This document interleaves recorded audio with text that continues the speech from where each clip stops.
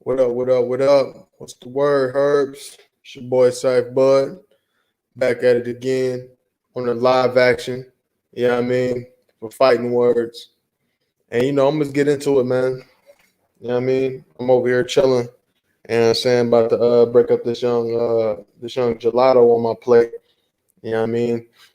Took time out, took care of all my business today, so I'm lounging like LL Cool J would say. You know what I mean? So I got my little my kettle one in the freezer. You understand? On chill, not quite ready yet.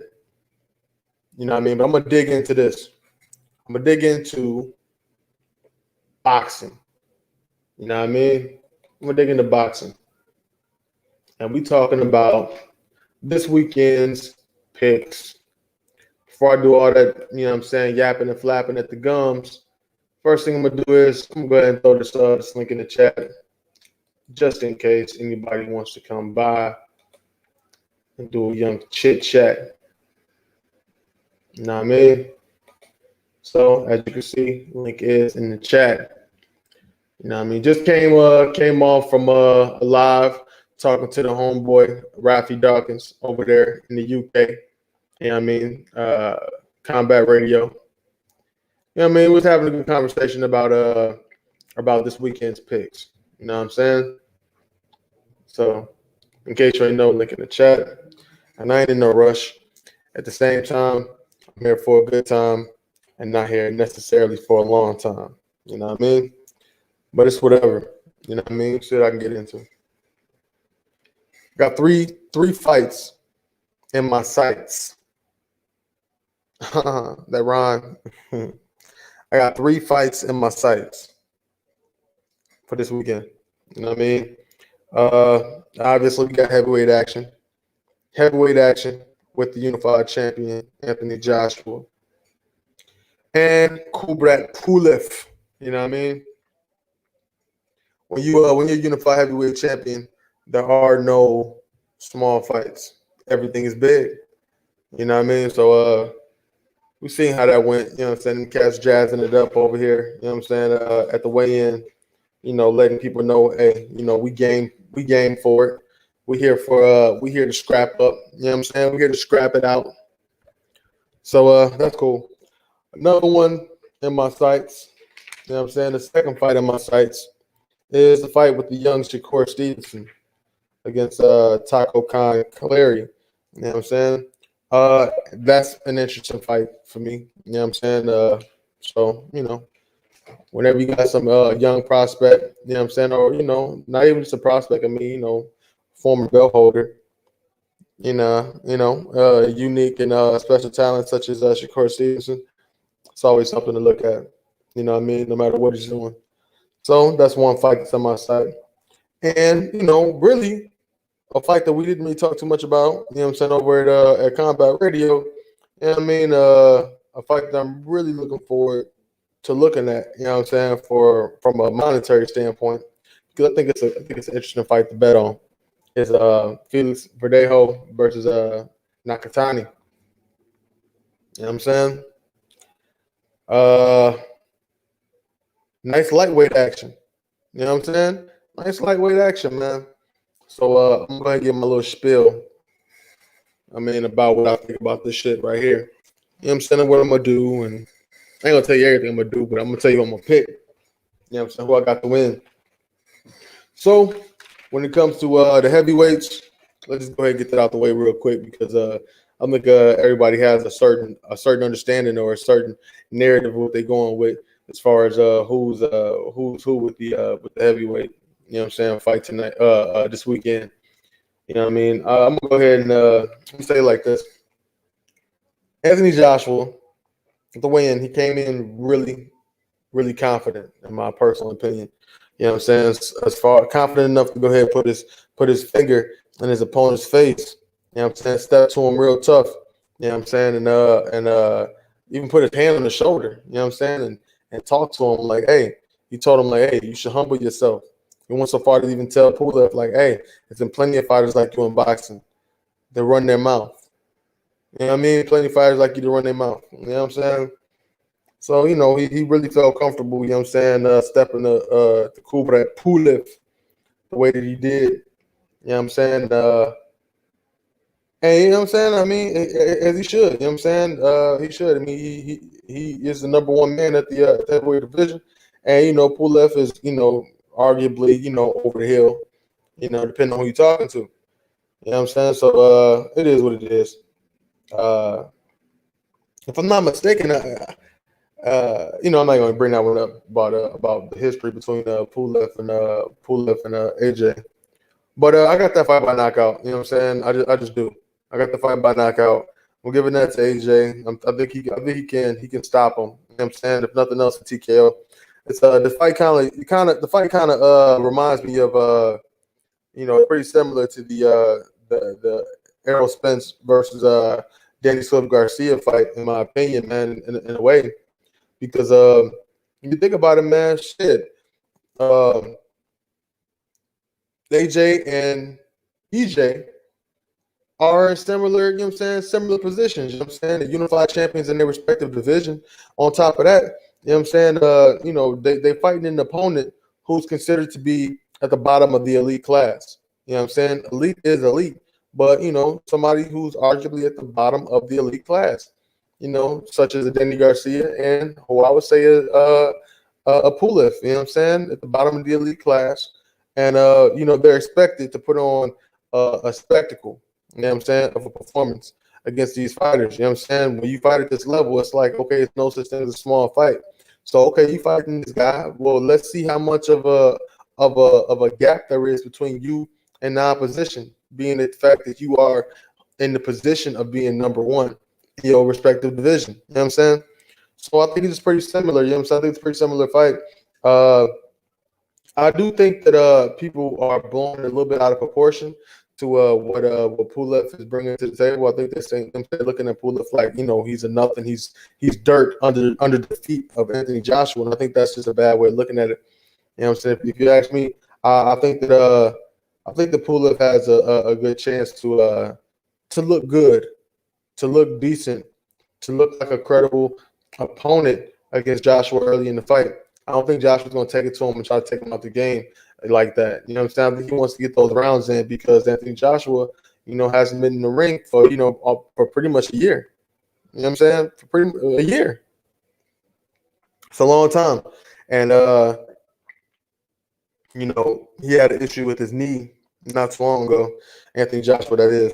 I'm pretty sure he's pretty healthy and whatever and whatnot now. You know what I'm saying? No excuses or whatnot because step into that ring, you're 100% no matter what. So, forget the BS. So, that being said, let me not rush myself, man. That being said, let me go ahead and let me get my grinder popping before I finish up this AJ synopsis all the way. AJ and Pulev synopsis all the way. You know what I'm saying? I think it'll be an interesting fight, man. I think people are looking to see how elite Anthony Joshua really is. You know what I'm saying? We all know that, you know what I'm saying, he that dude. Well, not we all. Some people don't recognize the fact that he really that dude that won. He's that guy at a heavyweight. You know what I'm saying? You could argue about the fact if he's if he's a hype job or if he's just on the third, just overrated or whatever you want to call it. You can even argue the fact that if he's the best and if he'll beat everybody at heavyweight. You know what I'm saying? I'm not here to even talk about that per se. But without a doubt, he's the number one guy at heavyweight, and that means a lot. So, give him his proper dues. I think they want to go ahead and you want to get some rounds in, man. You want to get some rounds in. Yeah, somebody brought it to me that Anthony Joshua and Tyson Fury already got it in their minds. You know what I'm saying, that they're going to fight each other next. I'm not sure how credible that is. I don't know. I didn't see that myself. I actually tried to look it up for a little bit. I didn't see any confirmation behind that. So if anybody out there actually really knows if that's true or not, you found something that I haven't, or you've seen something, or something I don't, feel free to educate me on that one, man. But unless it's been said that Anthony Joshua and Tyson Fury are supposed to be fighting each other in the Middle East 2021 summer for $100 million a piece, $100 million a piece. That's a tremendous fucking that's a tremendous purse. You know what I'm saying?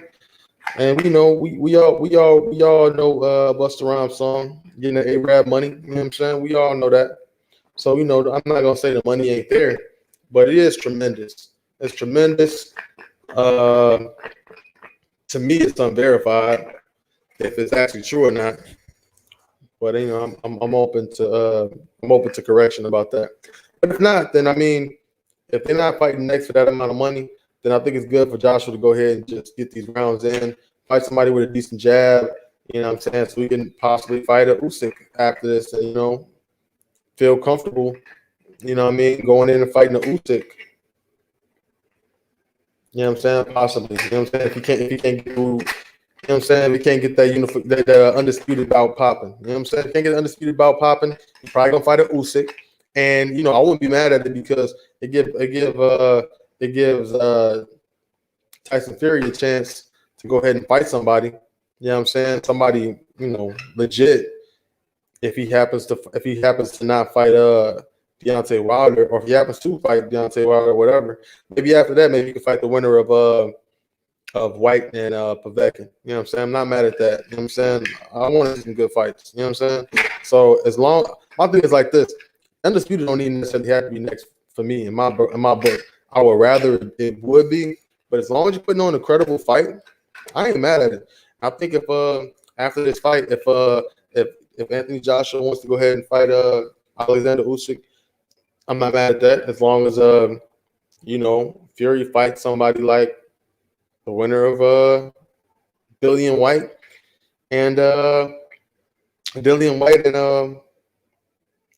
Povetkin, because I feel like, man, Tyson Fury, he do a lot of picking and choosing. He take the easy way out a lot of times, and I mean, ain't no reason why he should be coming in. Ain't no reason why he should be coming in all fresh while everybody else is, you know what I'm saying, is battle tested, battle worn and shot. You know what I'm saying, and not shot, but you know what I'm saying, but they put in that work, man. Active with real opponents. I mean, shit, why not? I don't believe in giving Tyson Fury no outs. It's not really cool, dog. But that's beside the point. You know what I mean? When it comes to AJ and Pulev, I'm gonna give it to AJ for the late stoppage. I think he could pummel him up really bad, beat him up pretty good, and get him out there in the later rounds. Maybe even like around round 8, round 9. I'll be satisfied with that. I'll definitely be satisfied if Anthony Joshua can just go ahead and just give Pulev a nice thorough beating. You know what I'm saying? A nice thorough beating, and get him out of there. You know what I'm saying? Round 8, round 9. I'm not looking for him to stop him in round 1, round 2, like people are talking. I just think that's like ludicrous, like straight up. And me personally, I like to bet online as well too. You know what I'm saying? I look at the odds, and it looks like the favorite is actually that Anthony Joshua is more likely to stop Pulev than going the full distance. And you know what I mean? If you stop him look, put it like this. At DraftKings, you know what I'm saying?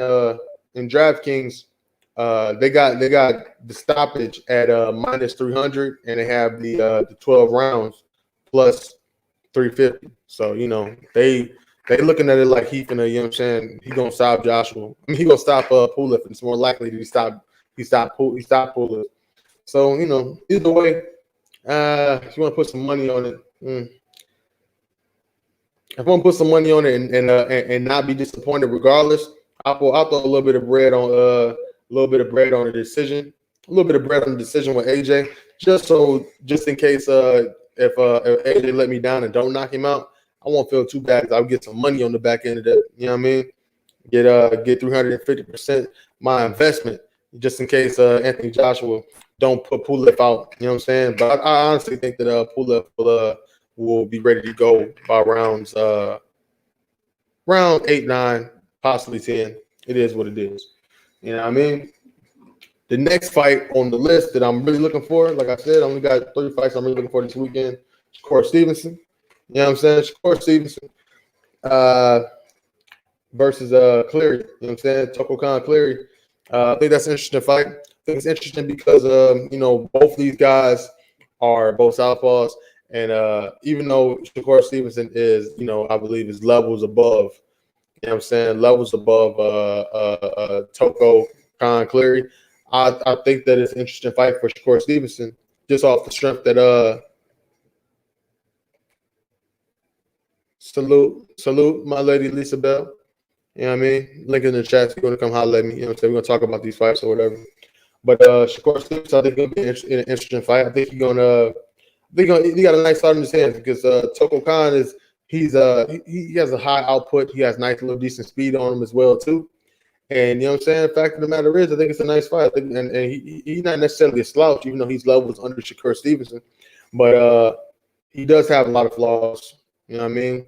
I think that you're going to be able to see Shakur Stevenson in a fight where he gets rounds in. He's in a scrappy fight, and it'll be interesting. Honestly, I think he stops. I think he stops Cleary. You know what I'm saying? I think he stops him. I'm not sure what round. I'm not gonna go ahead and act like I know what round he's gonna stop him in. But I do think that he does stop. He stops Cleary, and he stops him with a right hook. You know what I'm saying? They fighting with a closed stance. You know what I'm saying? They're not doing they're not doing the whole southpaw orthodox open stance. You know what I'm saying? You dig? You know what I'm saying? They're gonna be in there. They're gonna be engaging with each other.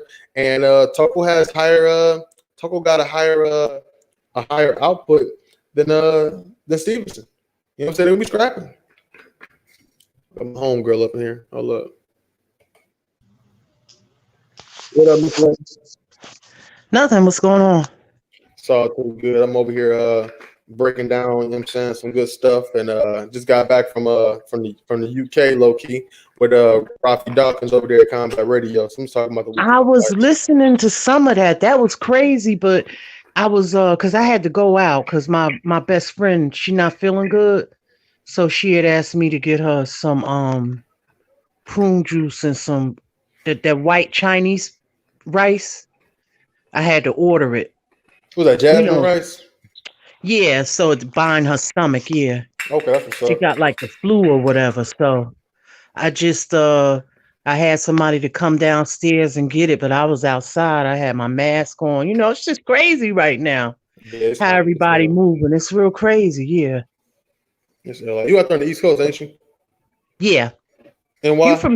You from Texas, right? Nah, I'm Illinois. You know what I'm saying? Chicagoland. I'm from Joliet, 815. Oh, that's right. Chi-town, yeah. Yeah, no, I'm from Jersey, but I've lived in New York. I lived in Brooklyn, so I know.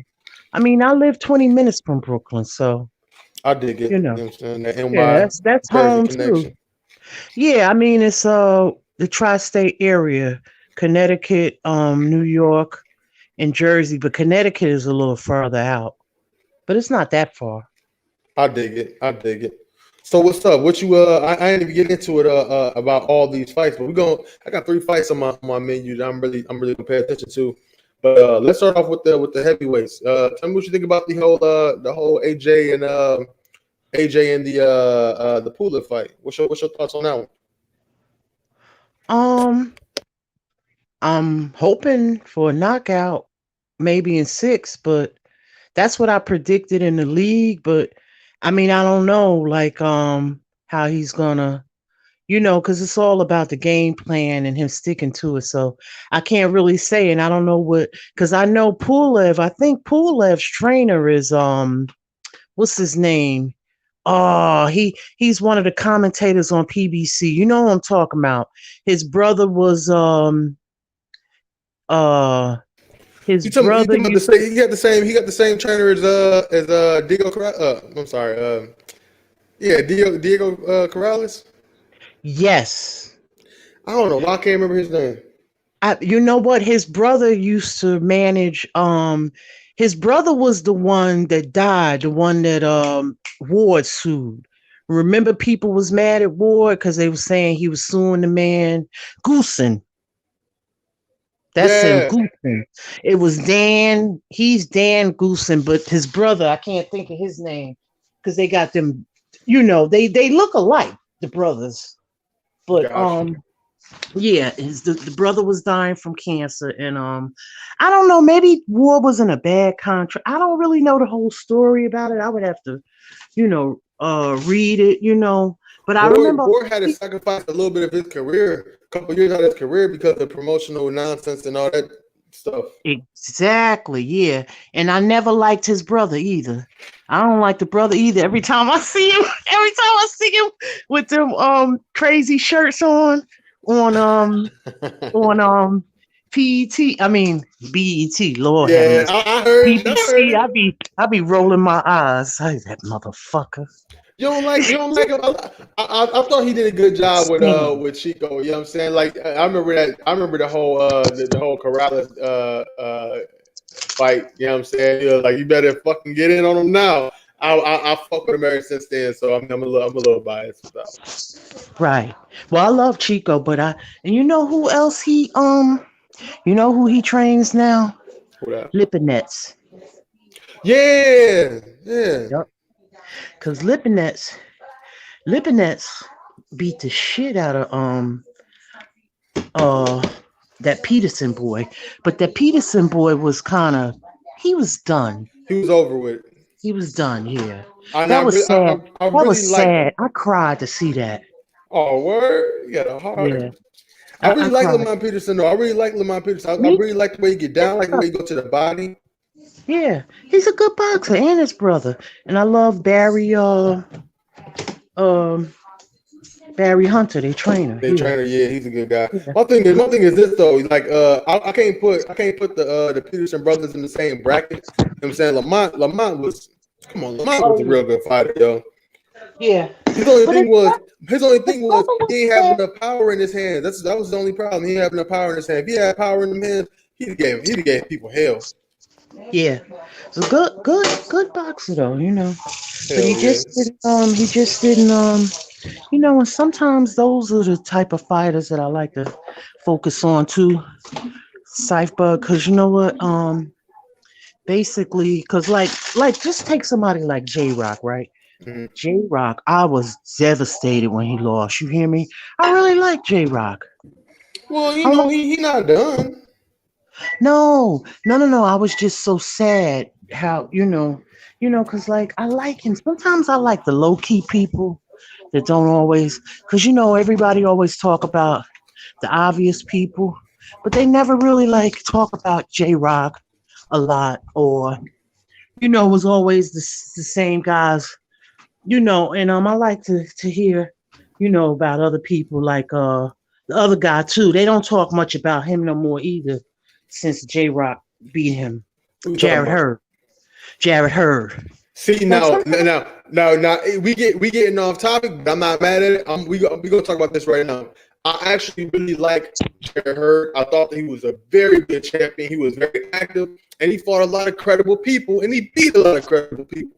yes, he did. You're I absolutely like right. the cut of that young man's jib. You know what I'm saying? Right.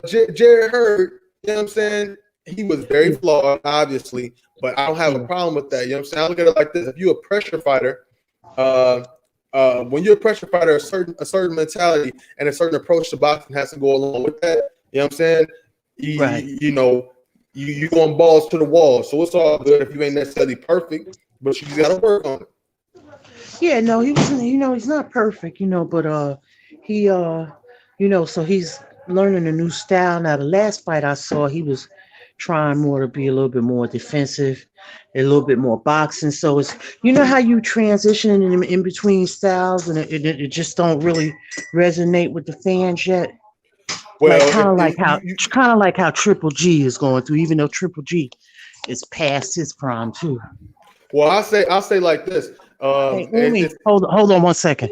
Hold on one second. that's Hey, cool. Umi, When Umi. it come, I'm gonna do this. I'm still working. I'm trying to figure this shit out. I'm gonna do this. When it come to Jared Hurd, Lisa, just go ahead and unmute yourself whenever you come back.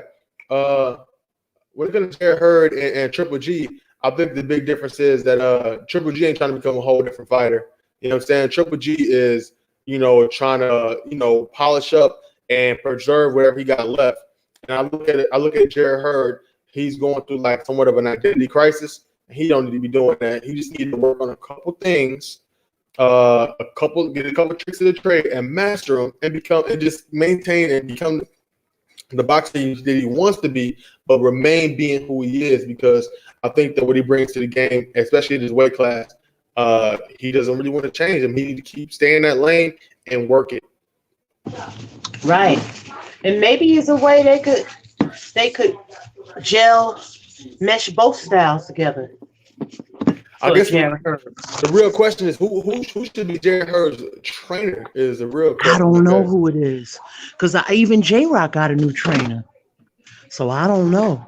J-Rock left Breadman, so I'm not sure. What's Lamont Peterson Hunter? What's Hunter's first name? What's Barry? Barry Hunter. I think that shit. I mean, because they're all in the DMV area. I think that the Jarrett Hurd should go over there and holler at Barry Hunter. I agree too. He the best in that area. You know, he's the best in that area. Yeah. He can give you that time. You can mess around, still work, maybe possibly work with Lamont, learn a couple of tricks for the trade, learn how to go land to the body, learn how to sit down on some of them punches that you be throwing, and learn some head movement and some defense with them guys, man. If anything, they know it's fundamentals. Yeah, he worked with Franchon Cruz. I like he trains Franchon, yeah. I don't know who trains Franchon's husband. Franchon has a husband that boxes too. He's small. Because he fought Night before. Not Jason Greer, Joshua Greer. He fought him before on Showbox. I remember that fight a few years back. Really? Yeah. Oh, yeah. Kind of small. She has a husband that boxes. Matter of fact, she was in the corner. If I'm not mistaken, she was in the corner. Maybe Barry trains him too. I haven't been seeing him lately. He's small. You know, same way as Joshua Greer. Let's not get sidetracked. Let's stick into this weekend, and we're gonna come back to all this because I mean I'm cold chilling. You know what I'm saying? I'm actually waiting for my Kettle One to, you know what I'm saying, get that over freezer in the freezer real quick. I'm gonna be talking shit all night. Right. Yeah, see, I like to talk about the other people that people don't necessarily always talk about. You know, that's what I like to hear about. But I'm tired of hearing about Glovegate. I am sick of Glovegate. If I hear Glovegate one more time, I'm screaming. Oh yeah, we're not going down that route. We ain't going down that route, Lisa. We ain't going that route. I'm not. Yeah. I got 3 fights.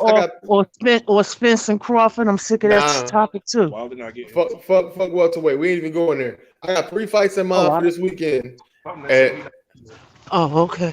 I got 3 fights for this weekend. I want to figure out what you think about these 3 fights, and then on top of that, if you got any other fights on the card that you got in mind for this weekend, let me know. I got AJ by destruction from that press conference. He didn't look happy. Well, you know, they were supposed to fight a few times. Pulev pulled out on him. That's right. I do know he pulled out twice on him before. So, you know, I know a lot of people saying, oh, he fighting old people. That's his fucking mandatory. What, he's supposed to drop the belt? Absolutely not. So, I mean, you know what I'm saying? And he's been a top 10 fighter for the last 10 years. So what the fuck is people talking about? You know what I'm saying? But that's not really an impossible feat in this era. I don't like the bash. You know what I'm saying? Eras per se, because you know you can only fight who you can fight in the time you can fight them in. So I'm not one of those type of people. But you know what I mean, to be top 10, be top 10 and for the past 10 years, it's not necessarily that big of a deal per se. But I still give them respect for it. Right. I got what you're saying, but in all reality, the heavyweight division is not that big. It's starting to open up more, but you're talking about a division that was really dominated by Klitschko for so long. Klitschko fought a lot of them guys over there. Right. You know what I mean? So then the change came when, you know what I mean, when Fury beat him. That's when the change, it shifted then. So it's not like, you know what I mean? And you know the two brothers wasn't going to fight each other. Right. So, but see, when we talk about the past 10 years, you know what I'm saying? It's you know, it's not all about the elites when you talk about the top 10s. You know what I'm saying? B level. Wasn't no really, Right. And I can't I can only go by. See, the thing is that what I'm learning is that I can't compare these guys to the past greats because the talent pool is not there like it used to be. So you can only go by. They're gonna be judged on who was in their, class. You know what I'm, or in their era. You know what I'm saying? Right, but in respect to the sport and to the errors, that's how everybody has to deal with it. So that's why I say, it's grading on a curve, and it still Right. counts. So I'm not going Right. there. I'm gonna give you these 3 fights. I'm gonna give you these 3 fights, and after that, we're going to do. Mhm. Let me know if there's any other fights that you're interested in this weekend, and then Uh, we go I in. So know Shakur is fighting, right? But I don't even know the guy he's fighting. let me tell you. You know what I'm saying? The 3 fights you're talking about. You know what I'm saying? We already covered the AJ Pula, and we got the Shakur Stevenson and the Toko Khan Clary fight. And on top of that, we also have the Felix Verdejo Yes, Nakatani fight. I got a feeling that's gonna be a good one. Now we gonna hold off. We're gonna say that one for last. We're gonna say Yeah. that one for last. I didn't even, in my intro, I didn't even get to that one, Lisa. So let me ask you this. You know what I'm saying? Shakur Stevenson and Toko Khan. What's your thoughts on that one? If you got any thoughts on that one? I saw this film study that I did on Toka Khan. He's okay, but he's not Shakur. So I got Shakur stopping him. I just don't know what round. I'm not sure what round, but I put it in my predictions already. I can't remember what round, but I do have him maybe a late because Shakur is starting to sit on his power a little bit more now. So I'm just predicting more of a, was it a 12 round or 10 rounder? It's a 10 rounder. Oh, maybe like 7 or 8, something like that. He You know could. what? I'm not sure. I know the Felix Verdejo and the Nakatani fight is a 10 rounder. I'm not sure. That Shakur Stevenson fight might be a 12. I'm not sure. Oh, okay. Well, he Brick City, so I gotta support that. That's my youngin, so I gotta support him. He from where I'm Yeah, from. Yeah, at I Newark, gotta stand up. support him. I like the kid. He's good. He's good. I can imagine how he's gonna be in 5 years. He's gonna be a beast. Now let's talk about it, right? Let's just talk about Mhm. Shakur for a bit. Now, if you look at Shakur Stevenson, if you look, that boy got big over the past, what I'm saying, like 18 months. Yeah, he's growing because he's coming into his man strength more. You know what I'm He's saying? 23 He now. he's coming into his man strength, and Devin, I'm bringing him up. Devin Haney hasn't came into his man strength yet. That is the difference. If you look at Shakur Stevenson's neck, you know what I'm saying? Yeah, You look at his neck and his chest within the past 18 months, that man done became a man. yeah, and he still got growing to do. Yep. Yup, because he's young still. He's only 23.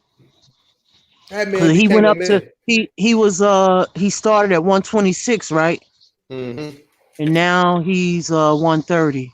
So a good fight. I would love to see him mix it up. He wanted to fight that boy over in the UK. That guy's tough too. Uh, Fuck, I can't think of his name. That guy's tough. The one Josh he was Warrington. calling out. Yes, Josh Yeah. Warrington. I think Shakur could get him, but Shakur is a boxer, so he got that style. But Josh Warrington is a fighter, so it's not gonna be no easy fight. But True. I could see him Burchell. Burchell is big though. I could see them fighting, but he called out them. They not trying to give him nothing yet like that. Or Oscar Valdez is over there top rank, but him and Burchell supposed to fight. You Yeah, know, yeah. You see now, or he could fight Oscar. Lomachenko. Hey, he could fight Lomachenko Yeah, that is a at money. some point. That is a money fight. They see that's the And they thing. sparred before. Yeah, he was And they young. both lefties. And they both lefties too. He was young. He Yeah. was young. And they both But southpaws. they both south. But you know what? I'm glad you brought up Oscar Valdez because Oscar Valdez and Burchell are supposed to be fighting each other, right? Yeah. Yeah, he's with Reynoso now, so he's changing his style. Hold on one second. Hold on. Hey, No. Umi, get up. Your coffee is over there. Be careful. You working tonight, right? Yeah, I'm saying your coffee. I made it. It's right there. Yeah, it's hot. Yeah, I'm back. Um, Now he's working. You said that again. He's working with Reynoso. yeah, Valdez changed his trainer. He's with Reynoso now, so his style is changing. Cause remember, he used to be when he fought that guy from the UK. That guy broke his jaw. Yeah, He had to change his style after that. That was a rough fight he had. That was a good fight. I'm trying to think of the guy's name. Was it Scott Quigg? One of them, but the guy was way bigger than him, and he broke his jaw. This was a few years back. So, because he was about that war. So he had to change his style, you know what I'm saying? he definitely has to. Right. Because Reynoso and them is more about defense. Because they're teaching Ryan. Ryan is getting better. Yeah, they're about being defensively responsible and not necessarily be a defensive fighter. Right. You know what I mean? I Right. think I think I think I think that that's a good look. Yeah, not Uh, like Pernell, but just use your upper body. Well, that's how Canelo has done it. Canelo has mastered the upper body stuff. But Canelo's, you could see his knees ain't that great no more, you know. right. And, So and and it's not even just about just. I think the upper body movement is special to Canelo Alvarez and their camp. I think and this is my personal opinion. I think that they really specialize in cover ups and attacks. You know what I'm saying? Like punching while covering up. oh, okay.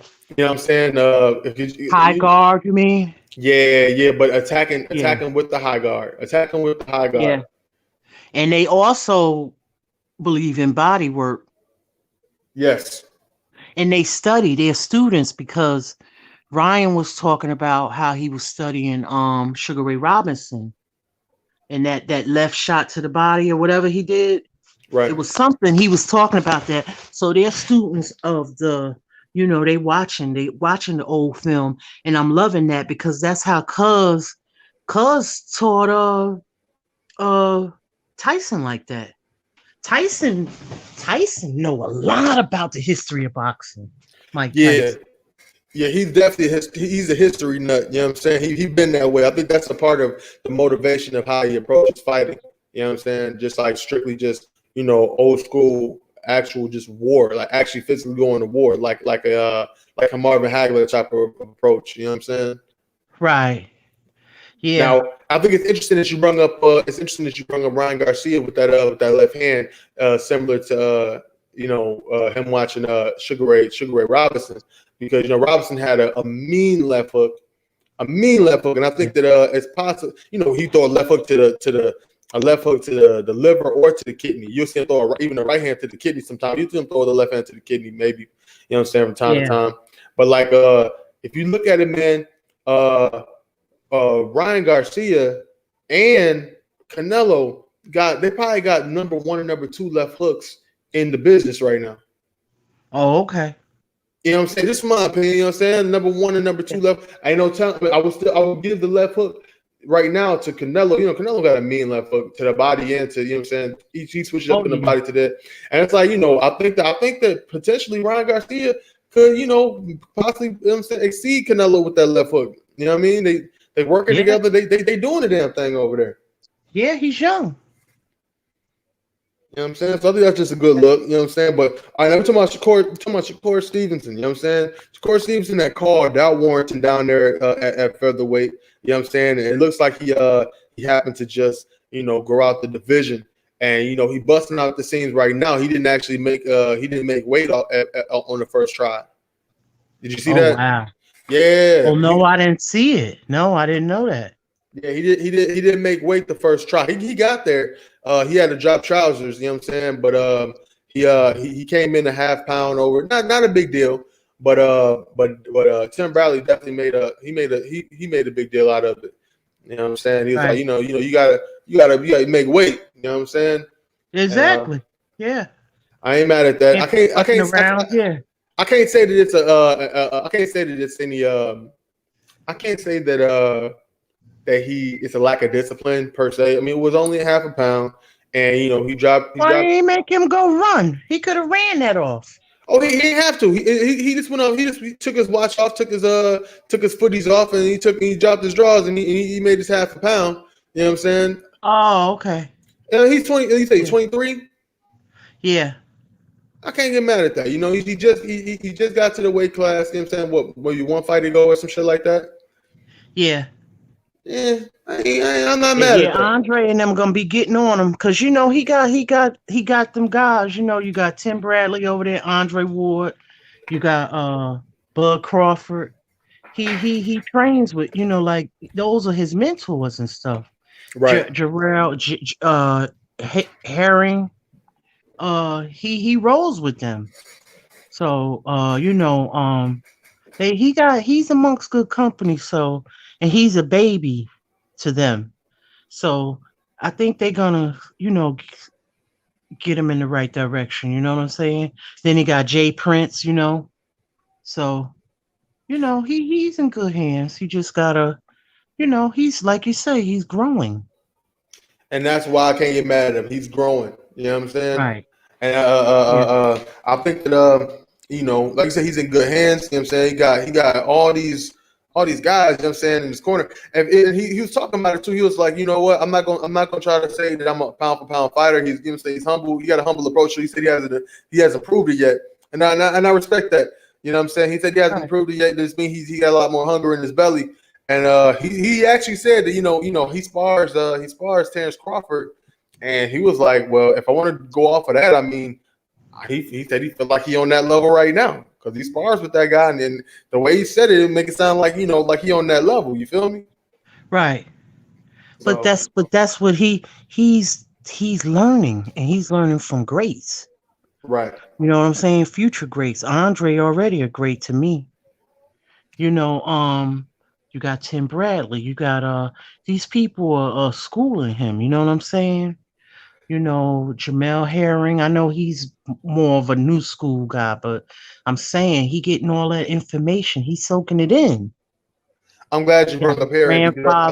He got his grandfather. I'm glad you brought up Herring because I think that he plays a key part in the division. He's a belt holder, and he plays an important part of the division. Aside from that, though, Shakur Stevenson, right? He's making his way in the weight class right now. So if you look at it, how do you rank the belt holders at 130? Because I think the 130 is pretty much just as deep as 135, if not deeper, low key. Okay, who got belts at 130? You got Burchelt, right? Mm-hmm. Okay, he's a title holder. You got Tank has a belt there. Yes. Lomachenko. No, that was 130. No, he don't got no belt. Herring got a belt. Herring got a belt. And who's this other belt holder? Hold on, who do we just say? Valdez? No, Valdez ain't got no belt. Valdez ain't got no belt. My bad. I kind of got a little sidetrack. Now, who do we say? Who do we say already? Let's say it over again real quick. Burchelt. Mm-hmm. I believe he's a belt holder. I'm not sure which sanctioning body. He is. I think he got the fuck. Do we got the W? I'm finna just pull it up just in case because I know this, but I've been on that sauce, so I know I'm real reckless right now. I'm pulling them all up right now. I'm pulling them all up. All right, so let's talk about 130. I'm going down real quick. I'm saying all this for a reason. I'm finna throw a little bit of shade somebody's way, but I just want to see what you think first. You know what I'm saying? So I just ain't no 100% complete hater. You know what I'm saying? So I'm bugging. I don't know how that slipped my mind. Okay, so we got Javante Davis. He got the WBA super featherweight belt. You know what I'm Mm-hmm. saying? And we got Yeah. WBC going to Miguel Bichette, and we got Jamal Herring who has a WBO belt. I knew that. And Mm-hmm. the IBF belt is JoJo Diaz. Oh, okay. Yeah. I forgot about JoJo. That's right. You know what I'm saying? Him and Tevin Farmer over there, you know what I'm saying, got their little beef stirring up over there. And nobody's talking about that. Right. Tevin Farmer. Well, no, JoJo Diaz left. Uh, he was with Golden Boy. I think he's with MTK Global now. Yeah, he was a golden boy. Yeah, but he's with MTK Global, so that's like a. I don't know what they are, but I think they like a management company. So Yeah, yeah. uh, They stationed out the UK if I'm not mistaken, or if not the UK, yeah, something. Yeah, I think it is out that way. Yeah, they have a lot of fights too. So they get money. yeah, maybe opportunities. You never know. But But he got to run it back with Farmer still. You know yeah. what I mean? So Well, it's was it a rematch in it? I believe so. I Yeah, don't that's think what I heard. Yeah, and I haven't been seeing Tevin. I don't know if he's still with the zone. See, I don't really know what's going on. no. Those guys are they're still in limbo. They have to run it back. I mean that's it's understood. I'm pretty sure that they're running it back. It's just that they I guess they got to still work the kinks out to figure out how they gonna fund the fight maybe or whatever. But the zone shouldn't have no problem with it. I mean Right, the zone. I mean they just sitting on their hands for now. But right. What's his name? Lou DiBella is losing a lot of fighters, from what I heard. well yeah that's been it's been a trend for him. Yeah, because Regis left, so it's been a lot of people leaving. He has some female boxers. I don't know what's going. I think after that stuff with the zone thing with Wilder's just kind of went down after that. But he used to be on HBO. Right, right. He was big over there, so I don't know what happened. All right, so we got the top five. You know what I'm saying? Top five cats that Ring Magazine are recognized as they top five. They got because they don't have a Ring Magazine belt at 130. You know what I'm saying? So they got Miguel Berchelt number one, Javante Davis number two, JoJo Diaz number three, number four, Jamel Herring, and number five, Tevin Farmer. You know what I'm saying? Okay. That's how you doing. That's how they doing in top five. You know what I'm saying? And they got already we already said who the belt holders were. So at that top level, uh, who's the number one guy in your personal opinion, and who's at the bottom of the barrel of the elites?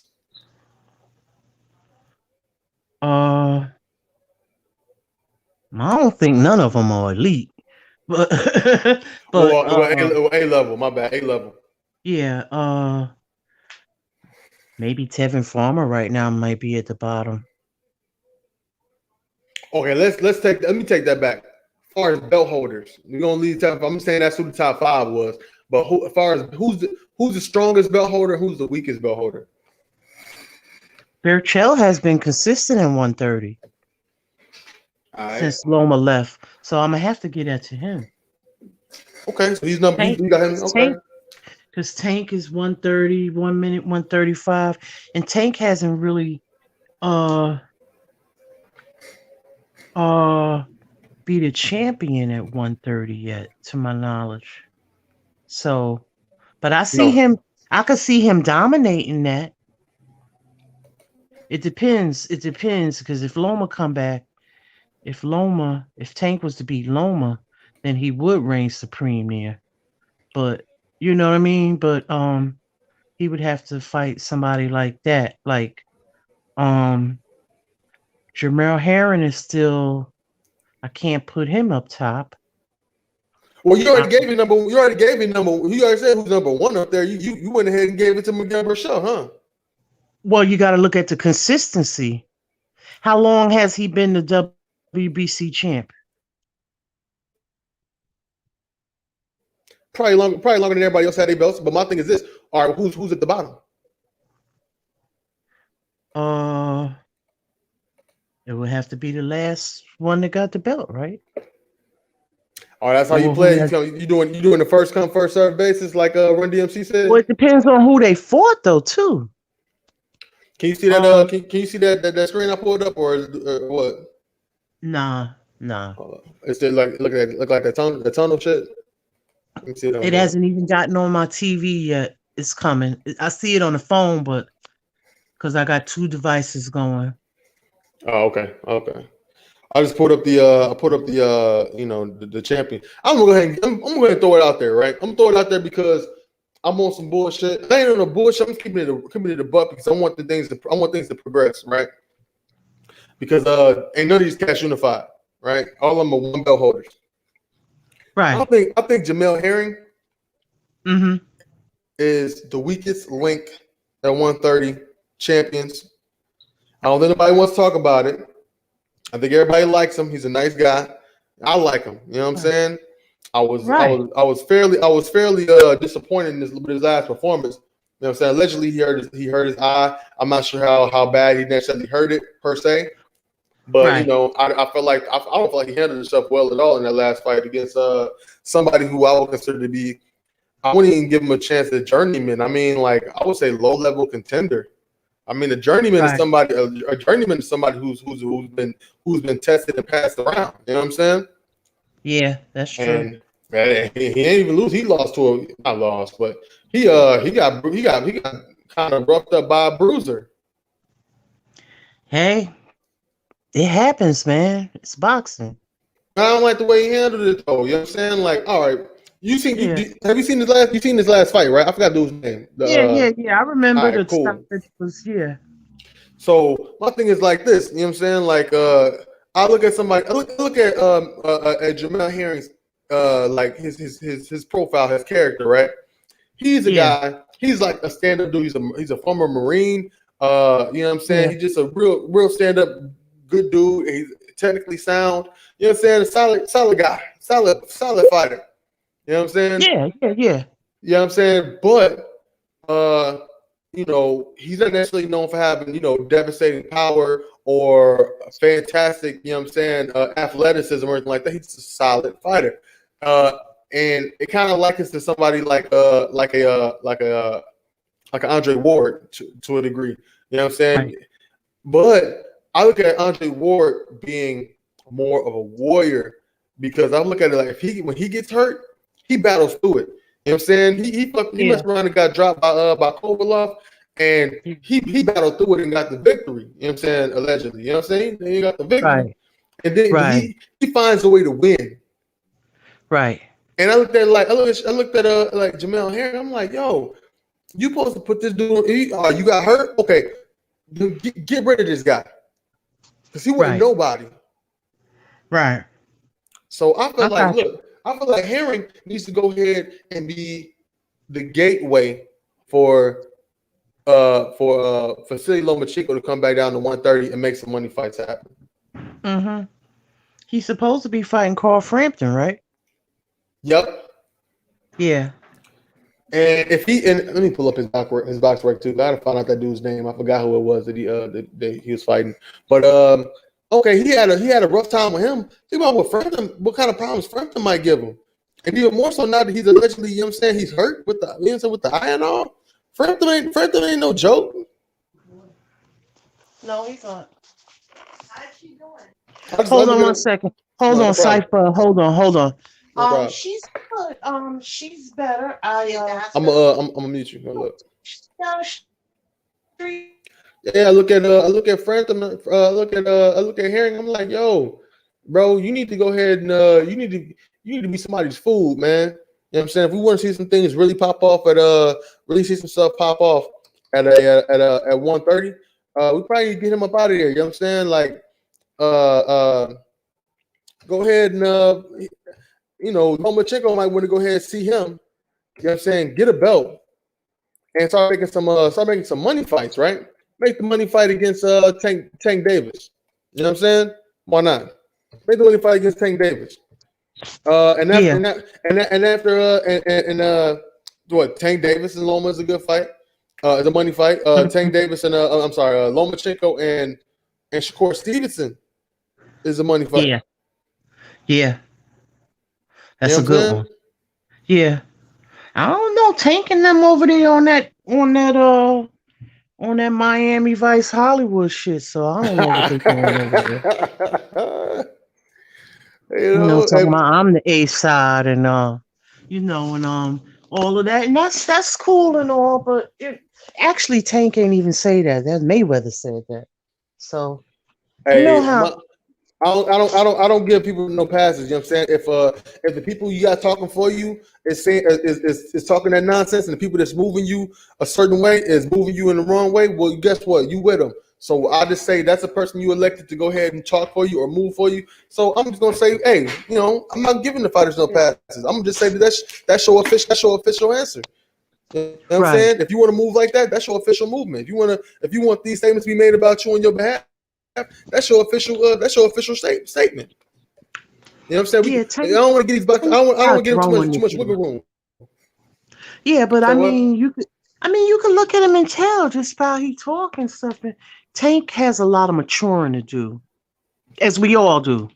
Everybody has maturing to do. But what I'm saying is that you could tell in the way he you know, Tank is can't even really enunciate like Floyd had to speak for him, and Floyd can't even talk. You know what I'm trying to say? So Tank got a lot of growing to do as an individual, as a man, and as far as growing and maturing, learning about life, um, you know, and Well, just learning about you could tell. I could just well, tell that just by being in this world as long as I have. I I don't know did. him personally, but I could just tell, you know what I'm saying? Like he's not ready yet. Like if he maybe one day he'll be able to spread his wings and fly. You know what I'm trying to say? It sounds like If he's he trying to wanna sing it. go out. It sounds like he's trying to Huh? sing a song from that song from back in the day, the Troop song back in the day. Spread Spread my my wings, wings. fly your way. I tell you like this though. I'm not. I'm not. Spread I'm not. them long for. Yeah. I'm not giving these guys that type of time though. You know what I No, mean? I'm If I'm not but mistaken, Tank you're Davis is not giving them that 25 type years of old. time, but you gotta look at look at it for what it is. I'm just looking on the outside and I can see that. No, I I don't dig it, know a but you know lot. what? I can't even. You know, what? I'm not saying you're not right. I think that you know what I'm saying. If you look at somebody, because you speaking from the hood perspective. You know what I'm saying? And I understand that. You know what I'm saying? Like you done seen you know some Gervonta Tank Davises that are non-fighters in the neighborhood. Plenty. You done seen them cats. You know what I'm saying? But the fact of the matter is, Gervonta Tank Davis might remind you of them kids, but he not one of them kids. He done been around the world. He didn't earn a whole buttload of money. You know what I'm saying? He didn't accomplish things in his life, and he didn't also made choices in his life to be devoted to certain things at certain points in time. So I mean, I can't necessarily give him that much leeway, even if I can say it was credible. I can't say that was the case because he got different experiences. You know what I'm saying? I, But I I'm but not even but really giving him no leeway. There's plenty of rappers that been all over the world, or not just rappers or whoever famous, just people who've been all over, but they may not always make. I don't always make the right choices or decisions. You know I'm just saying. He's young. He's famous. I'm not giving him no leeway. I'm just an outsider looking in, and I could just tell by his actions and the way he act or how he has acted out in public, you know. true that.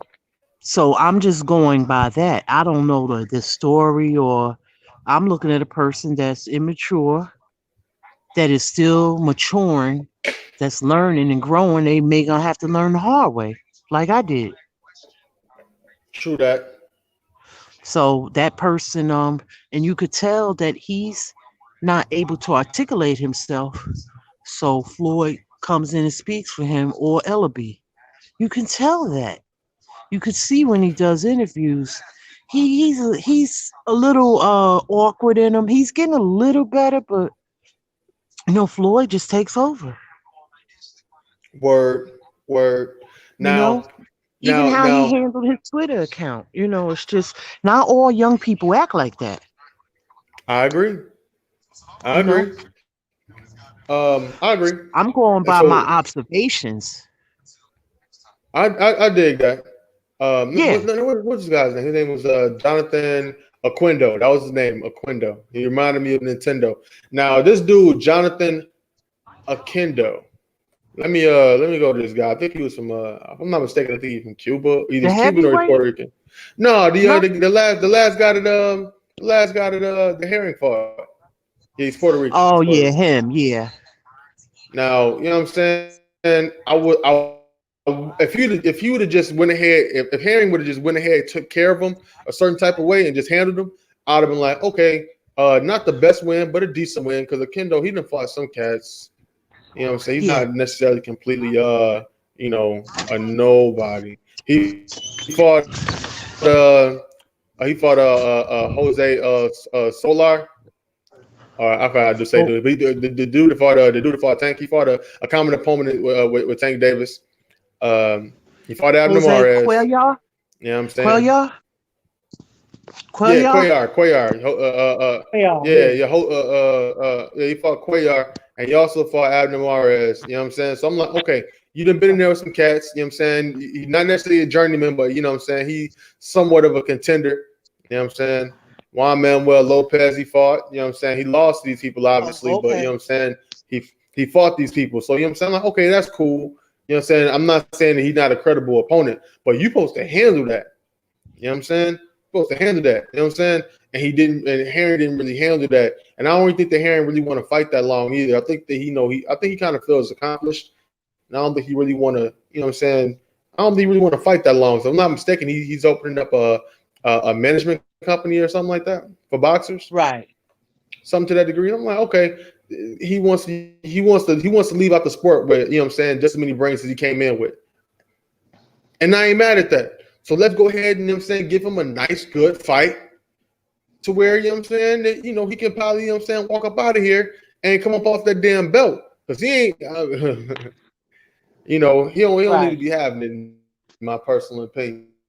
You know what I'm saying? But go ahead, fight Lomachenko, let Lomachenko back up in here, give him a good old scrapping. You know what I'm saying? And plus he's 35 years old. He's 35 in the lower weight classes. And you know what I'm saying? He Right. ain't got no real plans of moving up. Hey, I'm gonna have to log out and come back in because somebody called and my audio's messed up. I'm gonna click the link right back. Okay. It's all to the good. It's all Hold on. good. Hold on. No doubt. I'm finna light up anyway. You know what I'm saying? I'm gonna light up. Yeah, man. But you know what I'm saying?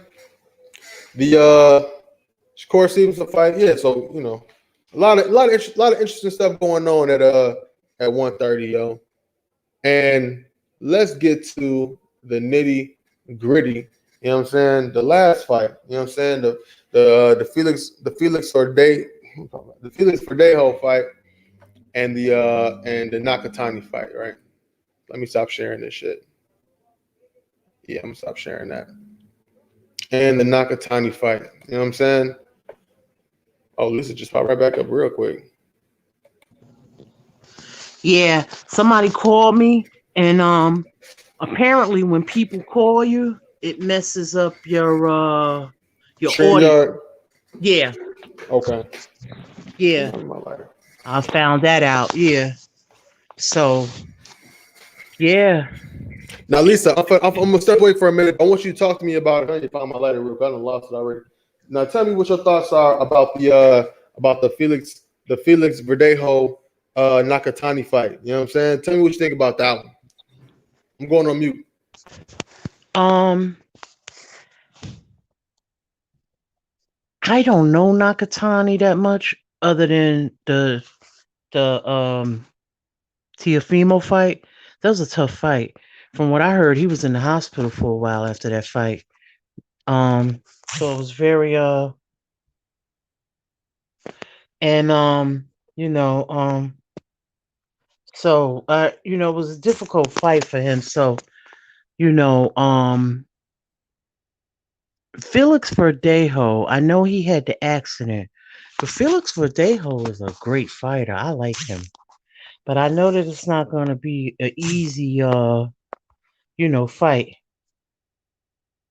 I know it's just not. I could see it being a war, but I'm pulling for Verdejo. I saw Verdejo's first fight the other day when he first came out, and he was so good with the heel toe. He was good with that. He was just a beast. And I know like he had some, like he had to get himself back. So his last performance with the knockout, was a great, you know, um, you know, fight, even though it didn't last long. It wasn't nobody that he knocked out, but um basically, this is gonna be a test for Felix Verdejo. But Nakatani comes to fight though. So I expect it to be a good fight. But I'm pulling for Verdejo. I like Verdejo. Now, how it's gonna happen, I don't know. That was definitely Verdejo, gonna be my next question. How you see the fight happening? That's exactly what I was gonna ask you, Lisa. um, I need to look at more of Verdejo since he after the accident. This last fight that he had, it was so quick. It was a first round knockout, but he has a loss I know on his record. He didn't look the same at first when he came back, but it's understandable when you've been through a horrific accident like that. So I do understand that. So I think, and he has a new trainer now, and he got a. I don't think he's in Puerto Rico no more. So like I'm looking for him to really put on a great performance tomorrow. But it's gonna be a fight. It is gonna be a fight. Nakatani. It's gonna be a fight because Nakatani can fight. You better believe it. You know what I'm saying? That man tall, he rangy, he fast. You know what I'm Yeah, saying? yeah, And that's an issue. Let me look at Felix, right? Because I mean, like if I looked at the odds, right? And they got Felix Verdejo being the favorite. Oh, okay. Believe it or not, they got him being the favorite. Yeah. You know what I'm Well, you saying? gotta understand. I don't know how Nakatani has healed from from that brutal beating that he took from Tio. Brutal. Lisa, Huh? what you say? It was a brutal beating. A brutal beating? They said he was in the hospital for a while after that. Look it up. Lisa, I mean, look, I'm not gonna say that it was close enough to even say if Nakatani won or not, but it was a pretty close fight. Like Tio had problems with Nakatani. Oh, I know. But what I'm talking about is the internal. We don't know what type of internal damage he might have went through. If I'm not mistaken, they said that he briefly retired. If that's the case, Yeah, they said he was messed up. Look it up. no, I did. I mean, I did. Yeah, I those dig those it. boxes go through. You know what? These boxes is not going to tell us what they go through after they go in that ring. We don't know. Those boxes go through a lot of shit. So Absolutely. that's why I don't give them shit. You know why? Because listen. I didn't ask them to go in there and do that. It's Yes, you for did. entertainment. No, I didn't. Yes, you I did. didn't. Every I did not time you ask. tune So into a professional fight, Lisa, you are asking these guys to put their lives on the line. I get what you're saying, but what I'm saying is that it wasn't my decision. Like they made that decision to become a fighter and put their lives on the line, but I'm still a human too. Of course, I like that. Of course, I like it's sometimes I like the what was his name, the Barachnikit and that other guy that fight. And That shit, Zapata. yeah, that shit was crazy. But at the same time, I know that. But I was still concerned about him the next day. I was like, I hope he okay. Hell yeah. You know what I'm saying? Because that's the human part of me, But at the same time, like, I do know that those fighters don't divulge what really happened to them. They can't because they can't let the opposition. They can't let people know that this happened. It's because they're gonna be people are gonna attack them. You know what I'm saying? Exposing your weaknesses. Right. You know, we don't know what. That's why I don't make fun of people. People call people, oh, they chin is this or they this or that. They don't know, man. They don't know what those fighters go through. Now, Lisa, if I'm not mistaken, you're a mother, right? No. Okay, a mistake. But you do have a motherly instinct. Right. You know what I'm saying?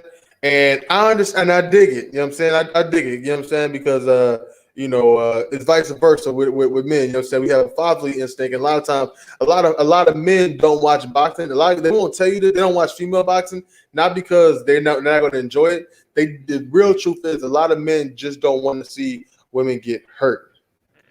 Me either. You know what I'm saying? Listen, I didn't watch female boxing. I used to watch Layla Ali. And then you know who got me back into female boxing, but I was never into it like that. Who that? Now I watch it a little bit now because they be on the cars with the guys. Clarissa. She was talking a bunch of shit and she was a smack talker. And I started back watching again. I was like, she's real good. I like her, and I like that girl from I like the girl from Ireland too. She good too. Katie Taylor. I Katie like Taylor. her. I like her and Clarissa, but there's some other fighters I like too. I like that girl that beat Clarissa. That girl is bad. That girl, that beat Clarissa. There was a girl that beat Clarissa in the amateurs. Her name is Tyson Fury's uncle trains her. She tall. I don't know. She just fought a couple of weeks ago on the DAZN car. The girl is bad. You talking about is it Shannon? Sarah, I'm just started smoking, so excuse me. Shanna, fuck, Lisa. Yeah. I want to say Hannah Gable, and that's the fight I was going to talk about in a second, but no, not Hannah. Savannah Marshall. Yeah, Savannah Marshall. That girl bad. She beat her in the amateurs. She beat her in the amateurs. That's the only loss she got. I didn't know that. Yeah. That girl is bad. I watched her, and when I looked at her, I saw Tyson Fury. Because it's some elbows. She poking them elbows and out. She's tall. Huh? She rangy. You look at her, she got long arms. Them elbows sticking out. Yeah. And not only that, she does the body work, the feints. I felt like I was looking at a female Tyson Fury. It was eerie. But I saw because Peter Fury, Tyson's uncle, trains her, and I saw it. Hold up. I don't want you. Watch her. Check this out. All right. Savannah. Am I gonna say the right name this time? Savannah Marshall, right? Yeah. All right. So she's good. Okay. I did not know that they fought in the amateurs though. You know what I'm saying? I didn't know they fought in the amateurs. So that kind of changes a little bit of, you know what I'm saying, what I think about, you know what I'm saying, that fight. A lot of things changed from the amateurs, even though that sure. Clarissa Shields needs to definitely learn how to get out of that whole amateur type fighting style that she does a lot, especially since she's going, you know, to the MMA now too. Hopefully she learns a little bit from over there that she can also bring to her boxing. I honestly think that she loves boxing more than just fighting for a living. I think she actually loves boxing. I hear what she talks about it. She loves the shit. I think that she should get herself out there a little bit more. You know what I'm saying, social media, whatever the fuck she got to do. She just, whoever her promoter is, need to give her a filmographer. She's a filmographer to follow her around. You know what I'm saying, and just document her life and post that shit, blast that shit. You got a fucking promoter. Pay this motherfucker to follow her everywhere she go. Her whole life should be a HBO 24/7. I think she's with the Salida. I don't know. She was with them. Salida or whatever, but they were not like a really big time promoter. But and I love Clarissa, but I think Clarissa's, from what I heard, I know she done rubbed quite a few people the wrong way in the business. So I don't know if that's true or not. I can believe it. you know, I heard some stuff at the Zone because she was like a free agent, so she's been some places. She's fighting on HBO, but no, not HBO, Showtime. But she got a little upset when the PBC, but she's not a PBC fight. When Showtime announced they fights, Exactly. that time it was the PBC roster, but she wasn't mentioned. But that would be a separate because she's not. So she's not really getting the like the and it is messed up because you're talking about a double gold medalist, but I think some of it is like she's rubbed people. I'm not saying I don't know the end story of everything. And I think that last thing with Mr. Bashir, that might have been, you know, Exactly. even though even though it wasn't her, she didn't do it. That's But it not was just that's it wasn't a good look. Lisa. Let me speak on this. Let me speak on this. All right. So Uh, that's the main reason why I said I wasn't surprised. Right. The fact of the matter is this. You know what I'm saying? If you are a boxer, you know what I'm saying, you can either be a dog, and I mean like you could be somebody's dog on a leash, and they just right, they either pull the motherfucking leash off and let you go, or you have to be the king of the chessboard. right, And when I seen that situation where, you know what I'm saying, one of her people said bust, you know what I'm saying, dude head, right, I was like, yo, like, nah, that's not okay. That's never okay unless you sent that motherfucker to go do that. And I honestly don't think she did that. You know what I'm saying? That means that she just didn't have control of her situation. Then you're not handling your shit the right way. And I'm pretty sure that just wasn't out the blue. You know what I'm saying? Like things, certain behaviors lead to a certain destination. Something like, yo, she really needs to like maybe like get some type of like maybe an agent or some type of shit like that, or maybe some type of manager or some shit like that, and really just help her career out. But she need to be focused on boxing and promoting herself. You know what I'm saying? Really, right. more focused on fighting, and then and just find somebody who can find a promoter that's gonna put you where you need to be at. Right. Well, she does promote herself, but like I said, it She didn't come does. off right. It doesn't come off right to certain men. Like certain men, like some people, like they found it. They was like they didn't like her saying she could beat certain boxers behinds that was men. People Yeah, was taking don't nobody want to hear that. right. People didn't like that. And then you got some people that are not that nice. You know, they're cruel. They talk about people she need to soften up a little. Whatever. I So don't. I that's the thing. I don't think she needs to change nothing about herself, her personality, and nothing like that. Um, but the way she conducts herself. Oh yeah, you know what I'm saying. If you're not getting where you need to be, it's because you're not maneuvering the way you need to be maneuvering. You know what I'm saying. right, That's with everybody. You know what I'm saying. right. So And that old man, I like her attitude, and I like all that the fire she brings to her approach to boxing. I like it. right, You know what I'm saying. But she was super. That's super like super cap. You know what I'm saying? You can't as a female fighter. That's bad for business to say. Okay, well, I'll be. And she said she'll be Sean Porter. Like, yo, like you need to check yourself because like y'all not in the same weight. Keith Thurman, and all of them. Yeah, she was Yeah, saying that. you bugging, yo. Like, don't do that. That's what I Right, mean, because boxing is it's still rooted in what I'm saying. The male perspective. You know what I'm saying? Men have been fighting like yeah, that for a long time. You know what I'm saying? So yeah, honestly, I think that was a bad move. I mean, you can always say something that's going to rub boxing fans the wrong way.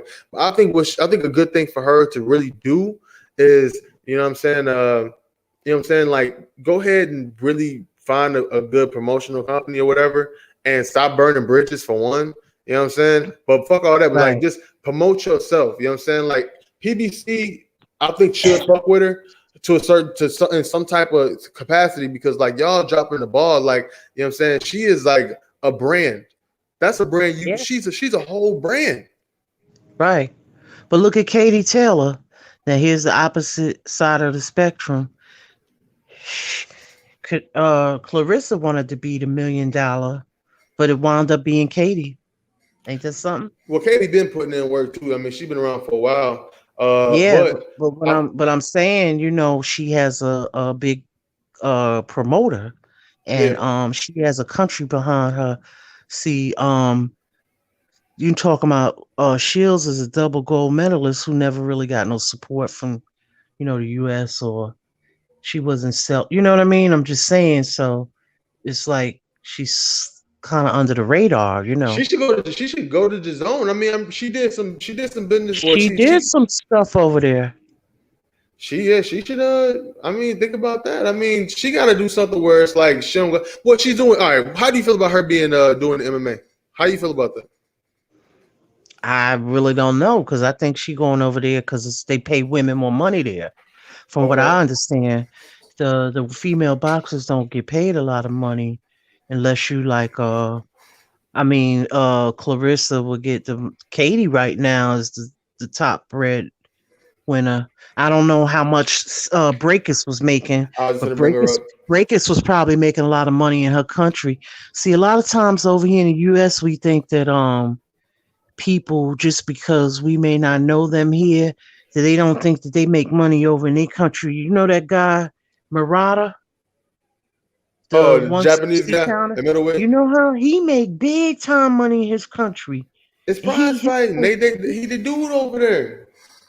I'm listening. Go but ahead. that's but that's not the point. The point is that people think just because you don't know a person here, don't mean that they're not big somewhere else. That's what I'm saying. A Global lot of sport. times, right? A lot of times over here, we got to get out of that insular mindset, you know, because just because a person is not big here, don't mean they could be huge somewhere else and a superstar for all we know, in their respective. But like, but to totally cross over global, that's a big thing to do. But You know what? If I was like if I was Jamal Charlo, I would really try to get a fight with Buddy over there in Japan. yeah, Why not? that'd be good. Why not? You know what I'm saying? Especially since Some people don't want. See, you they don't supposed to want be to your go own boss. nowhere. See, look at Tiafimo. He can ready to go to Australia. That's good. Yeah. Do that.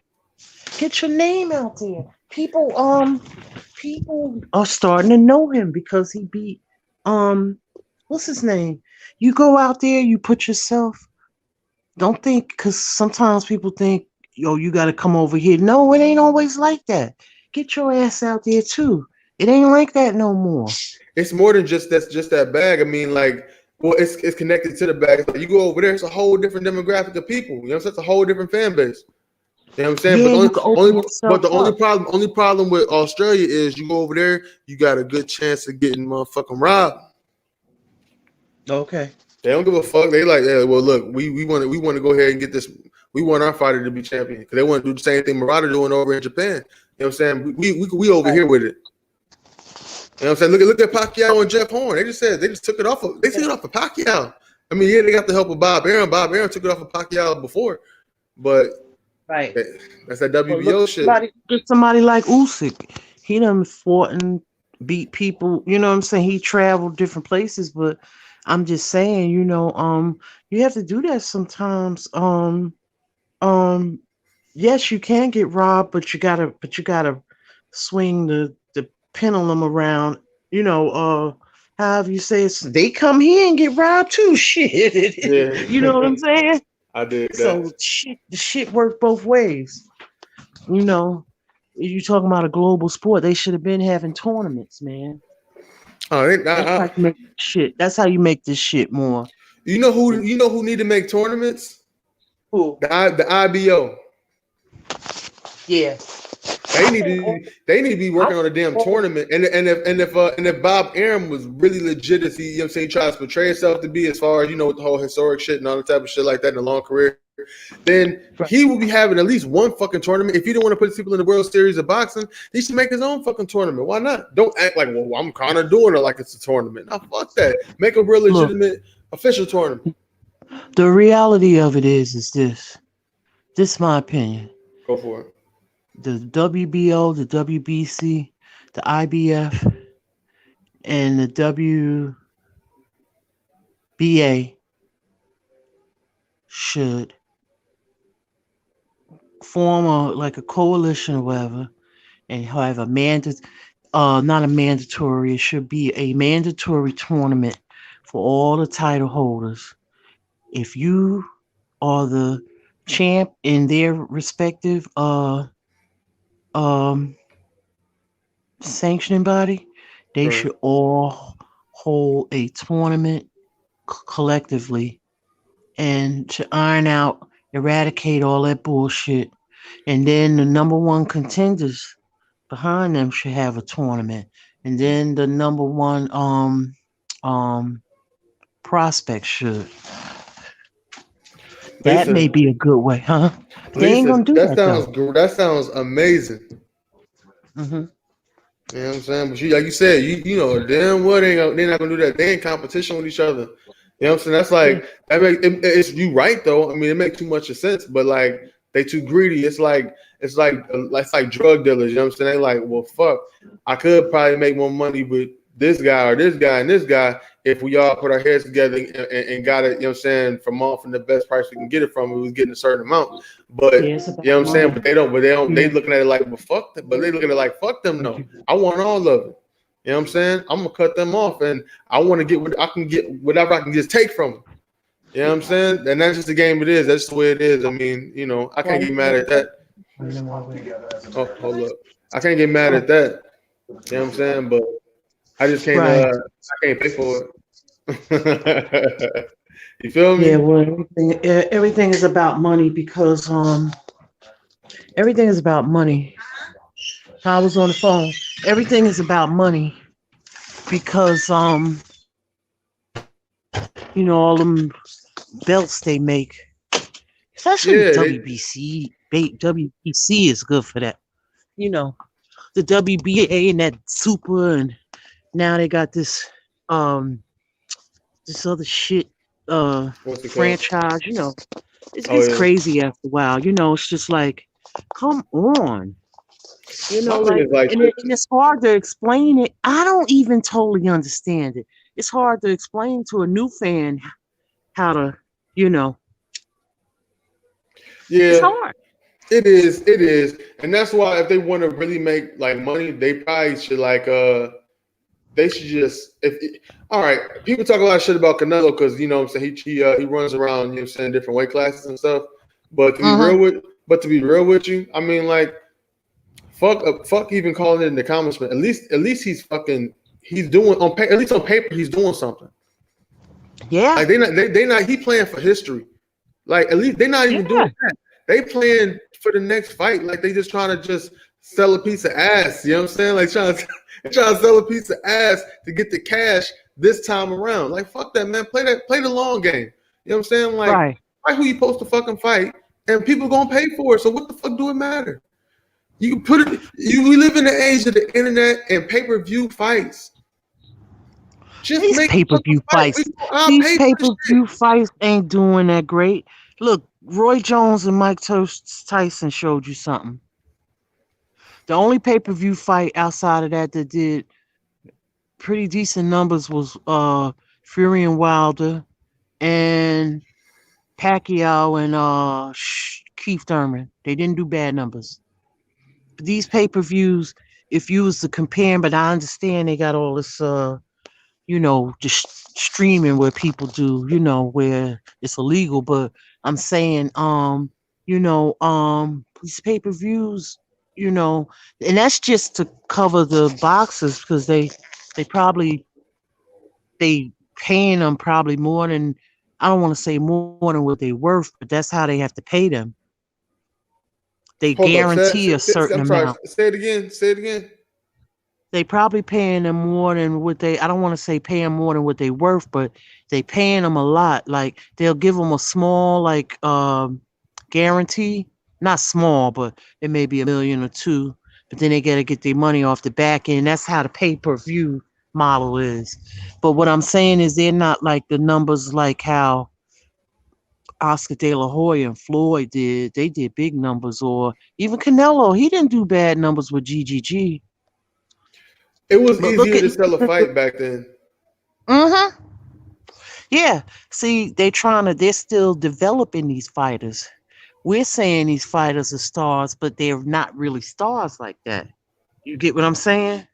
Yeah, exactly. They're not household names like that. They're But saying this and that's that. what I'm saying though. They're Like, social media famous. It's a difference. but It's a Lisa, that's difference what's from being important. social media famous and buying a ticket, putting asses in the seats. It's a whole difference. Lisa, that's what's important though. Because they trying to make money. The thing is, I'm not shitting off the fact that if they can get money off of being, you know what I'm saying, social media, whatever the fuck ever. Then if they want to be social media superstars, that's fine. That means you should go ahead and do your own pay-per-views. Like, don't necessarily don't use J networks. You know what I'm saying? Go do some more fights on like some streams or something, even if they're not high level fights. You know what I'm saying? Like, Right, do a fight where you can do a motherfucking 50. Look, Triller did a $50 pay-per-view with Mike Tyson and Roy Jones Jr. That's right. a small little streaming company. It's a whole bunch of those. You know what I'm saying? Go Yeah, but fight, go out and do that you shit. saw the but you saw the people came out the numbers because that goes to show you the legendary status that those two had. That's what people They know. should do a fight on The- Peacock on Xfinity, any one of them Xfinity apps. Like, do that shit. right. Just And reach see the out. thing is, right, the people now they're still these stars are developing. The last of the old would be Pacquiao when he retires. That's the last of the old, the What regime, you know. the old gotta go anyway. You know what I'm saying? It's to be Hmm? understood. The old gotta go anyway. When it's time for the old to go, it's time for the old to go. You know what I'm saying? And when it's time for the old to go, you know what I'm saying, we give them honor if you know what I'm saying, if they did honor to the game, you know what I'm saying? So it's a fair exchange. You know what I'm saying? Oh So yeah, you know what I'm saying? yeah. But you know, when it's time, cool, you up out of there. So the next ones, what's up with y'all? When you next up, what's up? Like, y'all motherfuckers playing, y'all playing, bro. You know what I'm saying? Like, I might go. That's what I'm saying. I'm not going to talk about them other, you know what I'm saying, the whatever divisions like they did to me. I'm chilling on them. That's why I'm talking about these fights tonight. Now, look Right. at now since Huh? I want to bring up something Right. about I want to bring up something about about the Verdejo Nakatani fight, right? I want to Right. give my breakdown on that one real quick. Mm, Before I forget, you know what I'm saying? Uh, right. honestly, I'm putting money on Nakatani, yo. Like, me Okay. personally, you know what I'm saying. Like I said, like Okay. for the for him going to this, because think put it like this: he's tall, he's got a good jab and a good right hand. You know what I'm saying? And Yeah. the reason why Tiafimo actually really did well, or did, especially like later on in the fight or whatever, uh he started to land more because he was explosive from the beginning to the fight to the end. Like, he didn't get And the tired. body work. He didn't lose a step. He didn't really lose a step. And I'm not saying he didn't really give the best performance to me personally when I saw the fight. I was Right. like, this is Tiafimo. Like, okay, I seen Right. whatever. You know what I'm saying? And but this is the thing. Mhm. Nakatani, right? This cat he landed on Tio very well, and I think that if Yeah. Felix, he ain't really he I don't know. He got to really show me something. You know what I'm saying? Since he came back from his injuries and stuff like that. I mean, he had a lot to deal with, and he's not really that. He never was really as explosive. He's more of an angle type of guy. You know what I'm saying? Right. He's angles. He can sit down and punch. He can move, but like punching on the move and making his way to the especially making his way to the inside. That's not really one of his strong suits. Making it to the inside, not really. He's slick.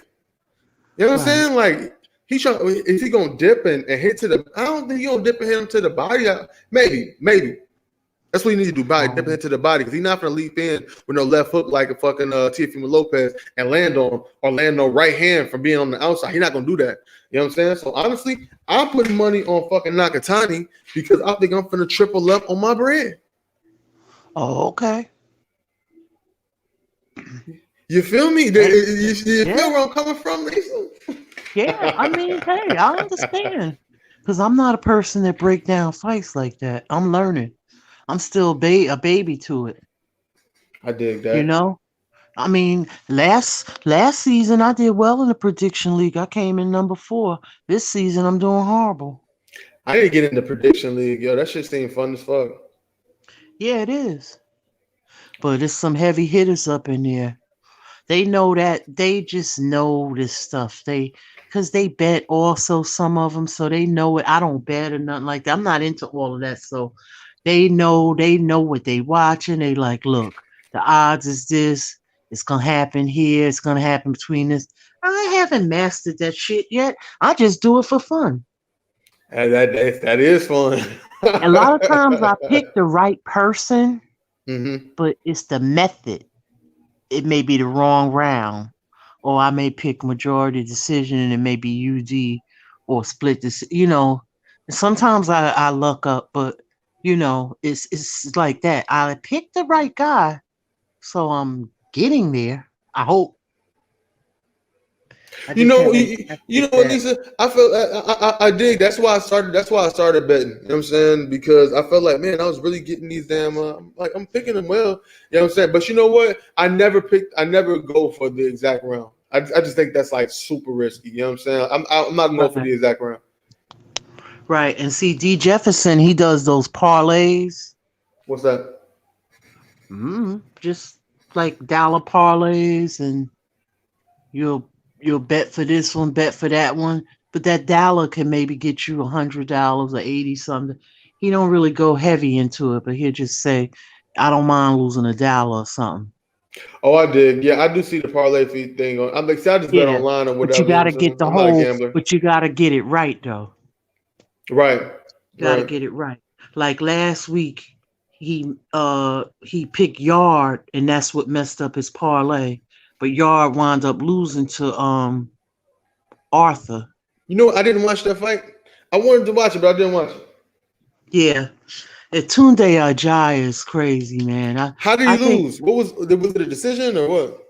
yeah, it was a decision. Anybody get dropped? No, the He was guy out there just looking the guy bad. beat him with his jab. Oh, he went out like a sucker. Tunde Tunde. They have been saying for a long time, and I'm not knocking Tunde. I don't know him. Always say Tunde is not a good trainer. I was just gonna start watching you know what I'm saying, Anthony Yardy, I guess. You know, so I'll see how he came back from, you know what I'm saying, from a shit or whatever. But after like Yeah, I have seen a few of his fights and he fights all wrong for his body type. I'm like, what are yeah. you doing, bro? Like what do And you they think it's a also say game? he's too muscular. You know what? That ain't a problem. I mean, like, all right, he kind of got a decent like he kind of throws decent arm punches, and you know what I'm saying. But like he needs to really is he scared to get hit? Like what the fuck is wrong with him? He acting like Listen, it's a bare knuckle fight from the early 1900s and stuff. You bugging, bro. a Like you up lot in of there and fight. people, a lot of people don't even know their style. They're trying to be like he does the shoulder, like Mayweather. That's Do what you know y'all how is. long You it took? bugging. Do you know how long it took Mayweather probably to perfect that Philly shell? Man, I Do you can sit and know talk how long? about what I think about that shit for a while, but I ain't Georgie go. Benton, Georgie Benton, and all of them from in the past from Philly. Those guys did it. Floyd is one.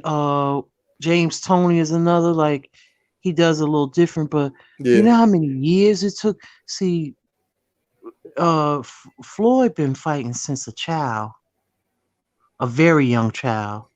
So he has mastered. You know what I'm saying? Like you can't just come in there and do that and think you watching it or learn it or go down to the Mayweather gym. You know how many years it took him? He probably will never tell nobody how he does it. See, this is the thing. I look at it like this. Floyd mastered himself. You know what I'm Right. saying? Floyd mastered himself.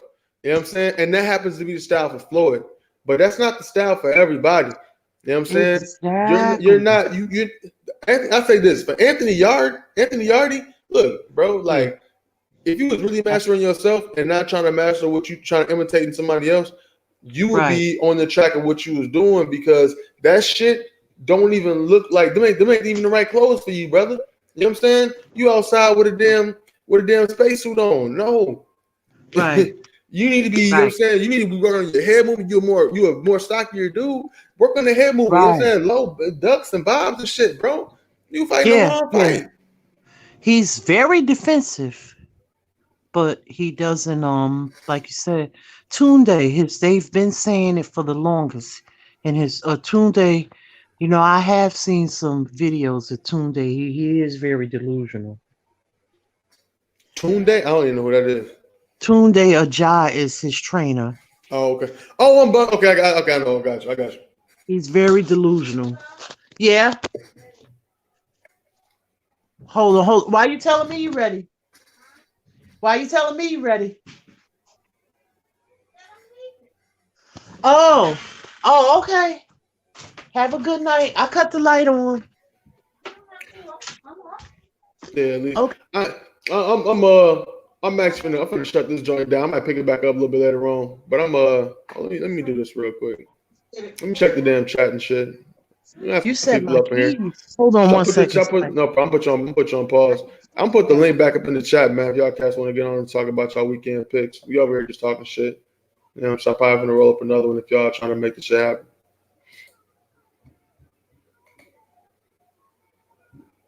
Nah, that's fucking Jamel Harris, man. Give me a second. I'm gonna stop sharing. That shit blocking me. Y'all gonna drop the link in the chat, man. Y'all come through. Tell me who y'all got in this weekend's picks. Trying to hear some of these boxing minds out here. Oh shit! Somebody came on. I just dropped the link in the chat. You know what I'm saying? Somebody want to Right. hop on. We got two cats. We got two cats in the chat. You know what I'm saying? We over here chit chatting, talking shit up. I almost about to Yeah. drop, but like we got a little bit of an audience up in here. And Okay. Great. if you ain't know, my name is Sight Bud. You know what I'm saying? This is Fighting Words. We over here, you know what I'm saying, talking about you know what I'm saying, this weekend's picks and whatnot, chit chatting it up, talking this and that about boxing. So, you know what I'm saying, if you're interested, you know what I'm saying, pop up, you know what I'm saying, get the shit started. Right. We'll build on it. What up? But yeah, Yeah. Lisa, go ahead. Go ahead, Lisa. I'm listening. Yeah. No. So we was talking about what now? That was my mother. She was telling me she was going, and I'm sorry. No, you good. You good. She don't know that I'm on a live, and she talk. It was crazy. No, you. Yeah. That's obviously good. Last time, what the last thing talking about was the Nakatani Oh, over there. That's what we was going about. my yard. Oh, do to my yard, yeah. Sunday. Yeah. Fucking yard. Sunday funny though. He is funny. Yeah. I mean, when they was getting me hype, I like. I like. You know what I'm saying? The hype they was building around it. You know Lions what in I'm the saying? camp. Lions in the Lions in the camp. camp. That shit hard. Lions in the camp. Yeah. That shit hard as hell, and you out there fighting like a bitch. You out there fighting like a pussycat, not like no lion. Put it like that. I don't like a style, man. Like I'm cutting off a lot of boxes. That's one thing I'm figuring out right now. I'm cutting off a lot of boxes. You know what I'm saying? Uh-huh. Salute to Big Time. What up, family? Yeah, we over here chopping it up. You know what I'm saying? But yeah, like, I'm cutting off a lot of boxes in 2021. You know what I'm saying? Straight like that. I'm cutting off. And it's not nothing personal, but you got to cut them off. You got to treat these fighters in the way that if I need to be treated in order for him to keep on fighting and going at war. Can't be cuddling and hugging these motherfuckers. They need to be held with bare hands, not baby gloves. You feel me? So And it goes. It's the whole everything is different. Everything is a so cipher. Come on, I'm a, cipher. this will get into chops, right? Chops going. Let me click on homie real quick because you know what I'm saying. I fuck with him tough. You know what I'm saying? But I'm chopping off the head of first off Anthony Yardy. Chop. You know what I'm saying? Fuck that shit. Okay. All right, the next one who getting chopped off. I hate to see you go, brother, but Jamel Herring, chop. You know what I'm saying? One person who I don't mind seeing go, and he need to get up out of here. Danny Jacobs, chop. You know what I'm saying? I'm cutting these motherfuckers off, yo. I'm cutting them off, man. I just don't want to deal with you. And guess who up on deck? I ain't gonna cut them off yet, but who's on deck? Ooh. On deck, Daniel Dubois. But I'm giving him the benefit of the doubt. He just on deck. I ain't gonna cut his head off. But he at the guillotine line, though. I put it like that. He's at the line. He's probably second or third in the line. You know, at the guillotine. But I ain't gonna put him up on there yet. Well, I guess you'd rather he go blind then. You know, I sent you an email. I asked you, I'm like, was we being too rough on Was we being too rough? I responded back to you. Oh, And I ain't get that. do you know it came out this week? He had a double fracture. Word. Yeah. Allegedly, though. But all I of dig this, it. but it ain't all bodies out there. I dig it. Now, you know what I'm saying? That's why I hit you with that email because like. You know, I don't expect. I don't. This the thing, Cipher. Go for it. I watch a fight, and if it's a classic, it's a classic. I'm gonna continue to watch those over and over. You know, you those come around every so often. Those are gems. But you know, the reality of it is this: I watch a fight, and then after I watch it, that's it. That's it. Yeah, I don't really these are a lot of these fights are not like well, that was a good fight. It was just unfortunate what happened to him. You know, I mean these are not like Hagler Hearns or shit that you could watch 30 years from now, stuff that but you can study a fight like that, Well, maybe I would beg to differ. I would beg to differ. I don't think the big money fights are like that, but I think it's a lot of good fights. So you might just caught up on the humble, and it was like, damn. I think it's a lot of fighters that got a lot of great fights, but they're Oh not necessarily the yeah. money fighters. Yeah, I agree with you. No, don't get me wrong. I agree with you. I agree with you. Let me But let me what let I'm me let me saying throw is let me throw something that out real quick. I don't put too much thought into like I don't like I'll talk about it for a day or two, and after that I'm kind of done with it, you See know? that, but that's the beauty of boxing. Lisa, like you can always go back and look at a great fight, no matter what. Like I don't go back and look at Super Bowls. You know what I'm saying? Even though I've seen some great Super Bowls before, but I don't go Right. back and look at the tape or the fight. You can, you know what I'm saying? Like a great fight, you can always recycle. You know what I'm saying? But I can say this in this era, I could say Jared Hurd gave us some of the greatest fights in this era, and I don't think you get a lot of props because he's not necessarily the best boxer, but he's a Right. champion. He put on a lot of great. That's what you really ask for as a fight fan. You want to see great fights from good fighters. You know what I'm saying? Good fighters are able to Right. do great things. I'd rather see a good fighter do something great than see a great fighter do something good. No, I think you misunderstand what I mean. What I'm trying to say I probably said it wrong. What I meant was, okay, the events of the fight and the outcome of it, if it's something that's like crazy or if people felt like I'll just talk about it for that day or two, but then after that I kind of just like, it is what it is.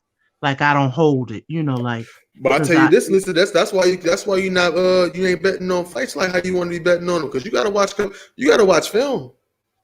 That's how right. that's how you I that's how you do can tell. yeah. No, I do watch film, but what I'm saying no, what I'm trying to say is I think it's still not coming out right.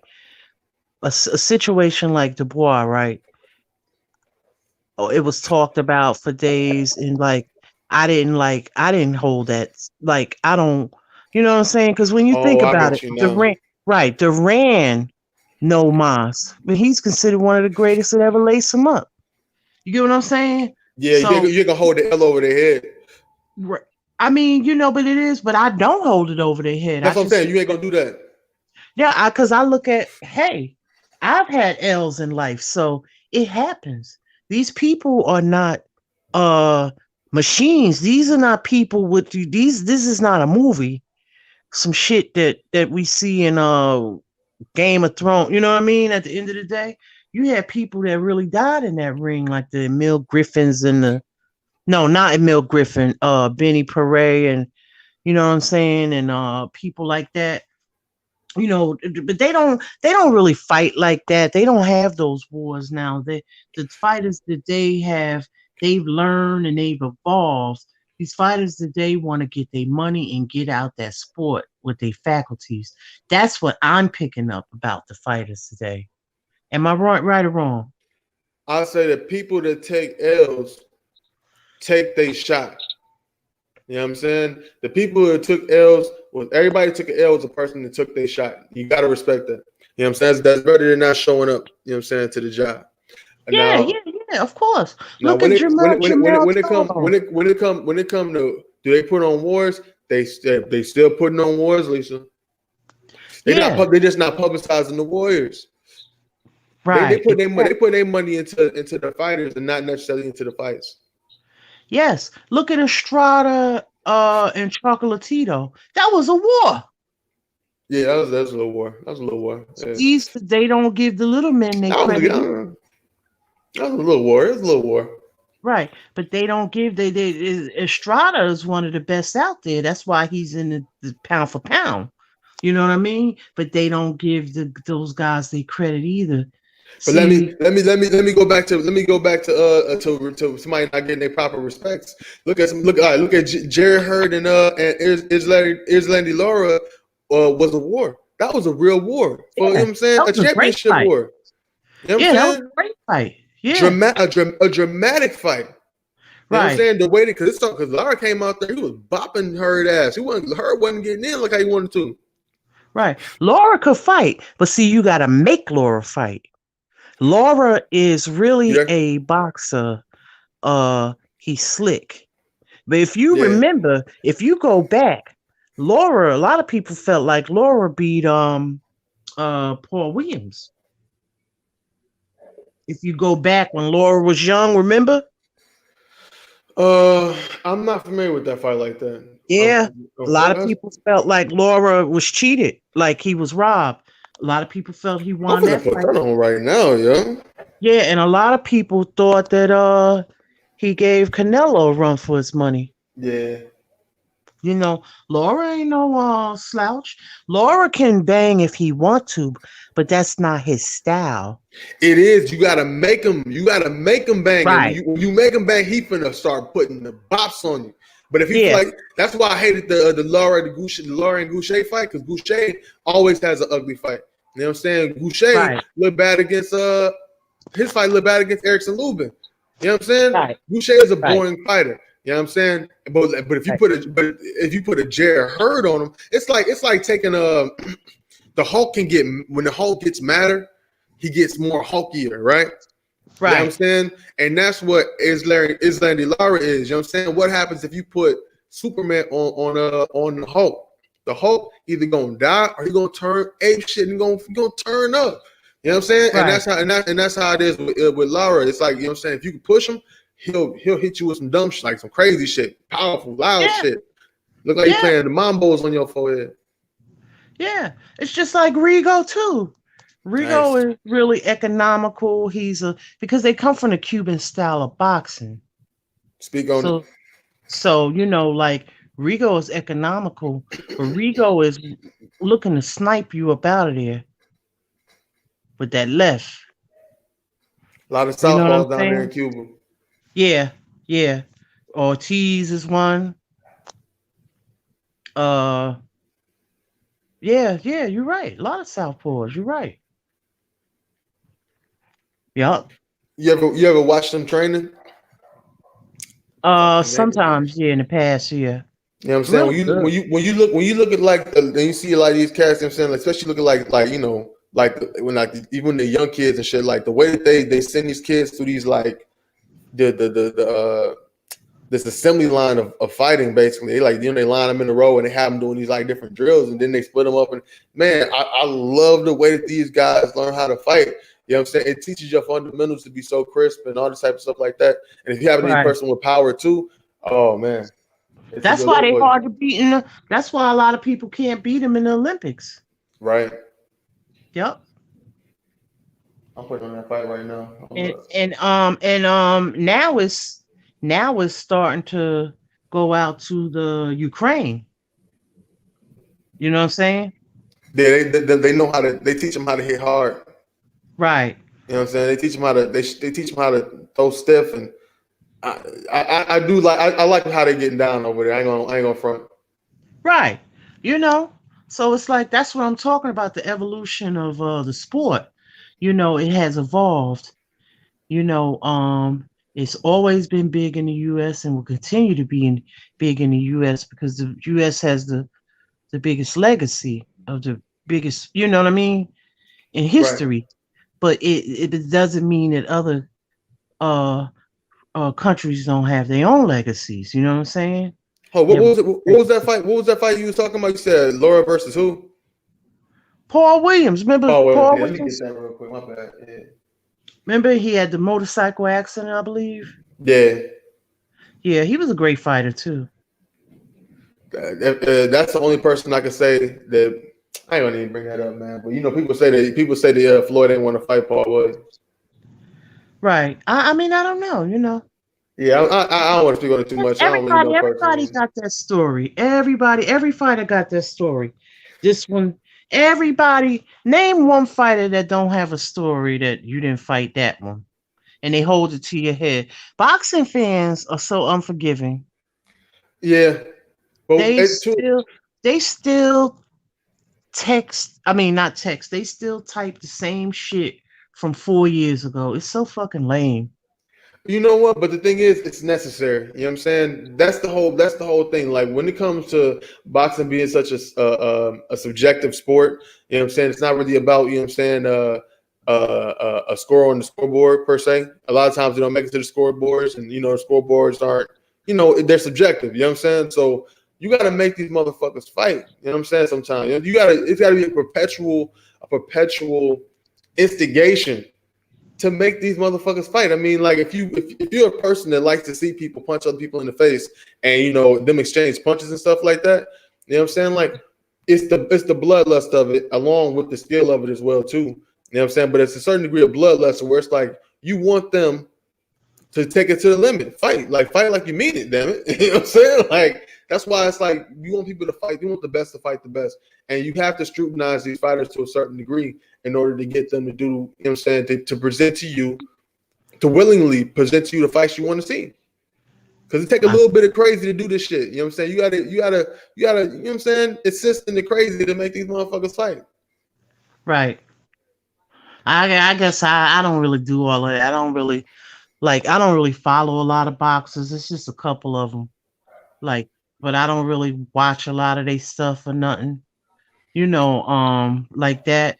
I'll just watch the fights when it come out, or I'll listen to the videos, or sometimes I read stuff. But after a while, it comes like I just meant like people commenting for 4 years the Oh, same fucking shit. okay, I get you now. Such and such. That shit is so lame to me. And You making it know. personal about it, especially if your fighter's moving the right way. I mean, you got to reward them as well too. You know what I'm saying? Like put the money on their fights. You know what I'm saying? Like if you making comments about somebody, especially directly to their own personal like social media, something like that, you damn sure better not be streaming. Better not be streaming their shit. You know what I'm saying? You got to be a motherfucker actually paying for the shit. You know what I'm Right. saying? It's called what you call trolling.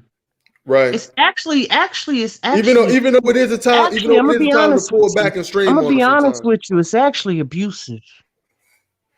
Abusive. Yeah, to a degree. That's so sweet, Lisa. But it is. Yeah, you might be right. Yeah. I ain't just woke up yesterday. I ain't just was born yesterday. You know what I'm saying? I've been around the world. So this culture is different for me. You know what I'm saying? Yeah, they acting like some punks to a certain degree. But you know what? It's really their promoters are making them look like punks. You know what I'm saying? Because they're not fighting as much as people want them to fight for one. You know what I'm saying? Dependent. You know what I'm saying? Because like it's like it's this whole theory of all right, let's develop this fighter and stuff like that or whatever, right? But that's really all a fiscal type of thing. You know what I'm saying? If you really want to, it's like they want to step on each other's toes. They want to wait till the pot get bigger to step on each other's toes as far as promoter to promoter to promoter goes and shit like that. Yeah, that's what they do for the big fights. Yeah, they've been doing that You for know, years. Yeah, they've been doing that. but Yep. they need to put on more fights. You know what I'm saying? Me personally, I think you know what I'm saying. The fighters for themselves personally, like as a younger fighter, until you get it to like a good 27, fight a lot. You know what I'm saying? I will support you fighting. You know what I'm saying? A bum like five. I'm sorry. I will support you. I will support you fighting a bum for 2 fights, 2 to 3 fights a year on free TV. Right. Right on free TV, I'll watch that, and I'll pay for your motherfucking for your pay per view. You know what I'm saying? Is that not too much to ask? You know what I'm saying? Every one of your fucking fights is a pay per view. Are you kidding me? Y'all got all these damn, and you know I give props to the Top Rank on for one thing. They would with ESPN Plus, they put on a whole bunch of damn fights. It's like going to a real fighting event because like by the time you get done with that shit, like 4 hours. Some of them cards. You know what I mean? Right. But a And lot you only of seen 3 with PBC. yeah, it was a lot of those when you're talking about prospects and all of them, they do fight a lot. But when it comes up to the level where you start getting tired, when you start having belts and stuff, I noticed they fight less than because they have to protect. I don't know if I don't know if they just have to protect them or preserve them. I don't know if especially if they're a person that have like a brand, so to say, or I'm not sure, you know, but they're gonna preserve their thoroughbreds. You know what I mean? I dig it. You know what I'm saying? Especially them To a top, degree. especially them top guys. Yeah, they preserve them because when they have to go to war, they have to go to war. But Right. they continue to put them in wars. I mean, hey, they did But it in the past. that's cool. No, You know what I'm saying? That's cool in your That's what I'm 30s. saying. Nobody at the end of the day, if you got that old school feel about you, that's why I don't talk about purse splits and I don't care what you make. It's none of my business.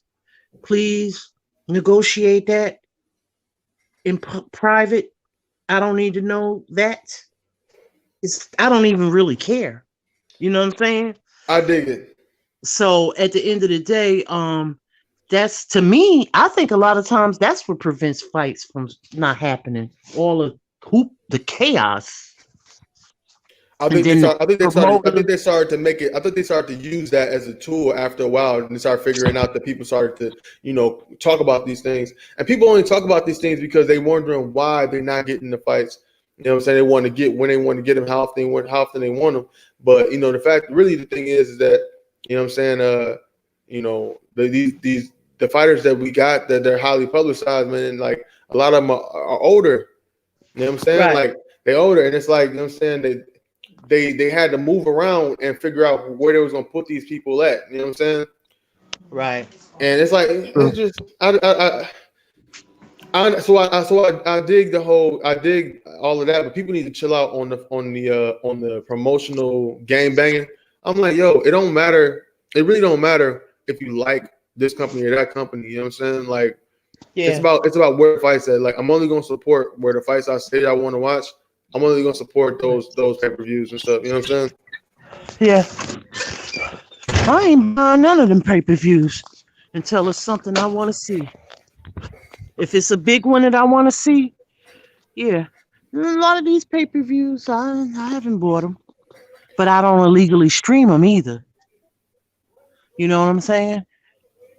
So how you So, watching? huh? So how you watching? I haven't. They'll be on YouTube later on, and I'll catch them. I dig that. Mm-hmm. I should have bought. I I should keep have it a bought. buck.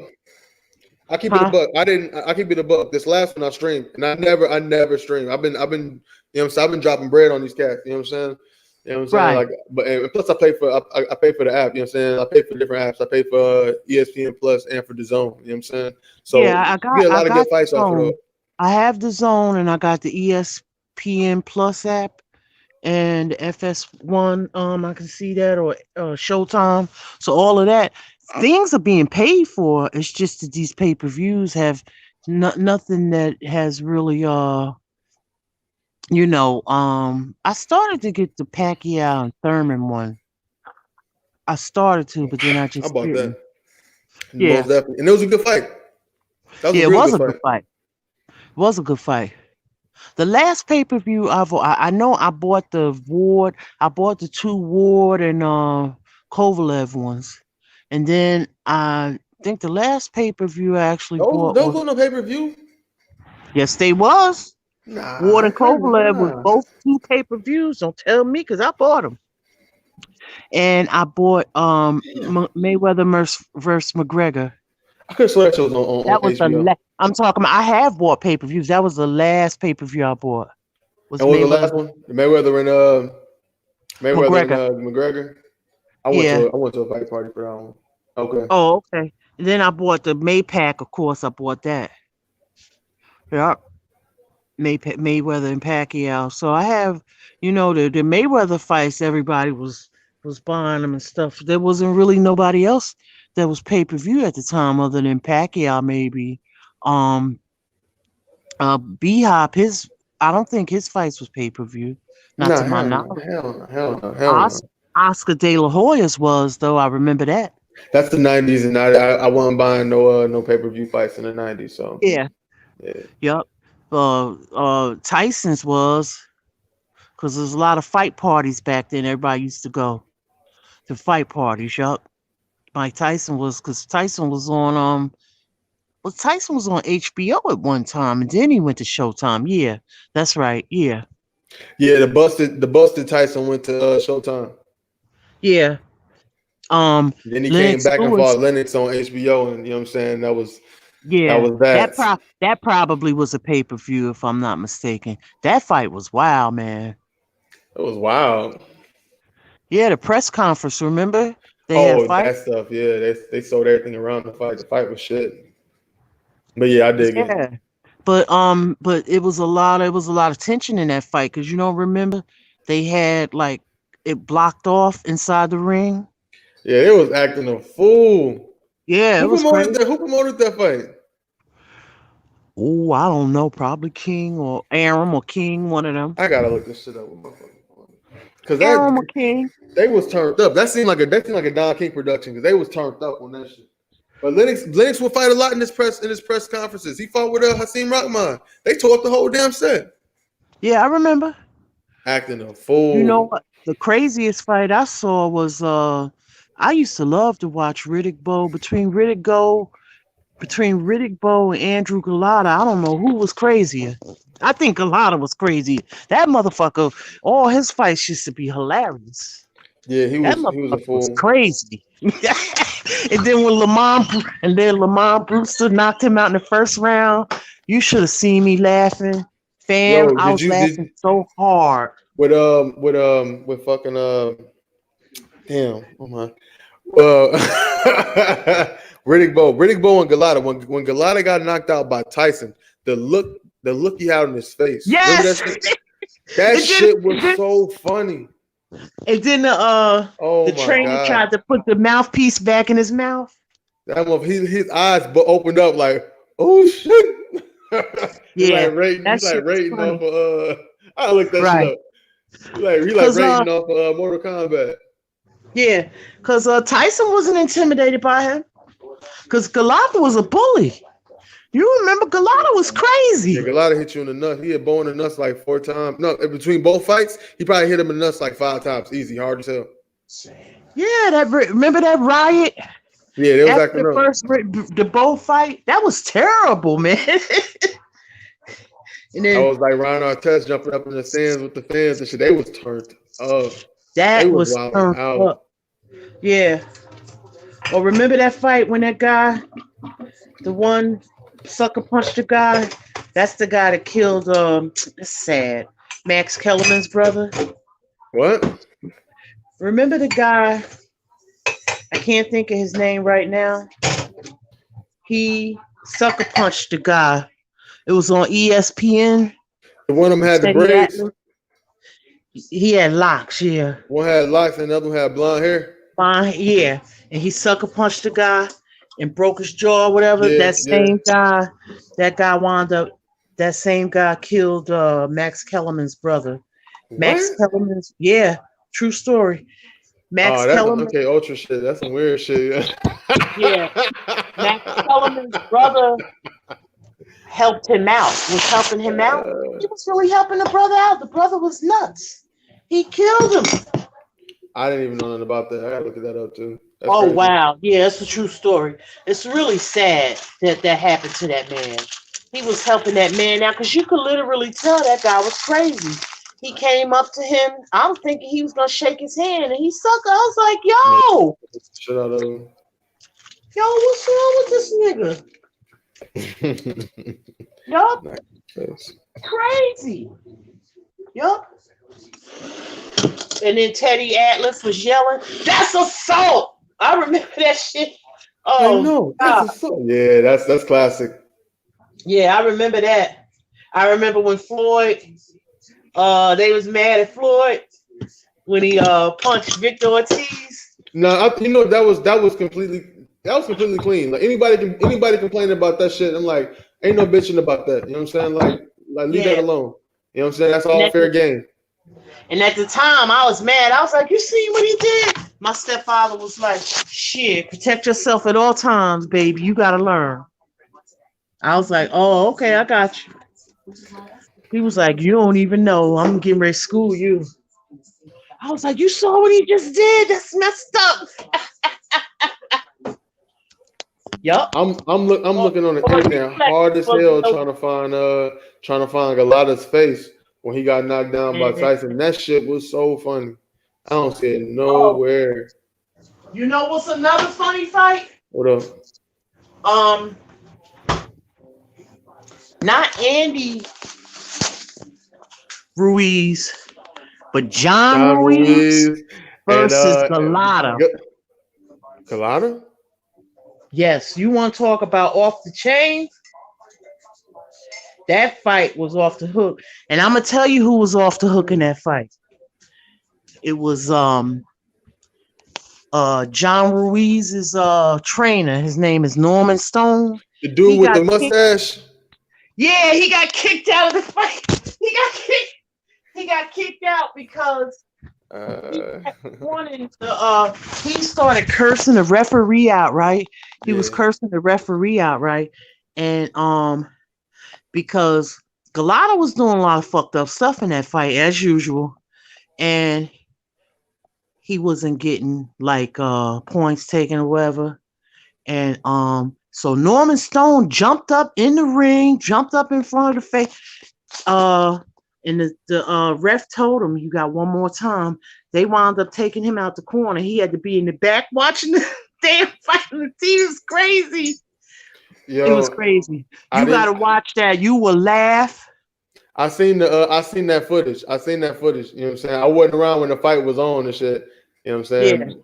But yeah, I seen the footage and he was saying a lot of wild shit though. He was saying a lot of foul shit to the referee. He called him all type of other things Oh out yeah. his name. The referee was Yeah. like, "Fuck that! He can get the fuck out of here." But you know what? Oh man. Uh Kathy Duva's father-in-law, Lou Duva used to step to people too. I remember him running across rings. Lou Duva was a trip. He used to have a lot of fights over here in Atlantic City. That's far from me. Lou Duva, that's the big old fat dude, right? Yeah, Just he used like to he melting like Jabba the Hutt. yeah, Yeah, he used to train a lot of too. He used to train a lot of Lou Duva trained a lot of people. yeah. I recognize. Yeah, yeah. He definitely is one of the great trainers. Well, I don't know. I ain't never seen him. He had he was the trainer of a lot of great people. I'll put it like that because I don't know what type of tactics he was using. Right. He matter of fact, if you go back and look at some old footage, I would have to send it to you. You'll see a very young Ronnie Shields. I think he was in Lou's corner, but he was very young. And Okay. I've seen young Ronnie Shields working with like Stacy McKinley, maybe uh when he was training Tyson. So yeah, I've seen young Ronnie Shields. He Ronnie been around a long time. Yeah, Ronnie been yeah. around a long time. He was like an apprentice then, you could tell he was very young. But you know it's him. Yup. I was like, look at Ronnie Shields when he was I even seen some old videos. I was dying laughing when he was young, Robert Byrd. I almost fell off my bed laughing when I saw him when he was young. I would imagine him being a short kid, even though he's a big person. You know what I'm saying? Right. How old was he? No, I'm talking about the referee, Robert Byrd, the I'm old thinking man that Pittsburgh. always. I'm tripping. Oh, that's funny. Is it Robert Byrd, a young picture? Yeah, I seen him when he That's was young in funny. some fights way back in the day. I was like, oh Oh shit. my Oh, I god, looked on the TV and he was young. I was like, oh my God. that's I was funny as dying. hell. Did he have a mustache? He had an afro. Yeah, he had like a fro, but it was black though. But it was black. It wasn't gray, it was black. So I knew he was young. When I seen him, I was I gotta look dying this laughing. shit I was up. like, I can't. See, that's what I miss. That's what I miss, I Siph. gotta look this Fam, shit up. fam, I miss all that classic stuff. I want that stuff to be now. And we've had some classic moments recently, and some of them has been sad, you know. I think the most classic I was well classic. I think this will go down in history with the Glovegate thing. I bet you like one of the OJs. I gotta find this shit, yo. Man, because Oh he man, his wife is a a judge. judge too. What kind of Yeah. crooked ass shit is that? I don't know, man. You know what I'm saying? And she the one that gave Canelo the split decision with Floyd, right? No, that was the other lady. But she The done other lady, that was her. no, it wasn't Adelaide Bird, it was somebody else. I think Adelaide Nah. Bird. No, I think it was Canelo and Triple G, but Floyd and it was another lady. I know who you talking about, but I can't think of her name right now. That's her. It was Adelaide Bird. Okay, you may be No, right. no. 'Cause no. Has she ever? Cause Adelaide, the person who didn't she got suspended and she hasn't judged since. So was that Oh, was that okay. Adelaide? Was that Adelaide? Adelaide. Was No, that Adelaide Adelaide Bird? still judges. Adelaide judges not just boxing, but MMA also. So it had to be somebody else. It had to be somebody else. Yeah, but Okay. it was a controversial thing with Adelaide with the Triple G. The first Triple G and Canelo fight, a lot of people felt like Triple G got robbed. I remember that. So it was that was another big thing. Just like the Ward and uh the first fight. That was Ward do and you Kovalev. remember how we was going to war. It was a big war online about that. Yeah, that's 'Cause before I started really fucking we was around online. yeah, because we was supporting Ward, and other people was like, it was a big war going on here. It's still people for years now. They still talk about Scythe. That's what I'm talking about. What I was talking about earlier. There's still people that hate Ward because of that fight. Them Eastern Europeans. Yeah, or just I whoever. just. Yeah. And check it. And you know what? Not only that, there's people who still hate Ward from Mikhail Kessler. Mikael Kessler. Hold on, put me up on game with In that the one right now. Super Six, when he fought him in the Super Six. Oh, the dude with the funny ass nose and the vampire hairline. Maybe because I know he not Carl Froch, not him. No, not I know Froch. Carl. The guy that his eyes was all messed up. The hairy motherfucker. They said that Ward was headbutting him or something. I don't that guy. That Yeah, guy. he A got a lot of bald. He like a people hated. baldish head, right? He like a baldish Yeah, type of head. Yeah, I know what they you're talking about. hated him because of that. So there's still people talking about that. So that's what I mean by boxing fans are not forgiving fans. They will hold on to grudges for 10, 20, 30 years and they'll still be talking about it. Back in the day, they talked about it. Now they just trolling about it or typing about it. That's weak as fuck. You know what I'm saying? Yeah. Andre Ward is fucking retired and all that type of shit. And Yeah. and the other guy, where did he end up? You know what I'm saying? I He don't didn't. know what happened to him. I'm sure he retired. He had He some was, decent fights. I remember, dude. I just can't he fucking was a remember his good name. fighter. He was a good fighter too. I'm not gonna take that from the guy. But He he was wasn't good. like he wasn't shit. Yeah. You know what I'm saying? All of them guys in the Super Six were good fighters. Carl Froch is on a different level than dude, but Carl Froch is a good fighter. Yeah. He has some good fights. What's his name was a good fighter too until I think people lost respect for him with the Abraham fight. That's what I'm thinking about. I'm thinking about Abraham. The brothers. Abraham was a good fighter. That's it. Yeah. He was a real good fighter. The brother, the two brothers, the Rails. I never really liked them that much. Yeah, okay. They was very upset with him about that fight. And then they was upset with the Uskateski fight too. That's when dude got stolen. Yeah. Usatagi, for those who don't know, Usatagi was chilling at the end of the fight. You know, he just pretty much, you know what I'm saying, won a decision. No, it wasn't no decision. How did he win it? Was it disqualification or some shit? Yeah. Of a disqualification. Because, and then he got hit behind the head or I don't know, it was something or whatever, but he wound up being on the floor or whatever. And they was trying to say that he was faking it, just like they tried to say he was faking it with Abraham. But you don't know. I'm not that person. I don't, they in that pain, they in that pain. Maybe he was hit somewhere, either way. And then Yeah. the uncle came up and clocked his ass. And he was just standing there like, What did he hit him with? yeah, he was like, yo. No. What did he hit him with, Lisa? What punch did his Yeah. uncle hit him with? What was the punch? I can't remember if it was the left, but the uncle was the trainer. But he got banned from training though after that. This man, he hit him with a right hand.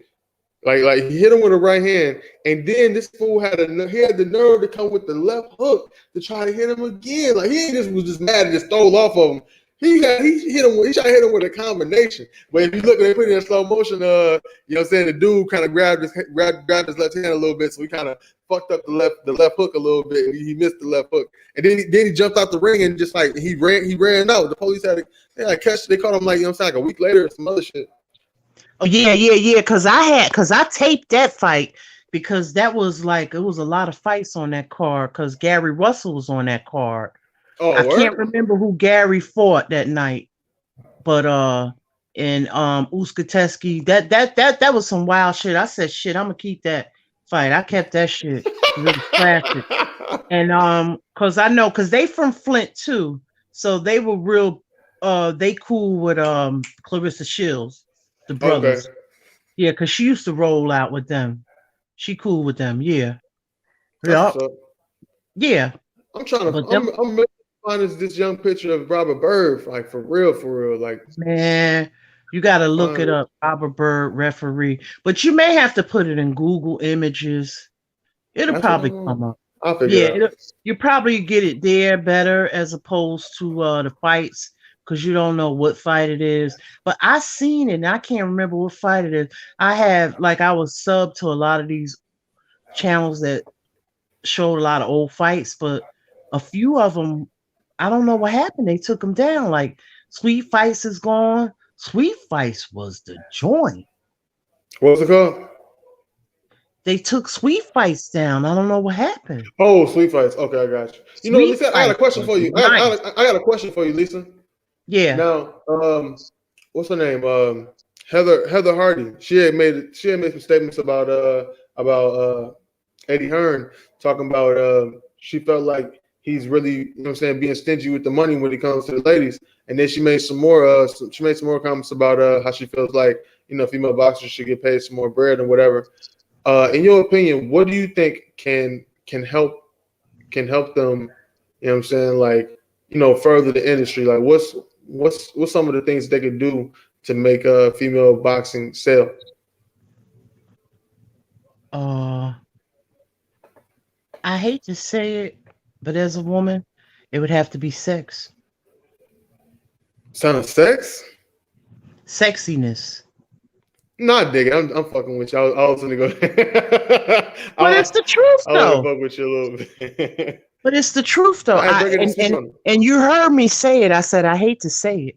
No, speak on it. What's up? And what way? But you can promote they would have to promote these women kind of like in a sexual. It's kind of fucked up. It is. Is it really fucked up? That's marketing. It's fucked up as far as the principle.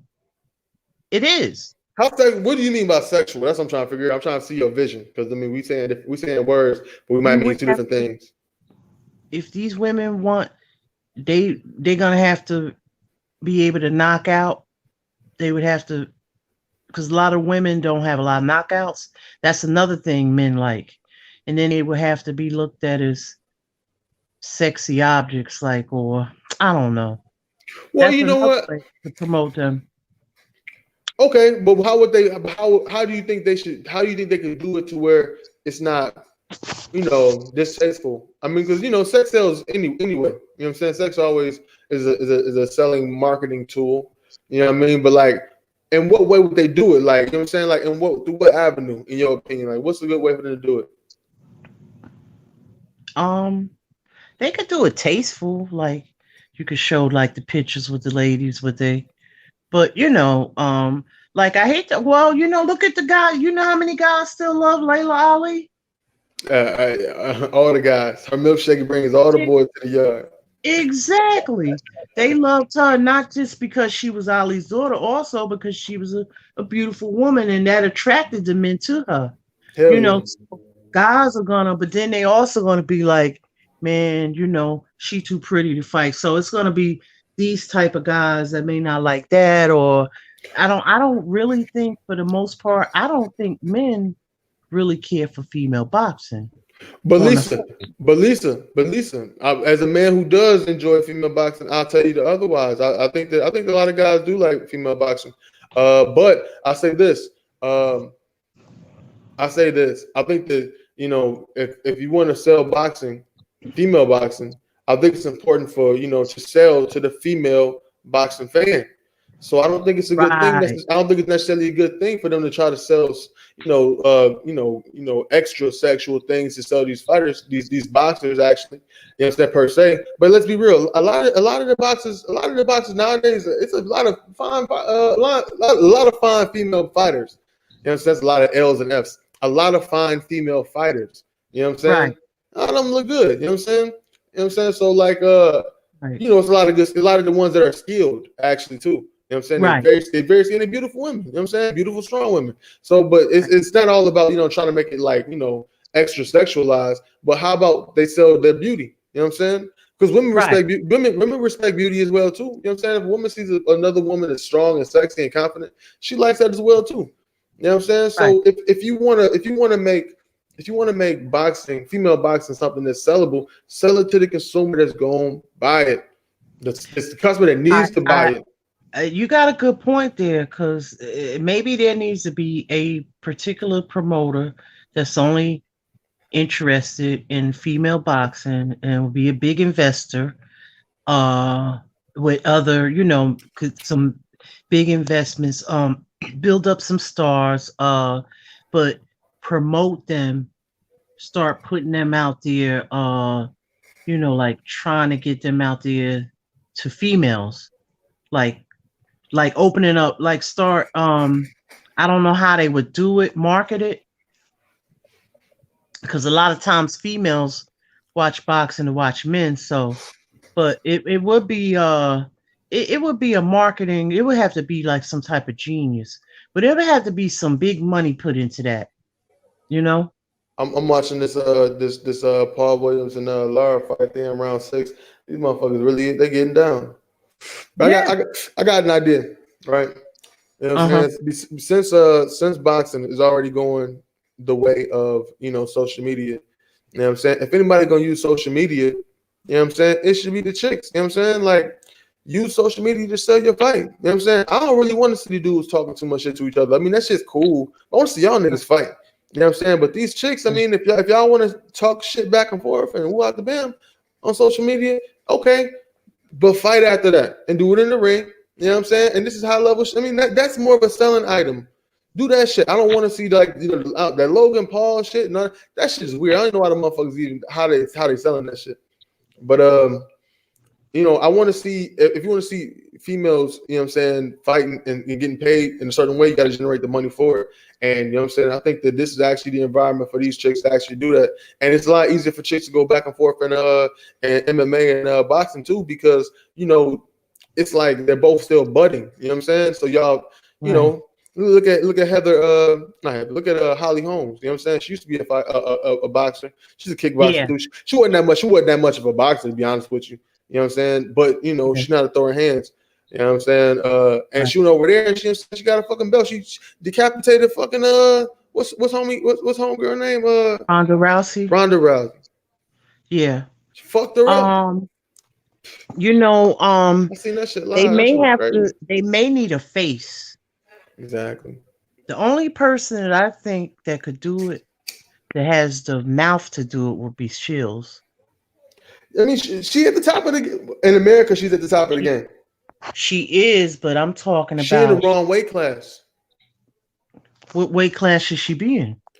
It's not her fault. It's not her fault. She went from 160 168. Now she at 160. You know what I'm saying? But like all the real action is down to like between lightweight and featherweight. 147. They Yeah, down there getting it in.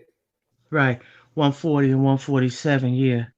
Well, there's not a lot of uh big talent where she's at, other than her and the other girl was the best there.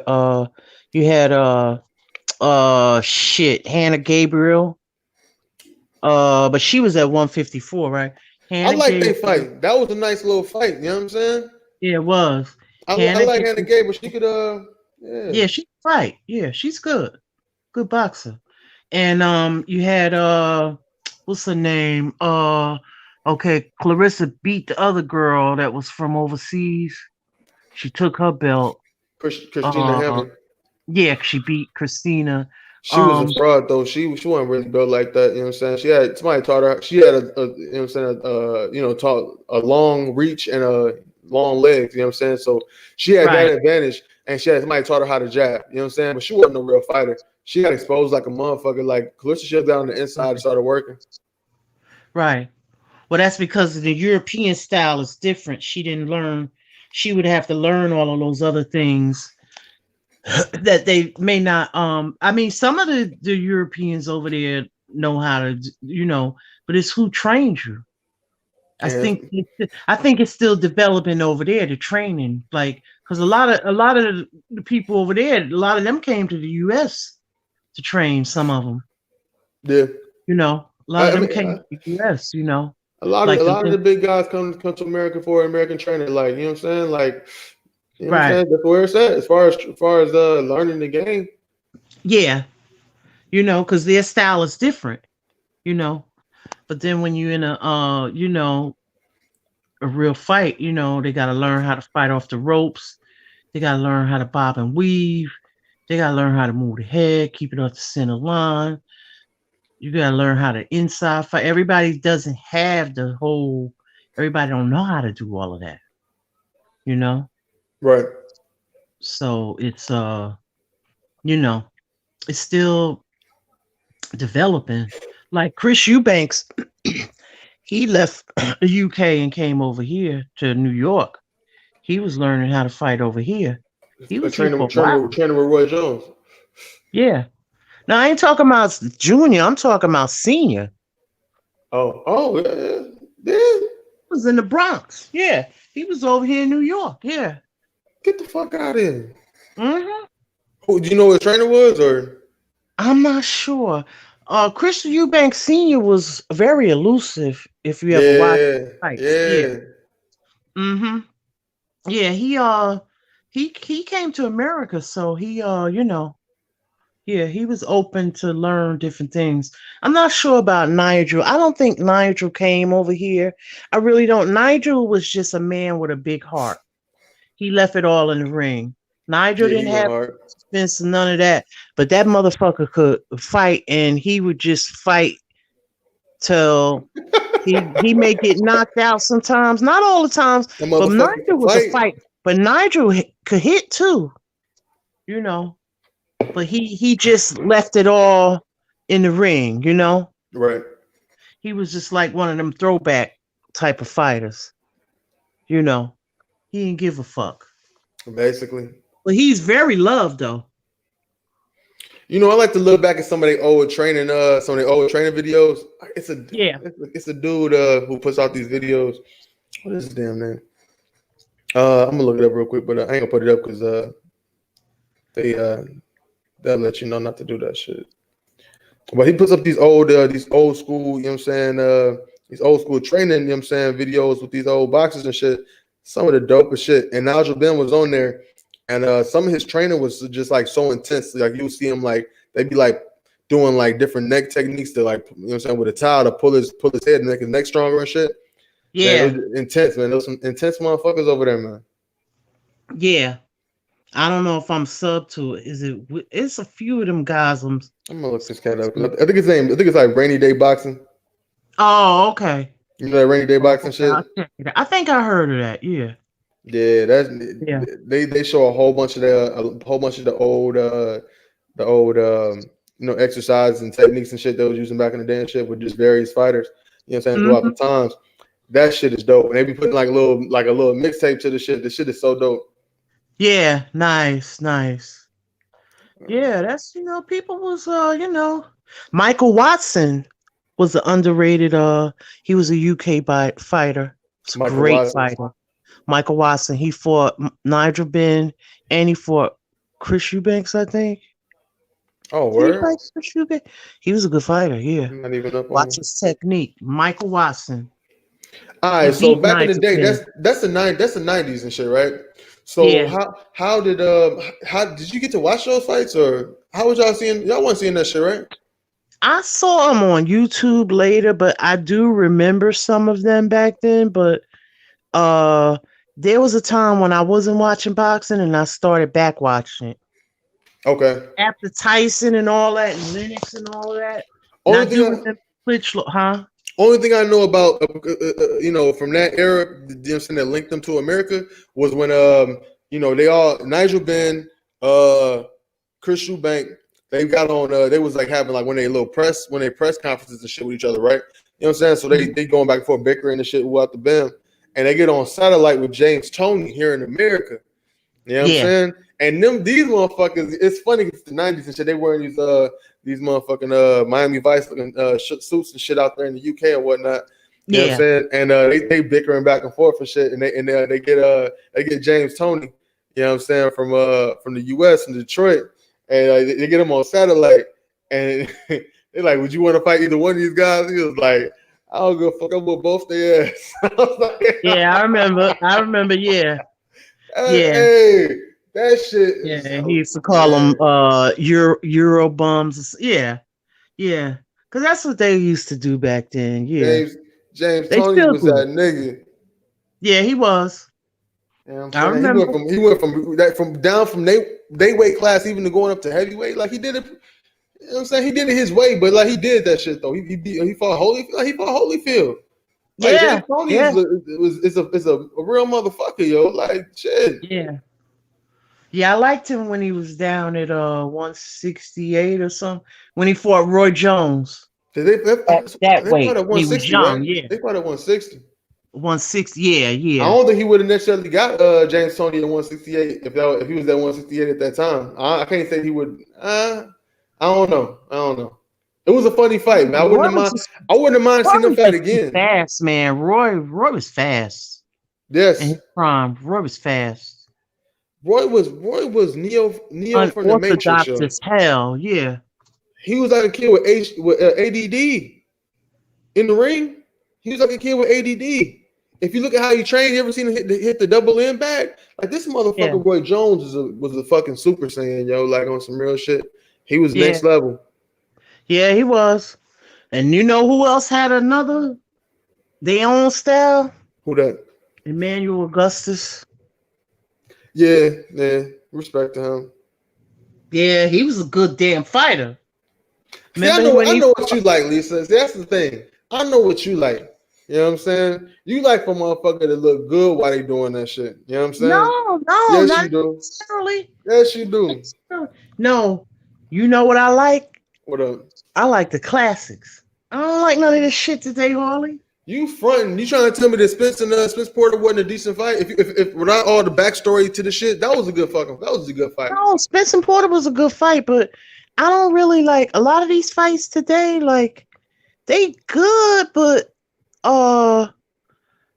they not fights that I watch over and over. But Spence and Porter was a good fight. It was a Did good you see? fight. Did you see the last time Jaime Mugia fight?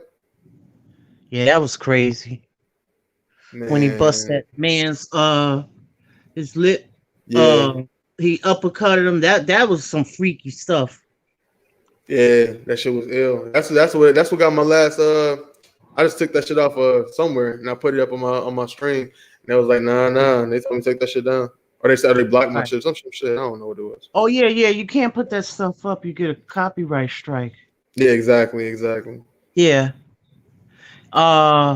I love to watch Bud fight too. He's one of my favorites. Bud is my favorite fighter. My two favorite fighters today are Bud and AJ. Yeah, Those my two favorite fighters. Yup. my two favorite fighters is Jamel Charlo and Bud Crawford. Yeah. Yup. Those are my two favorites. And Jamel they the Charlo and same Bud Crawford. sign Yeah. too. Ain't that funny? They're the same what? Sign. Oh, Libra. Yeah, I oh wouldn't yeah. have known that. Yeah. They different people, but they just I don't know, just I like but no, not only them, I like uh my youngin, Who that? Shakur. Oh That's my yeah, Shakur. Yeah, yeah. it's my youngin, love him too. I like J Rock. That's my boy too. I like Uh J Rock. Yeah, I like him. He ain't got no his power. I don't know his power. I don't know what he gonna do with himself because his punch resistance ain't really. I don't know. He could fight, but it's like you can knock his ass out though. You know what I'm saying? That's the thing. If you can get to him, you can knock his ass out, and that's the only problem with J Rock. right. Who else I like at heavyweight? I like a lot of the heavyweights. I like Vaturviev. That motherfucker's a monster. Yeah, he good. And Bival, I like those two. 160. I like Jamal. I like the twins. I actually know, you know what? I got to put the twins in there because you know what? What up? Um and in particular Jamel, because Jamel was the first twin. The first time I saw Jamel and Jamal, it was actually at a Jamel fight. It was on this was going back. Jamel had locks. Okay. He was young. And the twin was in the Jamal was in the audience. So I'm big fan of the twins here. Um but I knew Jamel first. So he was the one that I knew. I didn't even know of I didn't even really see Jamal fight because Jamel was trying because I don't even know if Jamal was signed in or They he were was golden. just They were starting. golden. They were golden. Golden Boy production at Right. that time. That Okay. was the golden boy, yeah.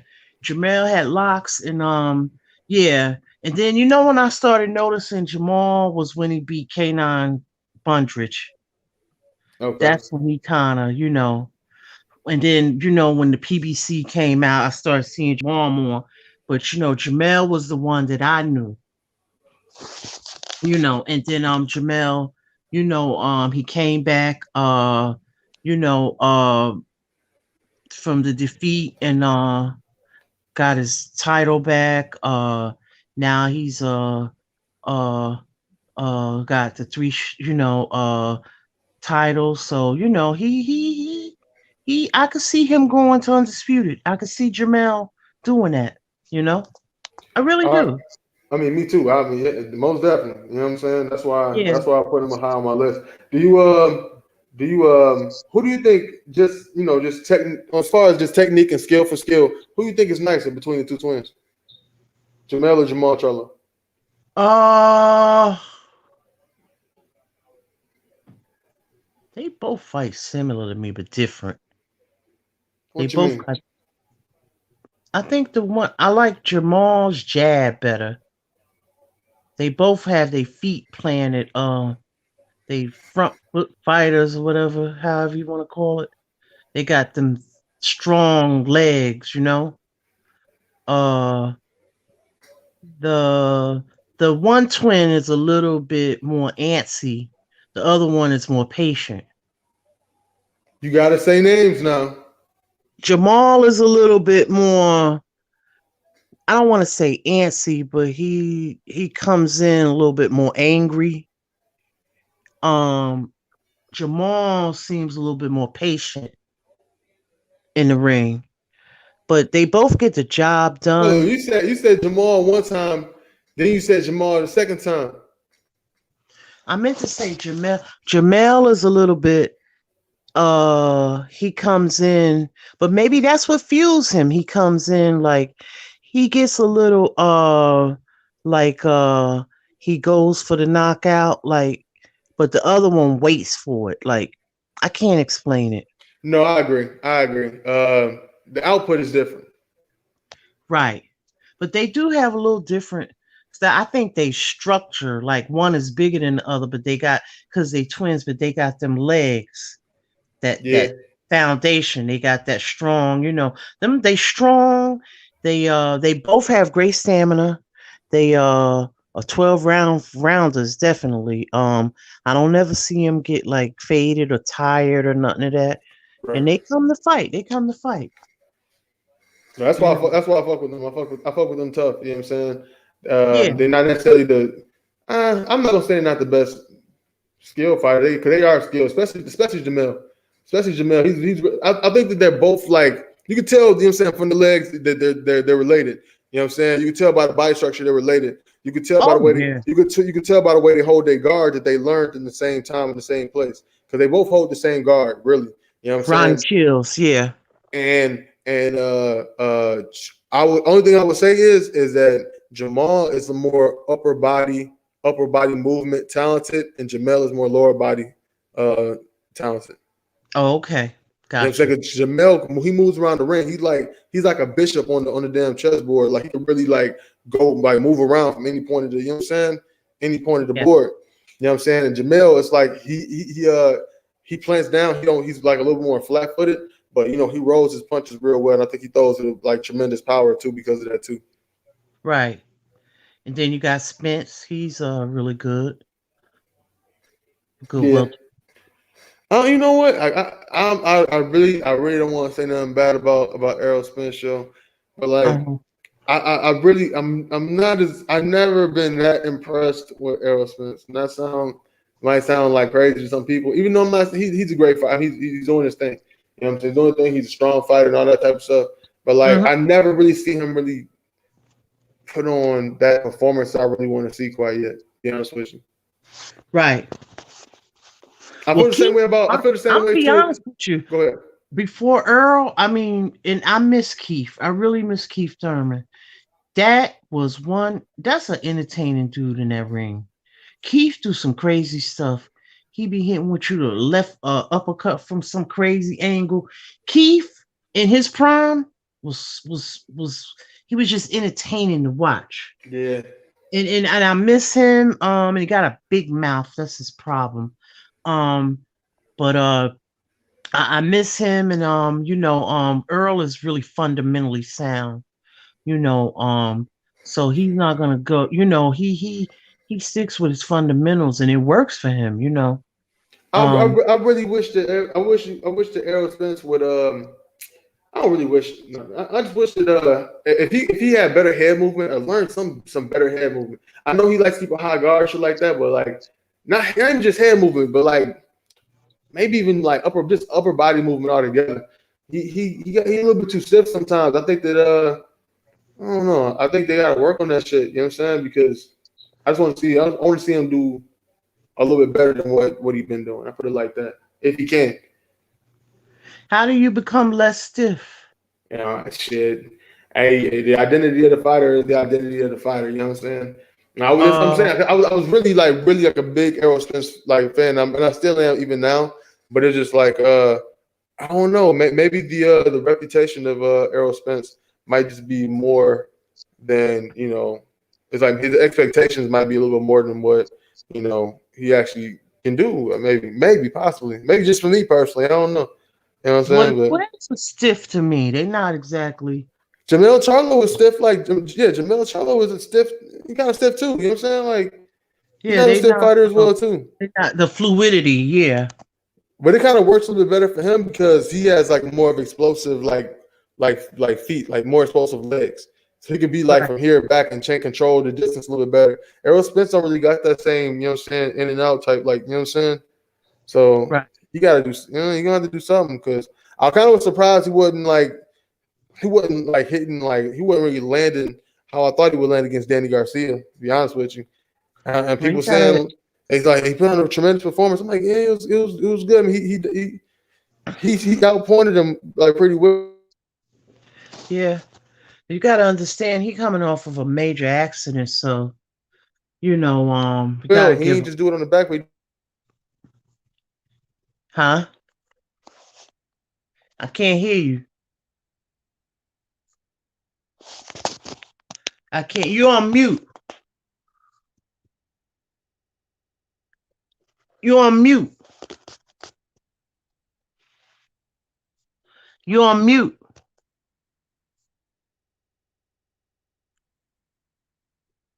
You on mute. Did I just freeze up? Yeah, you was on mute. All right, bet.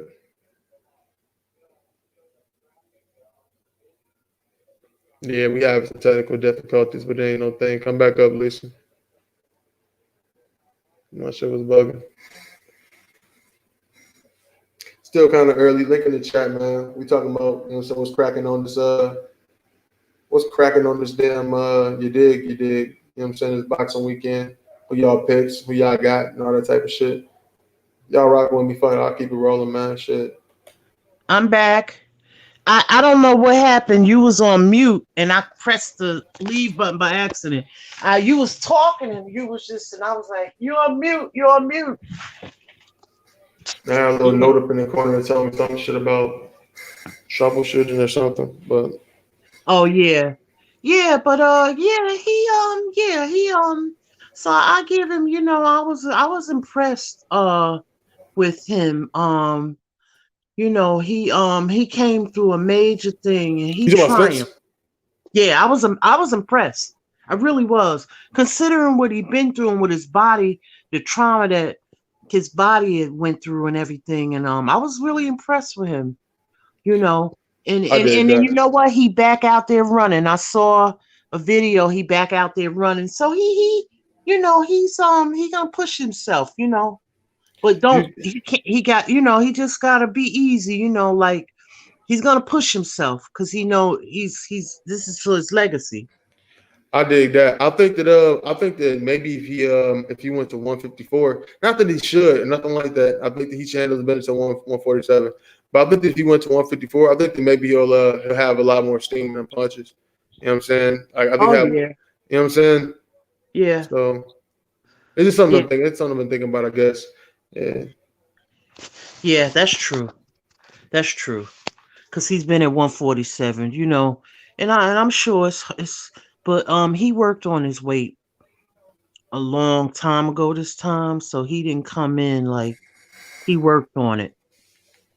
Even during the fight, I noticed his legs were smaller, like his calves. I noticed His Danny midsection was was bigger, slim. huh? His midsection was pretty slim. Like you said, Danny was Right. bigger. Like Danny was like wider, right? Yeah, Danny's. Yeah. Yup. I noticed that. Danny's bigger than I thought he was. He was talking that shit about going to 154 too, but that ain't where he need to be.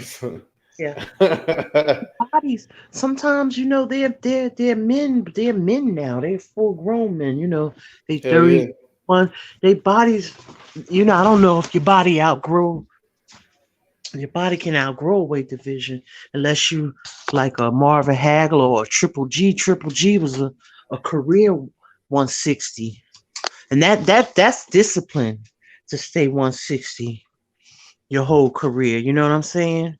That means, you know what I mean? Like, but Triple G was just like and Marvin Hagler, they just stayed with that weight. Yeah, B Hop was good at controlling his weight as well too. Yeah, B Hop is a gym rat, you know that. He still looks good. He I really old, don't, I really don't want to go down the road of the welterweights. I'm really on some like fuck them type shit. huh? I really don't want to go down the road of the welterweights. I'm really on some like fuck welterweight right now.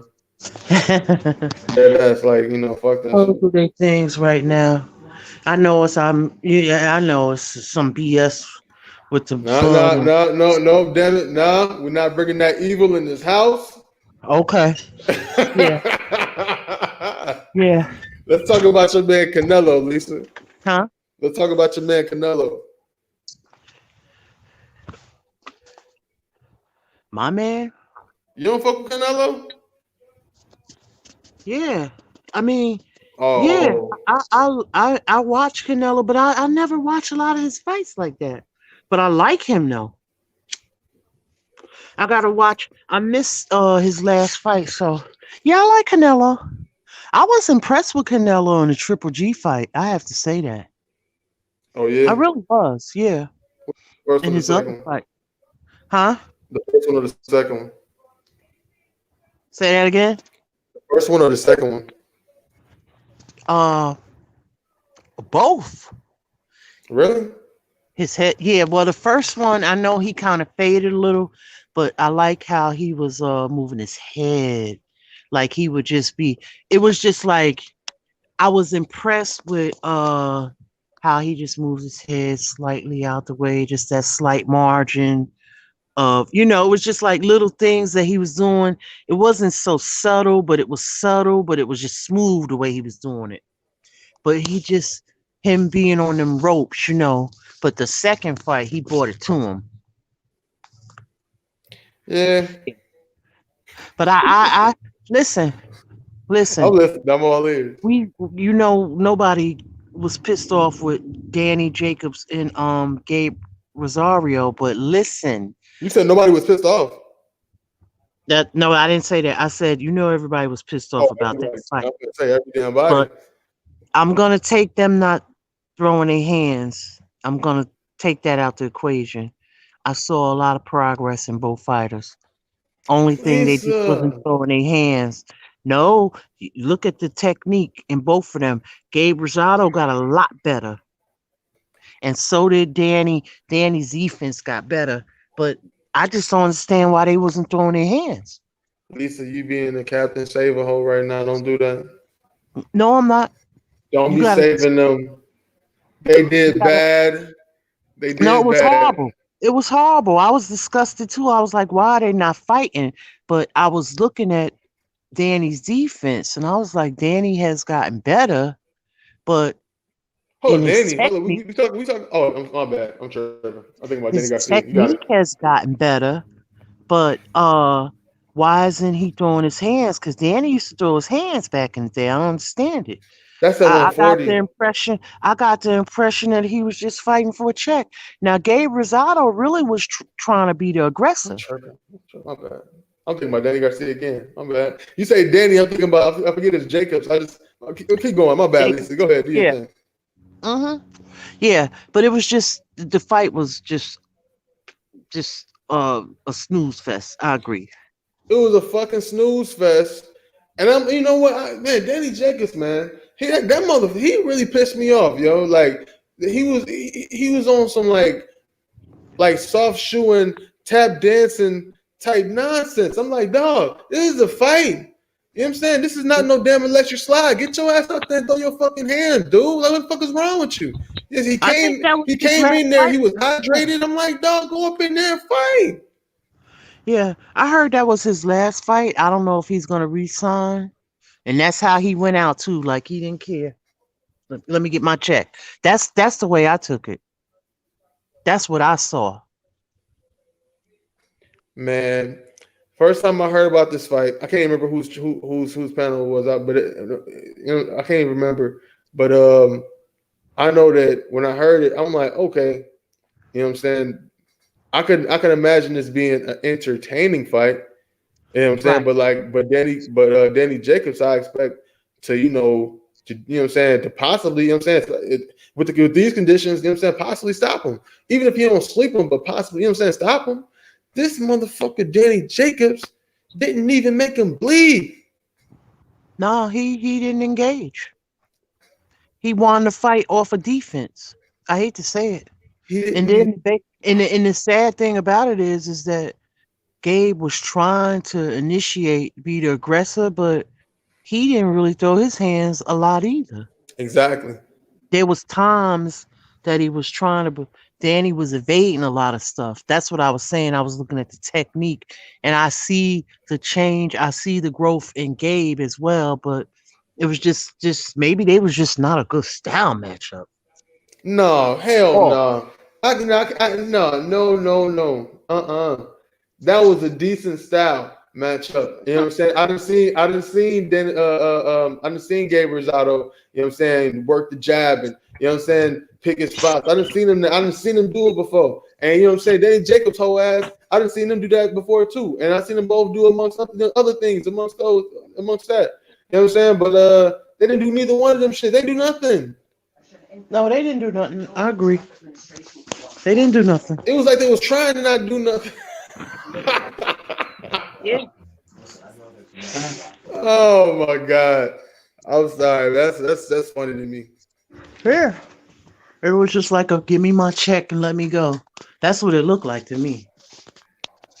And I was actually like a really, I was a Danny Jacobs fan. You know what I'm saying? Like, I was really somebody. I was like, okay, I'm hoping that Danny Jacobs do good in his career type shit. You know what I'm saying? I like the way he can fight, he can box. I'm like, yo, he Yeah, can box. You know what I'm saying? I didn't see him do some dope shit. I'm like, man, Danny Jacobs is dope. You know what I'm saying? yeah. But oh my goodness, Hey, he's sleeping on silk sheets now. Come on. man, That's what it is.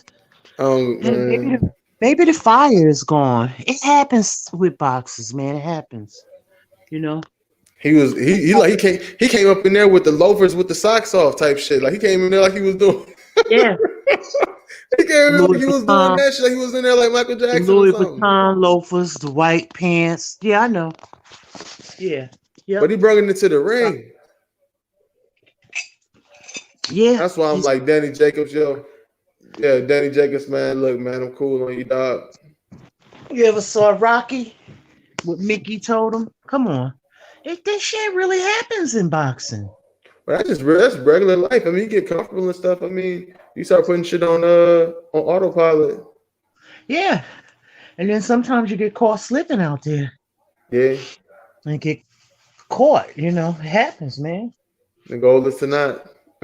Yep. And then you got somebody that's hungry come up. Look at Andy Ruiz.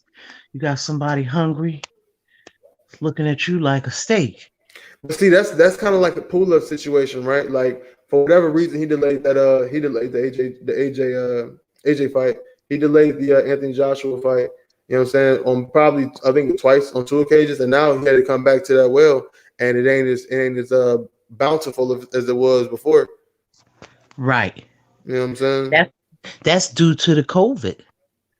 Exactly. Even Joshua took a pay cut. Because look at all right like Pulif like what's his last few fights? I mean, like maybe he would have had some time to do his thing if he'd got down with them before. Maybe he'd be fighting like the Allen Bobics and shit like that or whatever. That's some interesting shit to see. Yeah. But Yeah. he didn't. He studied long and he studied wrong. And you know what I'm Right. saying? It's that old song. Right. And sometimes they want that big paycheck so they could chill, but the COVID well the pandemic changed a lot of stuff. Yeah. You know? And the audience capacity is only 1,000 people, so they're gonna make the money off the pay-per-views, I'm sure. So however, I don't know what the purses are or nothing like that, but you know, that's why sometimes you gotta strike while the iron is hot. When the money was Always. in the pot. When the money was in the pot. Now even the money man took a pay cut. You know what I'm saying? So, it happens, man. You don't know what's gonna happen in life. You know? Put the money in the pot and let it rise to the top. I got you, Lisa Bells. Yeah, you better get it while it's on that table. Cause you know what happens? Right. You got people looking at you. Even the old timers coming back. Man, they left their money on the table like that. Shit, we need to come back. And now you got Mayweather talking about fighting Logan Exactly. Paul. Exactly. The Cause they watch silliness. right, cause they like, man, y'all leaving too much money on that table, man. Let me go grab that. And Yup. what's stopping these fighters? Even if the fighters wanted to do dumb shit like that, it's better if y'all do it. Nah, it's not. It's not. But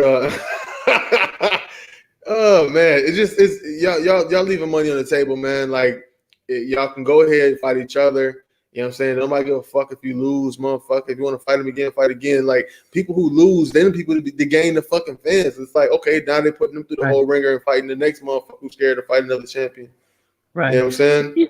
These fighters got egos too, all of them. Come on, they got egos. They have to. They got egos. And they jockeying for a position, you know, they jockeying, they trying to get as much leverage as they can, especially if it's like a 50-50 type of fight. They trying to leverage as much as they can, to come. you know. Then that's Well, when the diva stuff come in, you know.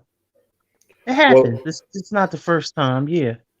well. I'll say this. You know what I'm saying? With the whole, pandemic thing or whatever, ain't no telling if they paper gonna be there. You know what I'm saying? Because ain't no telling how media or how situations just would, facilitating stuff. Ain't no telling. Ain't nothing promise. You know what I'm saying? So at the end of the day, you know what I'm saying? Like, okay, it's time to motherfucking cash that big fight in. Right, right, Cash right, that right, big right. fight in, motherfucker. Stash that motherfucker. You know what I'm Even saying? DAZN had to restructure Triple G's deal, you know what I'm saying? Because they lost a lot of money because of the events they're not putting on, but they did just launch globally. Well, they launched in a lot of countries recently, so hopefully it'll do well, you know, and Is that the DAZN global takeover? yeah, they just launched recently in all these countries. They in a lot of countries right now. Yeah, I dig it. Yeah. And they giving them a good deal. So you know the people riding with it. Yeah, You I know. dig. I dig. I mean, well, Yeah, it's maybe good. maybe They this got might. it in Nigeria. They got it in Nigeria because you know Anthony Joshua's huge in Nigeria. They got it in I'm not sure if it's in Mexico. I'm trying to think. Lisa Bells, I got a question for you. Yeah. All right, now, in your opinion, out of the Mhm. three, you know what I'm saying, out of the three top, broadcast for boxing and promotional outfits, you know what I'm saying, who got the biggest fights on the horizon as far as just money cashing? Who got the biggest and the most money fights between Top Rank, PBC, and Mashroom slash the Zone? Um well, you know the heavyweight with Fury and Wilder's gonna be a big one. And then whoever's the winner of that would be if it's for all undisputed, that's gonna be a huge fight too. So that's money, you know, right there. Those are the big fights. The money is always gonna go with the heavyweights. Those are the top, de la creme of, you know what I mean, of boxing, big All names, right, huh? you got to help me out with this one because I'm actually writing this one down. I'm gonna take note of this shit. All right, then you got PBC. So we got the Zone, PBC, and Top Rank. I'm gonna see what what I'm paying my money for real quick. We'll see who got them. I think they all in No, that. no, no, Lisa Bell. No, no, I'm not letting you off the hook now. Now you gave me. We're gonna start with the Zone. We're gonna go from there. We're gonna go from the heavyweights. We're gonna go all the way down. So I'm gonna keep tally with these cats. All right. So you said the Fury in the Anthony Joshua fight. Uh, at first I said the Fury and the Wilder fight. Fury in the what? I don't know where it's gonna be. It'll probably No, be we in talking Vegas. about the Zone. We talking about the Zone. We sticking to the Zone. Ain't no the Zone fight. Oh, that's not All right, we'll well give it. That's a top ranked Fury. I PBC. We don't get know. them. We'll I both don't get know them one. where Fury. I don't know where Fury and AJ will fight. I'm not sure. And I know that he's gonna try to play the he ain't gonna try to come to fight on his own.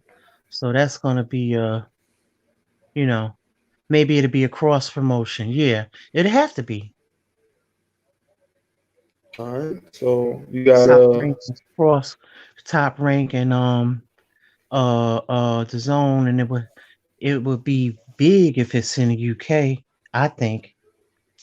Because I don't think the Americans is going to I think they'll purchase it, but I think it'll do bigger over there. It'll be probably the biggest fight they ever had in history. all right. So that sounds like one for the Zone with Anthony Joshua and Tyson Fury, and you But got that's a cross promotion though. That would be top rank and the zone. all right. So that's we're gonna say one for the Zone, one for the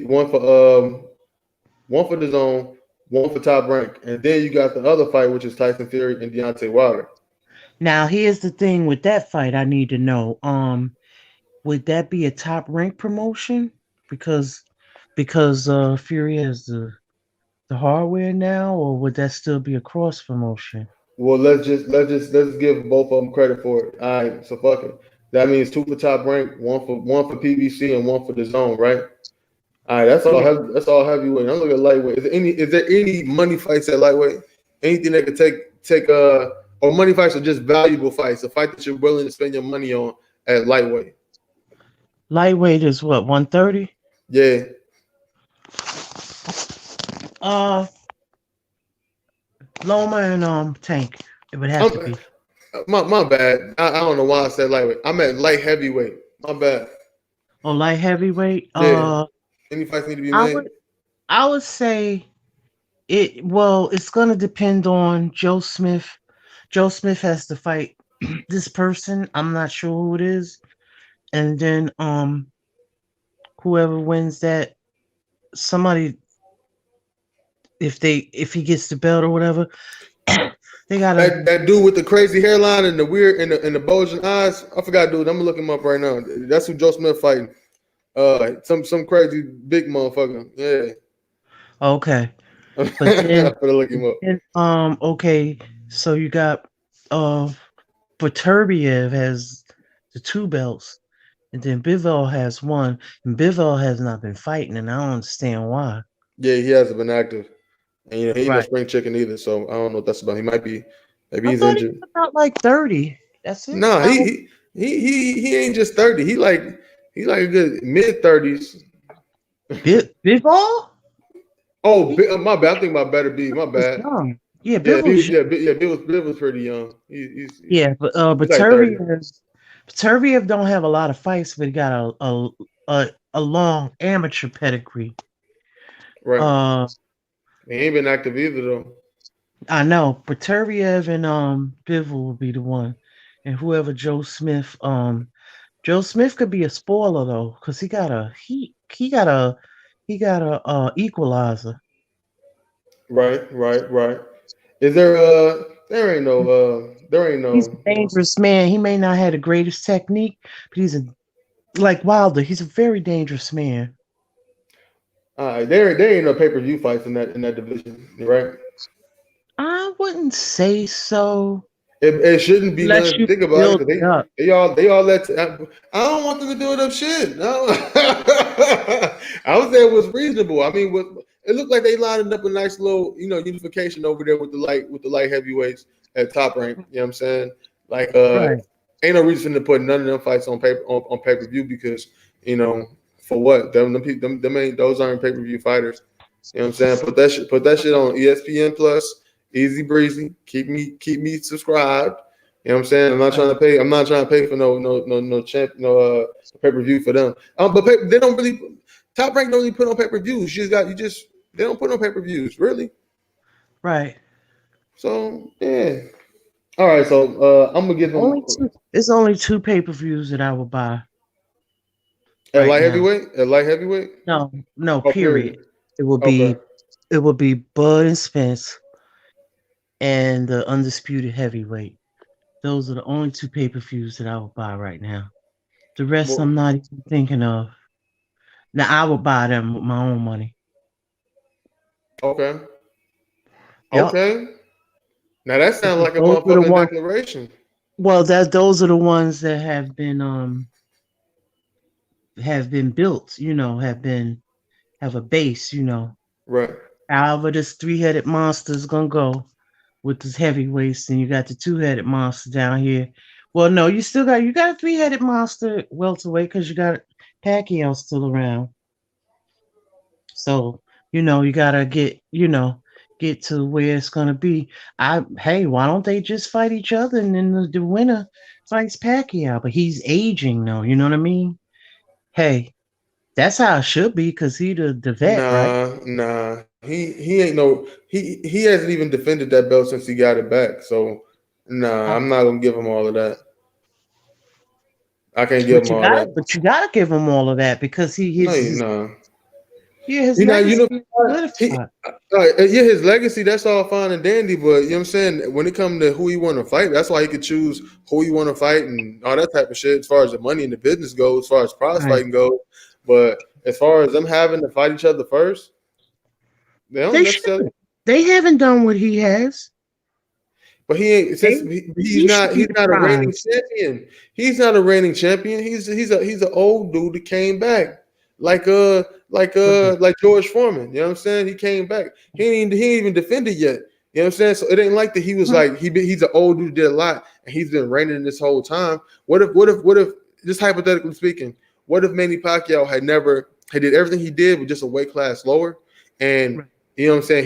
He just steps up and get this belt now. That's kind of where he's at in there. He ain't like a cat that been ruling it for years like a Marvin Hagler.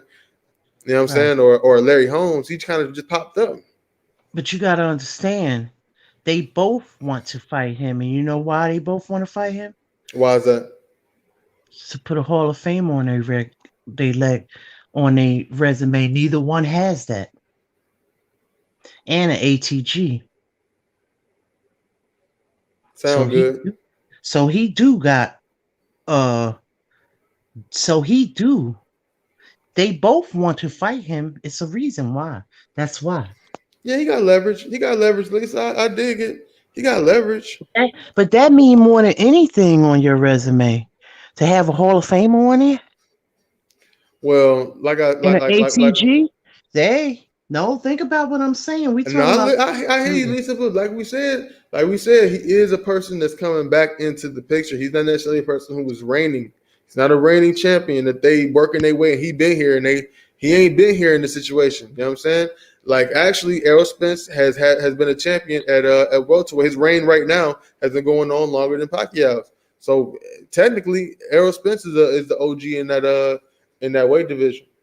no, he's not. It's like it's like Pacquiao. Yeah, he did a bid before, and now he back doing another one. You know what I'm saying? But hey, But it's that's a your whole different. resume. Your resume is your body of work. When Who you got look two at a belts? Who got resume, two belts? you look at a resume, it's your body of work. When you put a resume in a job, it's your body of work. Your body of work is your totality of your, you know what I'm saying? That's what I'm saying. They haven't established that yet as being a ATG or a Hall of Famer yet. But So he is. are you making this official right here, Lisa? That you saying that Manny Pacquiao is the number one man in the welterweight division? Is that your stance? In it, well, in a sense he is, in a sense he isn't. And the reason why I say this, yes, we know that Earl Spence has the longest reigning champion right now, and we do know that he has and now he's a unified champion. However, they both want to fight him, and it's a reason why, because they want that on their resume, but they also want the hardware, and the hardware gives them more leverage in negotiations. It's one thing that you missing out about that, Lisa Bells. Time. What? Time is of the essence. You know what I'm saying? They can potentially just starve out Manny Pacquiao very easily. You know what I'm saying? And very covertly, especially in this time of right But this they time. should These have times. been for each other. Okay, okay, I'll So he give you don't a got good that much example, leverage. right? Yeah, I mean they would have to He force always themselves to fight. Well, I'm sorry. Go ahead. okay, he's Go ahead. always going to have leverage in a sense because look, okay, I'll give you a good example. Everybody's saying that Canelo should have fought Andrade, and I think he should have, and he should have fought Charlo, right? But a lot also people say why haven't they fought each other to establish themselves more to maybe get to fight with him? You get what I'm saying? I dig it. Right. So there's always another side, you know, to look at because you're talking about Canelo, he's gonna most likely be a Hall of Famer. You know what I mean? Yeah. Oh, Look at all definitely. the fights. Definitely look at all the fights he got. I don't know if he'll be considered an ATG, but you know what, Manny, he definitely is. He's like a 6, 7, 8 division. You know what I mean? That's gonna go down in the history books. You know what I mean? Like, Right. this is what I'm talking about. I'm not talking about for now. I'm talking about for later.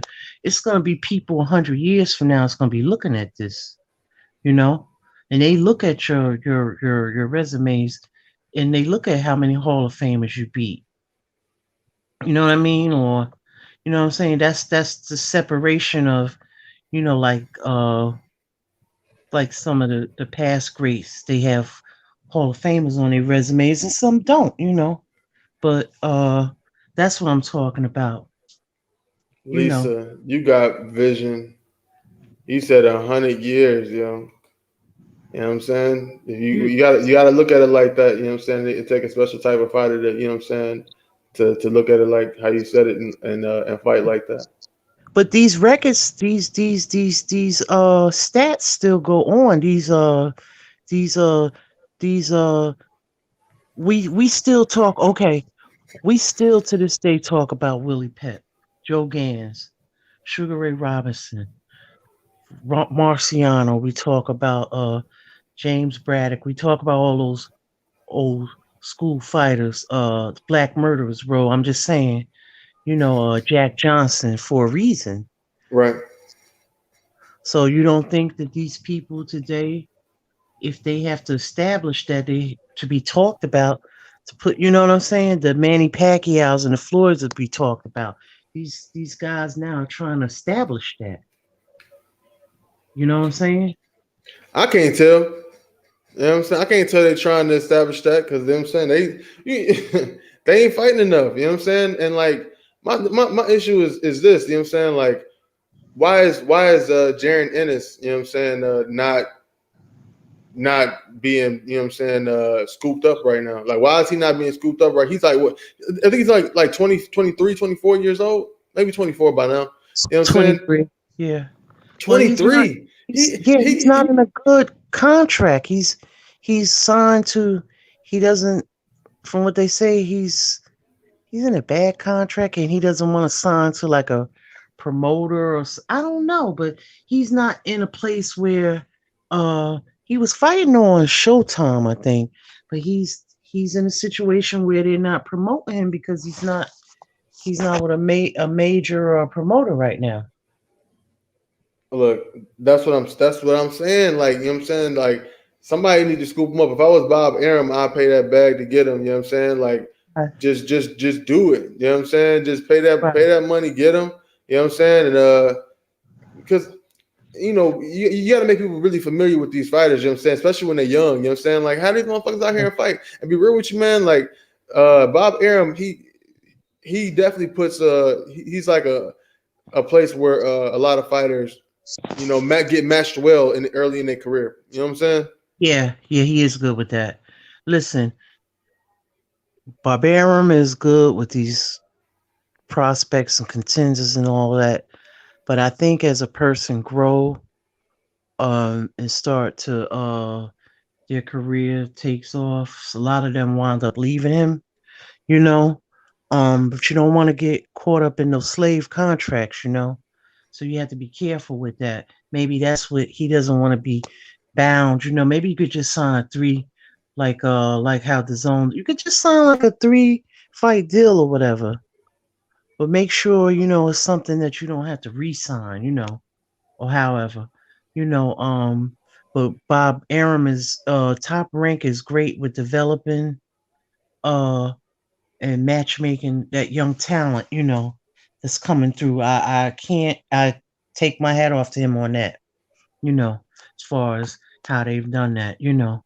But a lot of times look at the situation that Crawford is in, you know, like he's just he's great, you know, he is a great fighter, but he's not, you know, he has to they saying he has to do more, you know, to promote himself, and he's, you know, like I don't really look at all of that. I look at him in the ring. I don't really care about all of that other stuff, but I think everybody who needs to know about Terrence Crawford, you know what I'm saying, they know, because you know what I'm saying. Like, if you care about anything about boxing, then you didn't see you know Terrence Crawford. I mean, right. so Exactly. the whole promoting thing. I mean, his name go out through all the boxing. Yeah, everybody know Bud, but it's like his pay-per-views is just getting they trying to get him to that next level, and they See, and telling and him that he and, has and that's to and that's do and that's and that's the BS logic they use to leverage themselves in a better situation. Because the fact of the matter is, any fight with Terrence Crawford, you know what I'm saying. If you're a person who's important, as it was as important as Terrence Crawford is to the sport, you make a mega fight with him, no matter who you are. You know what I'm saying? Right. Like Right. maybe Terrence Crawford isn't necessarily the flammable substance, but his chemical added to the game makes an explosion. You know what I'm saying? Right. You know what I'm saying? Well, So you gotta pay him for what he worth, because you know what I'm saying. It's a good fight with him and Sean Porter. You know what I'm saying? It's a good fight between him and Keith Thurman. That's a good sure. fight. People gonna That's buy it. People who don't usually spend their money are gonna spend their money to watch that fight. yeah, of course. But the PBC side, they don't really they move different over there. They don't move uh like some of the other companies. So I don't it's just different. It's like Hell, Virgil Ortiz versus Terrence Crawford is a good fight, in my opinion. You know what I'm yeah, saying? And I think he does good for Virgil Ortiz no matter what. Like, he can get his ass whooped by Terrence Crawford, and it's still great for him yeah, from a yeah, business point of view. right. But Terrence is not appreciated how he should be. You know, he's appreciated, but he gets a lot of flack. A lot of shtick. And he getting a lot of flame out here right now in the community, and I think it's kind of You messed think, up. It's kind of unwarranted, huh? you think Bud getting a lot of he getting a lot of shade right now? Yeah, look at all the videos they be putting out. Oh, I don't ever see it. Maybe I don't hit my algorithm. I don't see nothing bad about Bud Crawford. I see it all the What's the time. bad news on Bud? No, they just feel like, because him saying the 60-40 thing, and they was like they just trying to make it, like they tarnish, they trash his resume. Can you clarify the whole 60-40 thing for me? Because what is that all about? I don't know. It was just, I don't know. Maybe I'm not sure. I think Spence was saying maybe 60 for trying to. I don't know. And then Bud was like 60-40 for me. He did a video. You know how he be doing them videos and they be Okay, on okay, okay. like If that's what it's about, then cool. I ain't know if it was. I ain't seen nothing wrong with that. You know what I'm saying? right. I ain't seen nothing wrong with that. I know they just it's just talk for, you know what I'm saying, for now and all that type of Yeah, shit. But yeah. like they But shouldn't he even be but talking it about that but shit it, no way, it man. Just fight. exactly, but it creates a buzz, and then the content creators, they'll start making videos, and it'll go like, because Bud is getting a lot of heat for his resume at 147, what he's done at 147, but we all know where he's at.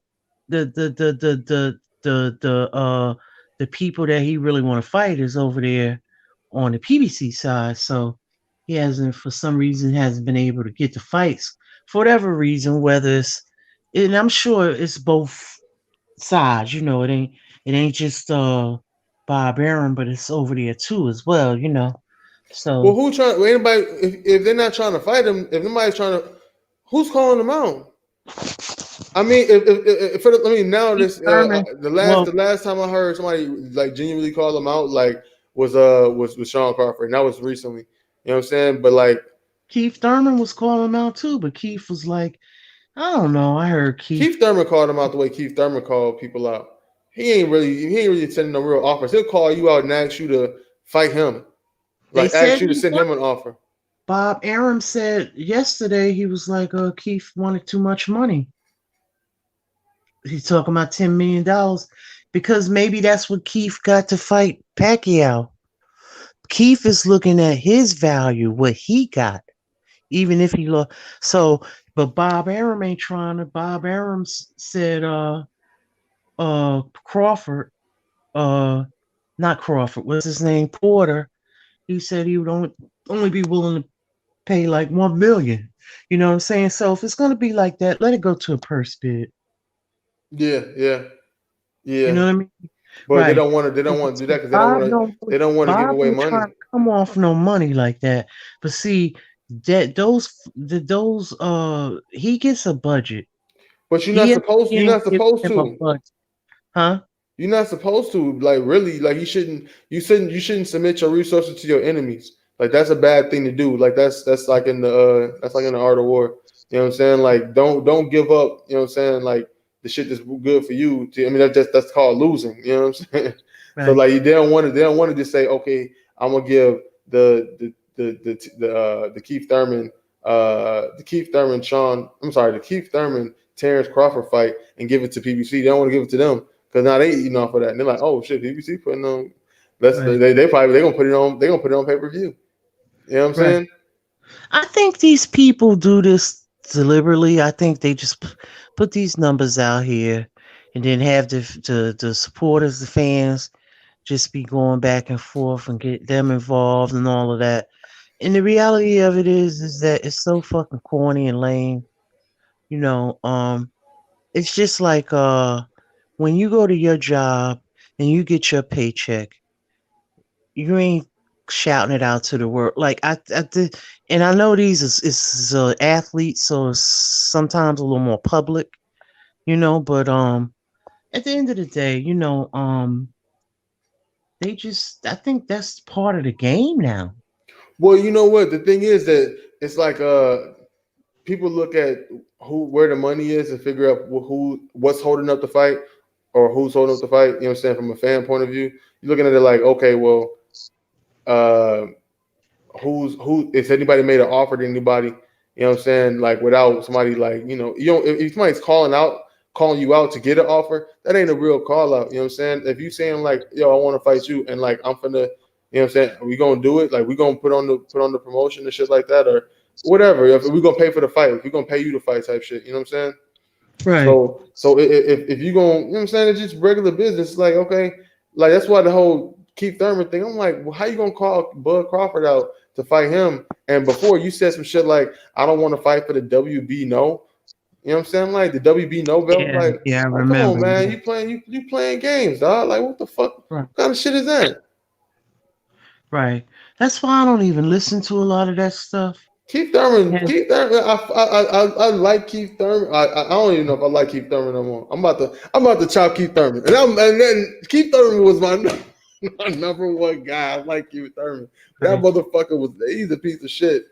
You know what I'm saying? Damn, that's fucked up, man. I just said it on live. Fuck it. Keith Thurman's a Right. piece of shit, man. I still like him. You know what I'm saying? He cool. If I met him in person, I'd be like, man, what's up, I Keith like Thurman? Keith. But he's I a piece just of think shit. Keith ain't doing no different than a lot of them do. Come on, it's just it is what it is. He is in a situation where he just trying to get back in, you know, trying to get an opportunity. That's all. But Man. trying to, But he he on PBC. I mean, I don't know the way. I don't know what type of deal he signed with PBC, man. Because like I felt, I don't. It just seemed like his career just went kind of suspicious. I don't know. I don't know. After the Danny Garcia fight, he disappeared for like 2 years. Like, how did that happen? And then he come from after 2 years. He This has motherfucker surgery. fight. I dig that, but after that he comes in directly. And you knew he was gonna fight Manny Pacquiao when he came back, Right. Well, you know and he what? got You gotta bread for that. sometimes you gotta read between the lines, even though you don't really know it. I think Keith Thurman, we don't know. Keith Thurman is quiet. He's What? not quiet. No, no, you gotta listen to me. He's not quiet when he comes out, but he's a recluse. He's not a person, not a recluse, but he's not a person that's always on social media Right. every day or nothing like that. Keith Thurman goes somewhere, and where he goes, I don't know. Keith Thurman got a lot of issues, I believe. Oh shit! Speaking on the Lisa Bells. I don't know him personally. I think he got some internal demons. He said he went through. I just saw he said he went through a lot of depression after he lost to Pacquiao. You get what I'm saying? I think Keith Thurman got a lot of issues that just has not surfaced because he choose not to. He's a he's a person that you really don't know who he is because he's just not. You know him, but you really don't know him. You know, because you see Keith and then you don't. Keith is not a person you're going to see every day. You'll see him, he'll come out every now and then, but Keith is But you see with Lisa, that's what happens. You know what I'm saying? Keith Thurman do a lot of stopping and starting, and that's how you get injuries. Right. He got some issues going on. I think Keith, you got to look at what's going on with Keith. Keith's body has been breaking down for some years now. The same thing happened with David Hay. His body's breaking down. He can't totally get honest about it because we know it's breaking down, but he he has to try to save face, but he stays he's not active anymore. He comes back every so often, and his timing is going to be off. It's just Keith Thurman's going through something. I don't think Keith Thurman timing is ever going to be off. Like that's one thing I give Keith Thurman on. You know what I'm saying? Like his punch resistance might go. He might slow down. All the type of shit. But his timing, I think his timing is going to be where it's going to be good. Because Keith Mhm. Thurman is talented in that type of way. Right, I got you, but I'm saying it could be better if he was sharp. Right? Yeah. He'd be Right, better for that's what sure. I mean. Yeah, but what I'm saying is the man's body is breaking down. Same thing happened with David Hay. His body was breaking down.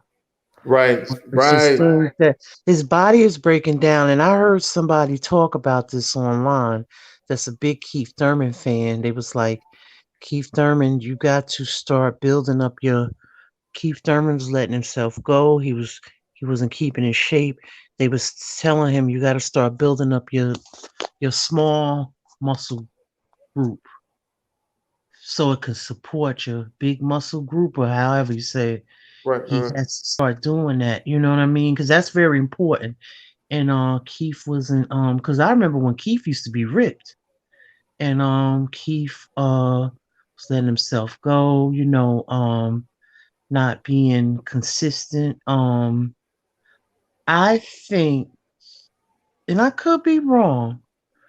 I think that okay, he didn't get to fight with Mayweather because Mayweather was he was Mayweather's mandatory, I believe, and then Mayweather, he vacated the belts, and that's how Keith became a super WBA.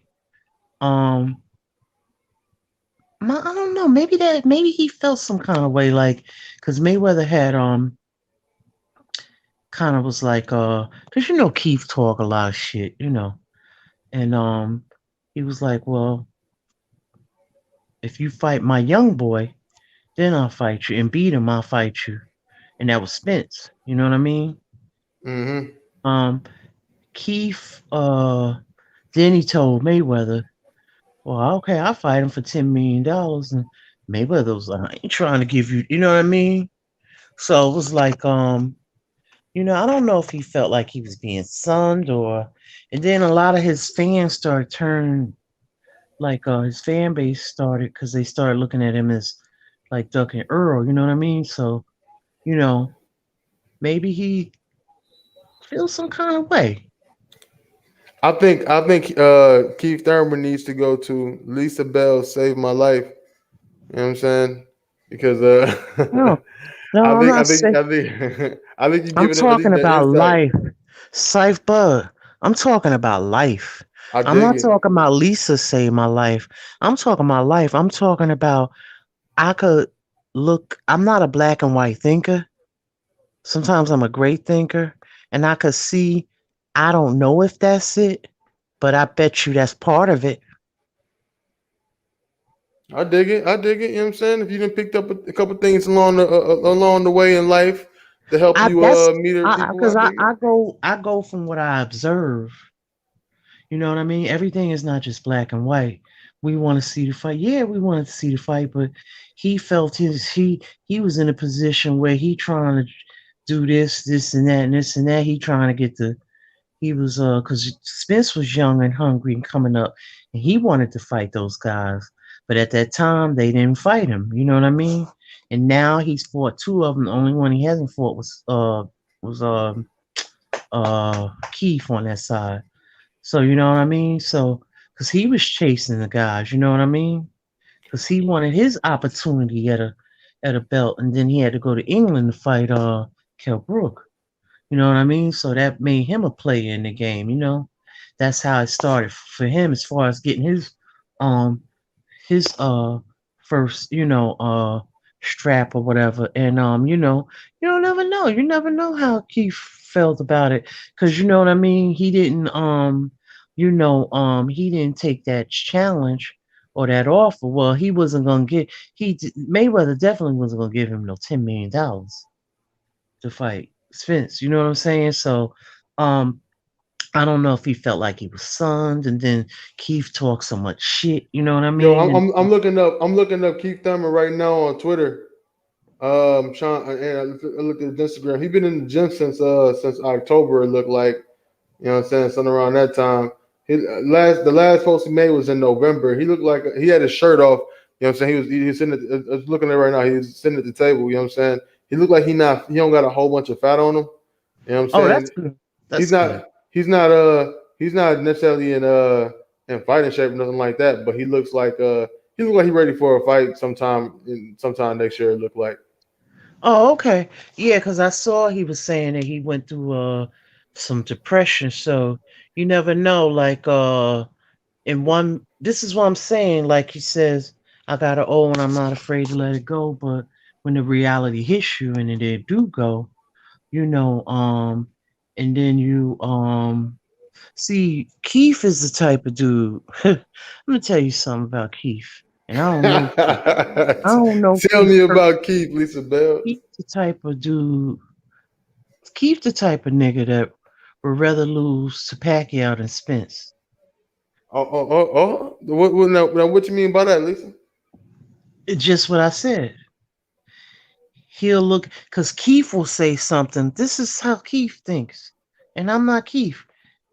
You could just listen to Keith and listen to him talk. Well, at least I got beat by all time great and ain't that bad. See, that's the way he does. That's what Keith does. You So never you listen to saying him talk? you saying that Keith Thurman played real well by the book. Yeah, I guess so. See, he Oh, that type of let me dude. let me extend on that. Okay, so Keith Thurman plays it well by the book, right? So that means that, you know what I'm saying, he when it comes down to what's on paper, you know what I'm saying, he plays it by that law. You know what I'm saying, by what's on the paper, right? So would that make Keith Thurman a paper champ? You know what I'm saying?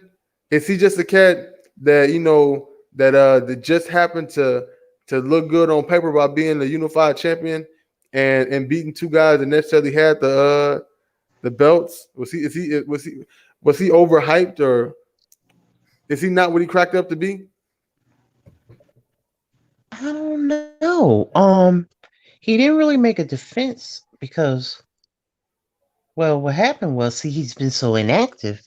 What happened was he had to vacate one of the belts, so he still had the one, and then no, he did make one defense of it. Uh, I was after reaching on winning this. it. No, he made one defense of Josecito Lopez, and he got through it, but you could tell that Keith was really ring rust because Josecito, he got through that round. That was a tough round. Yeah, he got to the. But you know what? Honestly, I was impressed by. I was not impressed. But I wasn't like. I didn't think that it was necessarily a bad performance by by by Keith Thurman. You know what I'm saying? Like, But if you you know look, what? the size advantage was actually pretty big. Josecito he ain't no chump to come right back from it and fight. You know what I'm saying? Like, I mean, No. like he ain't the shit, but I mean, like at 147, I mean, shit, he even fucking Canelo at one point in time. You know what I'm saying? Like, he's the bigger guy. You know what I'm saying? And Josecito is not a walk in the park. And I'm gonna tell you something. When if that he fought fight him right, happened, but if he fought him again, he should be able to smoke his ass. I don't think he should be struggling if he actually really on his shit. But I'm right? listening. Go ahead. Go ahead. You see how Josecito beat the shit out of that man last week? Yeah, I seen that. Yeah, he still got it in him. Yeah. Um, and he with Robert Garcia. He doing good over there. Um, Uh, I was on a chat the night that that fight happened with Keith and Hosacito, and so I'm listening to more experienced boxing uh fan than myself, people who've been watching it, but who got the eye for it. And you know what they said when they watched it? What they They say? said, they said Keith looks like a shot fighter, and that came from two experience. Okay, they said he's not the same. Yep, and they noticed that. Yep, and this is what happens. See, when you're inactive and you're a fighter, that's one of the worst things for a fighter. I heard is to be inactive because a fighter is like a car. You know, you have to oil it, uh, put the gas and stuff for it to run. You know what I mean? You had to put all the antifreeze. There was things that was missing. Um, a fighter is it's really crazy with these fighters. You know what I'm trying to say? No, I know, I dig it. You know what I'm saying? I dig that. You know what I'm saying? And maybe Keith Thurman did leave something, you know what I'm saying, outside of the ring that he never brought back in. You know what I'm saying? Possibly. You know what I'm saying? Right. But this is what I'm saying though, right? If you look at it, man, Keith Thurman came back from a long layoff and a surgery and fought Yeah, a host and Cito I give him Lopez. credit for getting But through that. hold on. And he did that, but he didn't just go in there and just go 12 rounds with him. I mean, let's keep it a buck. I mean, he dropped the bigger man early in the Yeah, fight. Like he dropped him early. You know what I'm yeah, saying? So like the power was yeah, there. You know what I'm saying? So like I can't say that he was just like, oh, he just gave a shit performance with a shitty fighter that nobody ever heard of. It wasn't nowhere near as bad as what I seen with Jamel Herring. I'll tell you like that. You know what I'm right, saying? But I'm not trying to deflect. right. I'm just giving the reference. You feel me? Yeah. So he No, dropped I he hear dropped you. the he dropped the bigger guy, and when he did get caught, he got caught not because he got caught trying to be too slick. You know what I'm saying? And you could tell that, you know what I'm saying, the ring rust is still there. And he thought she played it closer than what he should have. And he caught that hand, he caught it on the edge of that punch, and it touched his chin, and he was in the middle of the round. It wasn't like he got saved by the bell. He composed Right. himself well, and you know what I'm saying, and he got back to it. Yeah. Yeah, Keith, like I said, I noticed after the Pacquiao hand fight, his hands swole up real big. Keith got issues going on with his body that his body is breaking down. It's not, and Keith is a person that doesn't use a lot of defense. His defense is his legs, basically. Keith got some legs. Keith know how to Keith um his footwork, he doesn't really have like the footwork like that. His legs is what gets him out of stuff. Yo, He, I gotta look up Keith Thurman's resume. He actually put on some really entertaining fights. You know what I'm saying? yes, I he's a gotta very entertaining fighter. However, you know what I noticed too? what up? Keith started getting like injuries. He probably had them before when he fought Guerrero. It was a headbutt. Yeah. And then he had big He was hematoma. looking. Hey, Yeah. I know Guerrero ain't the fastest thing on the earth. You know what I'm saying? But Keith Thurman was looking like he was on some Matrix. Like he was pivoting in and out. He was moving. He was moving in Yeah. that Guerrero fight. Yeah. And then it was a headbutt. It was a clash of heads. Then he got a big hematoma on his head. Yeah, And yeah. then the next fight, that was when PBC first started jumping off. Then the next fight he fought Collazo. And then um the body shot. But he folded, but he didn't go down. You know. Then people it's the remix. People only remember the body shot, but they don't remember that he busted his ass up and he didn't come out the ring. You know what I'm saying? That's how people are. They only focus on they don't look at the win, they look at what happened. You know what I'm saying? Because Yeah, people focus sometimes on we the forget to negative. turn the sometimes we forget to turn the page over and look what's on the back. We all Right, guilty of that. right. And then, that's when he came into the Sean Porter. That was a tough fight. That was a tough That was fight. a great fucking fight. I That think was a Keith great Thurman, fight. the PBC owe Keith Thurman plenty. I put it like that. You know what I'm saying? Because He you know, really put that. He matter of yeah. fact, he was the first premier. That matter of fact, they had he won the fight of the year or something. It was like an award or something. I don't remember. He put them on the map. But then there was other guys over there. They were coming up too. So like I know that and I respect that. But there was other guys coming up. When they see you, there's always somebody behind you. There's always gonna be somebody behind you, and they looking to take your spot. And I think he was barking a lot too, like, I'm the man, I'm the top. He hadn't really established that yet. You know what I'm trying to say? Yeah, but you know what though? He came out there on some Deontay Wilder type shit. You know what I'm saying? Like to a degree, he was like, yeah, he talking that big shit, but like he was backing that shit up at that point in time. You know what I'm saying? Yeah, Maybe I shouldn't bring up Wilder. Maybe I took that somewhere else. But like he was talking that shit, but he was doing that shit like, you know what I'm saying? When you really start to see, you know what I'm saying, him really like doing this thing with the Sean Porter fight, it was like, okay, um uh he's fighting on a big platform. right. You know what I'm saying? As a champion on a great fight at a time where boxing really needed it. They put it on regular TV. It was similar to the Teofimo Lopez Lomachenko fight type of vibe. You know what I'm saying with that Yeah, fight? Like if you watch yeah, boxing, yeah, you was like, it's a good ass fucking fight on regular yeah. TV. Yeah, that was a good one. That was a classic to me. I like that fight better than him and Danny. Yeah, Yeah, yeah. because he was bringing it. But I like that for fight too. You know what I'm saying? Like I feel yeah, like they that was fight. motherfuckers forget though. But in the beginning of that fight, man, and beginning of the fight, Keith Thurman was muscling around Danny Garcia. You know what I'm saying? That's saying a lot, Yeah, especially yeah, for like the way that I don't know for Keith's style. You know what I'm saying? The shit that we know that he's good at. For him to go ahead and press forward, right. yo, that's dope. He Mm-hmm. had like a Tyson Fury moment. You know what I'm saying? He was just like, okay, you know me Right. for being elusive, but watch this. I'm finna get up on your ass. Yeah. Yeah, like I said, Keith just I think his fan base uh he lost some of his fan base kind of sort of when he did because I was around YouTube at the time. So I knew what was going on and that's what I was seeing a lot. A lot of people he was started being labeled as a duck, you know what I mean? Right. So He called. Remember when Keith Thurman called Danny Garcia a cherry pick? yeah.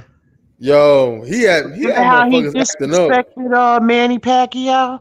Manny Pacquiao ain't say nothing in the press conference. He Yeah. was disrespecting his religion and talking on Manny ain't say nothing. Manny ain't say nothing. He said, I'm gonna teach this young boy a lesson. Damn. Yup. Damn. Talking all that shit. But he sold that pay-per-view. Now Keith Thurman can sell a pay-per-view with his mouth. Hell yeah. Hell yeah. Yeah. He gotta get his weight up though on some real shit. Like he gotta get his weight up you know what I'm saying, unless he just hop out and just fight, you know what I'm saying, hop out and fight Bud Crawford. You know what I'm saying? Right. Which I wouldn't be mad if he did it, but if he fuck around and get his ass whooped, it's gonna look like more and more the same of the narrative from Bud Crawford. You know what I'm saying? It's like, okay, the school of thought is that that Keith Thurman is already injured. He a done fighter and he got beat up Right. by an old man and shit like that. He was already out. He was already. I'm like, yo, man. Right. Like, but I mean, he got. That's what I'm saying. Keith Thurman got to get his weight up and fight some. He need to fight Ugas. He need to fight Right. Ugas. He need to Yeah. fight a. He need to fight a motherfucking a fucking Mikey Garcia or Yeah. even a if he out the game like that, he go fight. He need to go fight Virgil Ortiz if they pay him the bag. Because I think what's his name Oscar De La Hoya, he'll drop a bag for Keith Thurman if he really think that the Virgil Ortiz can beat him. Yeah. But I don't think he's really ready for that per se. We got to really see what Keith Thurman looking like. You know what I'm saying? If Keith Thurman looking like regular Keith, then maybe Ortiz probably ain't ready for that. He probably ain't got the feet for it. Right. He just gotta let his body heal up. Like I said, his body is them hands. I don't know if he got brittle hands. I can't say he got brittle hands, I but think he hurt his he elbow or some got shit. he did have elbow surgery And you know how he throw them hooks, and after I know you see him. Danny. I know you see him hit the bag before, so you know what I'm saying. I know you see how he throw them wide hooks. He throw his whole body with it. You know what I'm saying? He probably blew Yeah, that fucking elbow out. yeah, yeah, yeah. I think Keith needs to focus on the fundamentals more because his style, his style that we love, may not work for him in his later career. This is his later career. I don't know, Exactly. Lisa. I don't know. I think it's a little late in the game. You think about it like that, Lisa. Right. But he can start jabbing more, little he know how to move out the way. He do have that about him, but just not get hit as much because this man is, I believe he has the talent to do that. He just I just really think he's another one. He's gonna leave it in the ring, Keith. Yeah, he Good or is. bad. He's like that Nigel, but he's gonna leave it in the ring. He gonna leave with a busted up face or something, but he's gonna He leave it in might. the He might. ring. Yeah. Yeah. You right. And that's one thing about Keith. I can't say I never thought he was a duck or a punk or nothing like that. I just think what his body goes through, people don't know. Like how much time your body, maybe his body ain't reacting like it used to. The comeback ain't as quick, the healing process. And we Yeah. don't know what Keith doing outside, and I don't know if he drink or, you know what I mean. Like you got to get back in that, eating right, living that. He doesn't look like he's living that hard work dedication type of going hard. Well, what he's kind of one of those guys that uh he fights. He'll train for a fight type thing. You know what I'm saying? Right, So that right, snapback, it just ain't snapping back like I used to. You know what I'm saying? But right. he And you have to. One thing about Bud stay in that gym, yeah. and Earl is getting back to that too. He, Genetics play a big part too. You know what I'm saying? Like Bud Crawford, he's got a fighter type of physique. yeah, You know what I'm saying? Keith yeah, Thurman could fuck around and turn into fucking Danny DeVito real quick. right, exactly. But Bud stay ripped. He stay in shape. He stay in the gym. He trains in that high altitude or whatever. He be out there. Out there in Omaha. Yeah, but he be out there somewhere in Colorado training Is that the at that illest high. nigga in Nebraska? He need to get he need to get some way put that into his all of his ring walks. Yeah. You know Uh huh. what But I'm saying? But But Bomac and them be out there in Colorado somewhere. It's high altitude. yeah. They train out there, and it be cold, snowing and stuff. But Bud be out there, yeah. Yeah, I seen him out there shadow boxing in the snow a couple years ago and shit. Yeah, he be out there. Like you have to if you want to continue to be the best, you have to live that lifestyle. I You seen I have to. seen what he deadlifts. Bud is strong as fuck. Yes, he is, and he's a wrestler too. Yeah. You know, so He he's choked. He very choked. strong. He choked out. He choked out. He was one of the guys from Akim Barak. Uh huh. That's funny as shit. He got his lower body strength is incredible. Yeah, and his center of gravity is always where it needs to be. You know what I'm saying? He's just as balanced. He's balanced like I don't want to say that because that's a bad comparison. But he's balanced. You know what I'm saying? He got a strong foundation. He can also, you know what I'm saying, throw strong punches because of that. He punching from a strong, solid stance. You know what I'm saying? Yeah, So yeah, Terrence yeah. Crawford, man. Terrence Crawford is a real athlete. Uh Oh yeah. He's something. He's something. Only thing that can really be him. I don't say only thing that can be him, but like really, like the thing that's like probably gonna catch up with him is like time with his Right. reflexes, not necessarily with him his output, but his reflexes. You know what I'm saying? Eventually, Right. everybody's reflexes start to go down. Mm-hmm. You know what I'm saying? Right. It's gonna be gone before you know it type thing. You know what I'm saying? 'Cause he'll be out there, you know what I'm saying, still lighting motherfuckers up, and then be like, damn, you got caught, motherfucker. That's Right. That's caught with something true. nasty. You know what I'm saying? Yeah. That is true. That is so true. And you know, a lot of boxers looking for slippages. You know, when these fighters they looking for a type of slippage. And then when that start to happen, like sometimes that's when they know how to fold. Like with Andre Ward, Andre had sold. I think Andre's knee, something was going on with it. Yeah, I think it was a knee injury. Right. So I think Andre just left out before. He didn't want to go out with a I mean with a he wanted to go out undefeated. So maybe he didn't feel that, because the Andre Ward that beat Chad Dawson, Mm-hmm. that Andre was incredible. That was a good fight. Yeah. Andre was, just amazing in that fight. You know. Lisa, guess what I'm watching? But I'm watching Laura and Herd. It's been on. It came on after the Laura and Paul Williams fight, and oh round yeah, he did. it's round 12, and it was 34 seconds left, and so you already know what happened at that point in time. That's when Herd dropped Laura. You know what I'm saying? Yeah. That's a classic, man.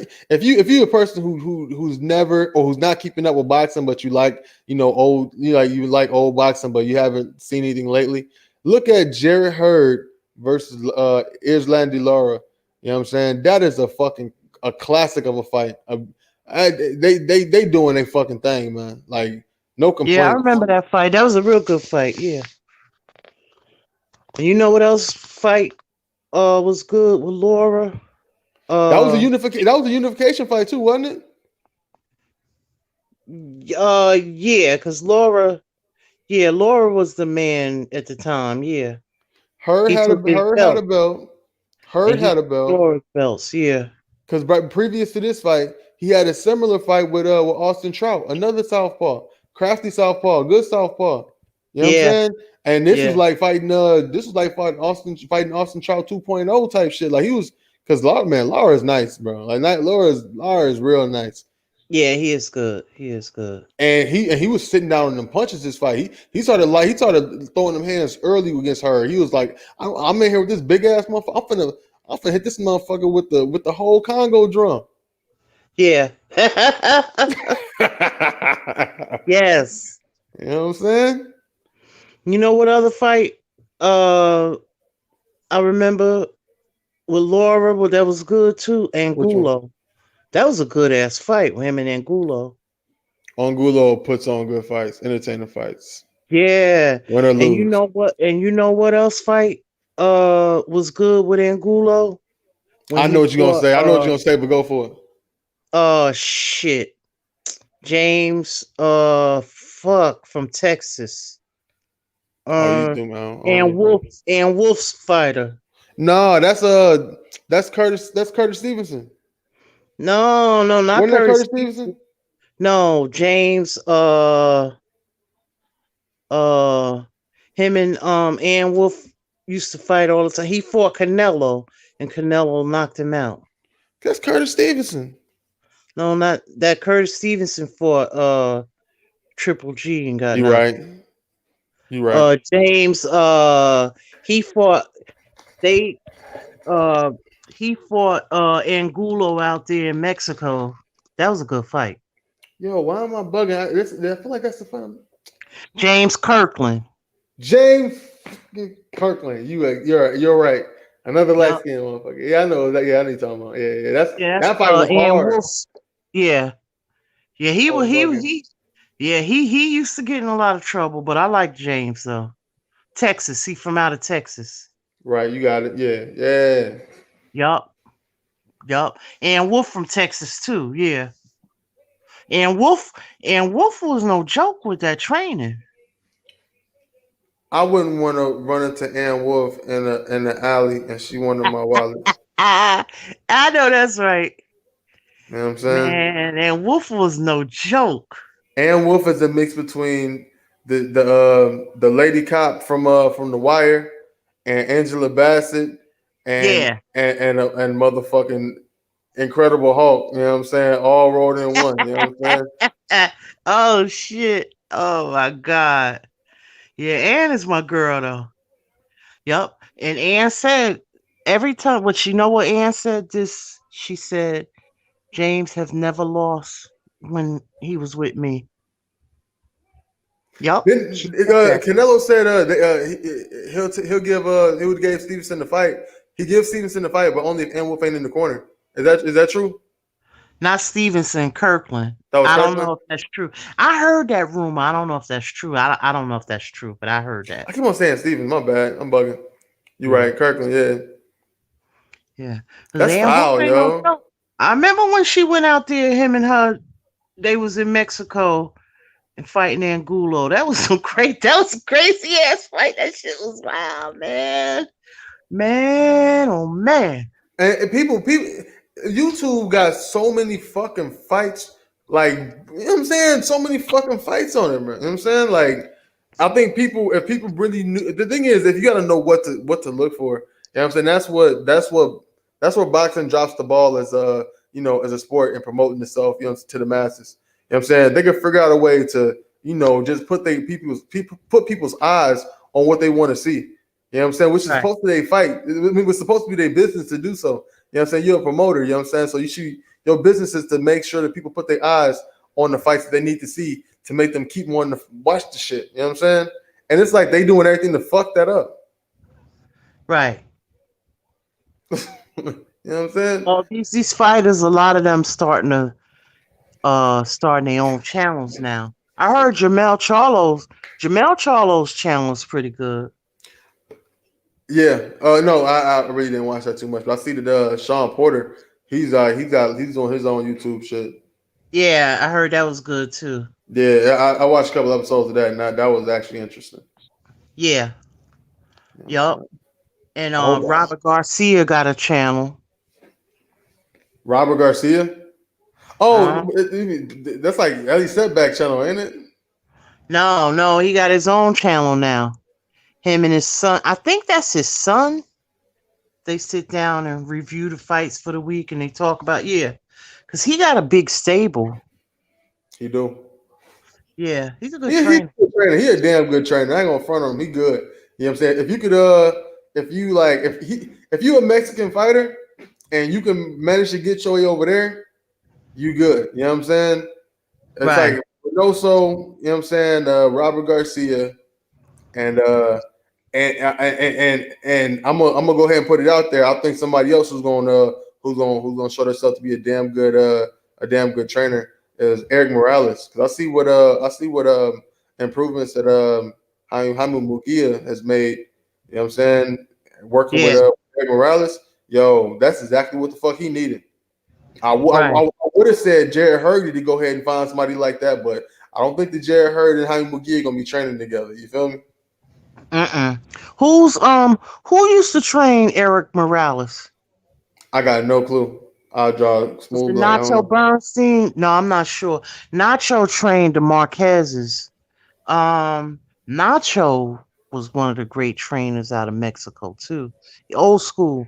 I don't know. Nacho might have retired, so I don't know. That's Buddy. Hold up. Huh? I'm trying to think. I'm trying to put a face on this guy. Who? Nacho Bernstein? Yeah, is that the guy with the small mustache and the other with the sunglasses?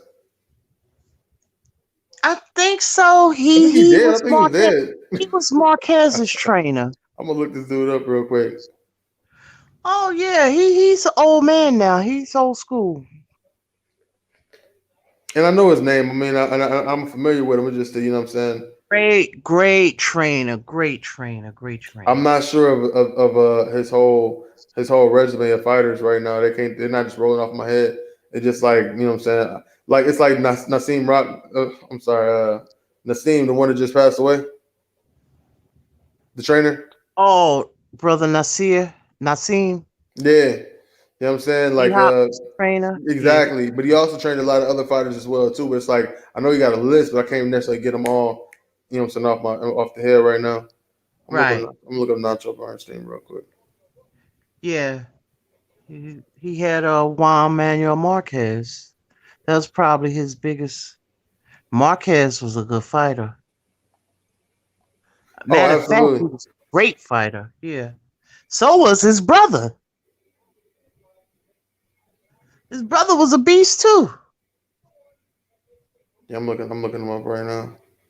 I'm a big fan of his brothers as well. Hold up, whose brother? I'm a big fan of Marquez's brother, Raphael. Oh, okay. Yeah, really? Yeah. You ain't see them 4 wars he had with Israel Vasquez? No, not really. What's his Oh, like? look it up. Is his name is Mark no Raf oh, you talking about Nacho Bernstein? No. We talking about Rafael Marquez now. Rafael Marquez. Yeah, He had I ain't really fuck four with him. fights. He had 4 fights with Israel Vasquez.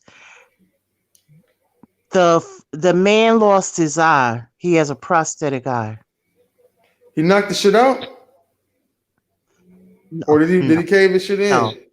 The fight they had 4 wars. 3 of them was wars. The fourth one it didn't even last long. It was like he has a prosthetic eye. He Oh had a wow. lot of damage. Those type of fights, those 4 fights are classics. And they're classics like a Gotti Ward's, but they don't get the respect. But those 2 men need to be inducted into the Hall of Fame I know just on the fights alone. Juan Manuel definitely is he definitely did, you know what I'm saying, his part to get into the Hall of Fame, definitely, you know what I'm saying, for Yeah, sure. definitely, Damn definitely. good fighter. But his brother, look up those fights. Israel Send Vasquez. me send me send me a link to, you know what I'm saying, when you get time, of course. You know what I I'm saying? Send me a link of a couple of his I, best fights in your opinion. I'll send them to you in an email. Yeah, those were great fights, but they were wars though. Like just wars. Like another version of Gotti Wars. They were. I was hearing about and I don't know the severity of it. The Gotti War fights were so brutal. Those fights were very brutal, and they went through so much. They went. Those guys were lucky to survive those fights. That's why they were inducted into the Hall of Fame. I know a lot of people had issue with it. Come on, man. All right, now how did that go? Like they fought how many times? Fast, No, no, no. Marquez. No, Ward and Gotti. How many times did they fight? They fought twice or 3 times? They fought 3 times. And Ward won twice, if I'm not mistaken. Gotti won twice. Ward won one. But Okay. the brutality of the fights were so. Um, Gotti got stopped once. Gotti got stopped, right? he, he didn't get stopped by Ward. No, no, he didn't. It Well, just hold went to a up. decision. Really? Am I Huh? remembering? He may have got stopped in other fights. No, I thought he got stopped in I thought he got stopped in one of their fights, but maybe I might be tripping. No, I'm gonna look this up real quick. I think Ward might have got stopped, maybe, but not Gotti. But Gotti, Nah, I found. the second fight, Gotti boxed more because Buddy McGirt helped out Arturo Gotti a lot. He changed his style. He helped him because Gotti was wild like that, in his day. He was he was another one that left it in the ring. Cool. Gotti, Arturo Gotti Oh yeah, yeah, had a yeah, lot of heart, huh? yeah. He did. He's taking a lot of punishment. Like He I used to always did. his, his brain was going to end up turning into fucking mashed potatoes. Like he every fight, like he would have the whole baseball mid face type thing going on. I'm like, damn dog, you bugging, bro. You need to learn some defense, bro. No Yeah, matter whether he lost, I'm like, but you look like but that. but but you know what? I just think that was his style, but Buddy helped him to transition his style. And I'm gonna tell you something. Arturo had uh pedigree. He could have did that, but he was just one of them type of dudes that if you hit him, he wanted to go to war. Kind of remind you of Bud, but Bud got better reflexes. Like if you hit Arturo, he gonna hit you back Oh like you no, know what I mean? hold on one second, Lisa. I'm sorry, I can't let that slide. Okay, I know you didn't really mean it like that, but it's no way in hell I'm gonna sit there and let you compare Terrell Gotti to Bud Crawford. You didn't hear what I said? I said kind of like Bud. Like when you hit I can't. Bud gonna hit you three. Gotti No, was that same. No, you're not listening. Gotti was that same way, but he didn't have the reflexes of Bud.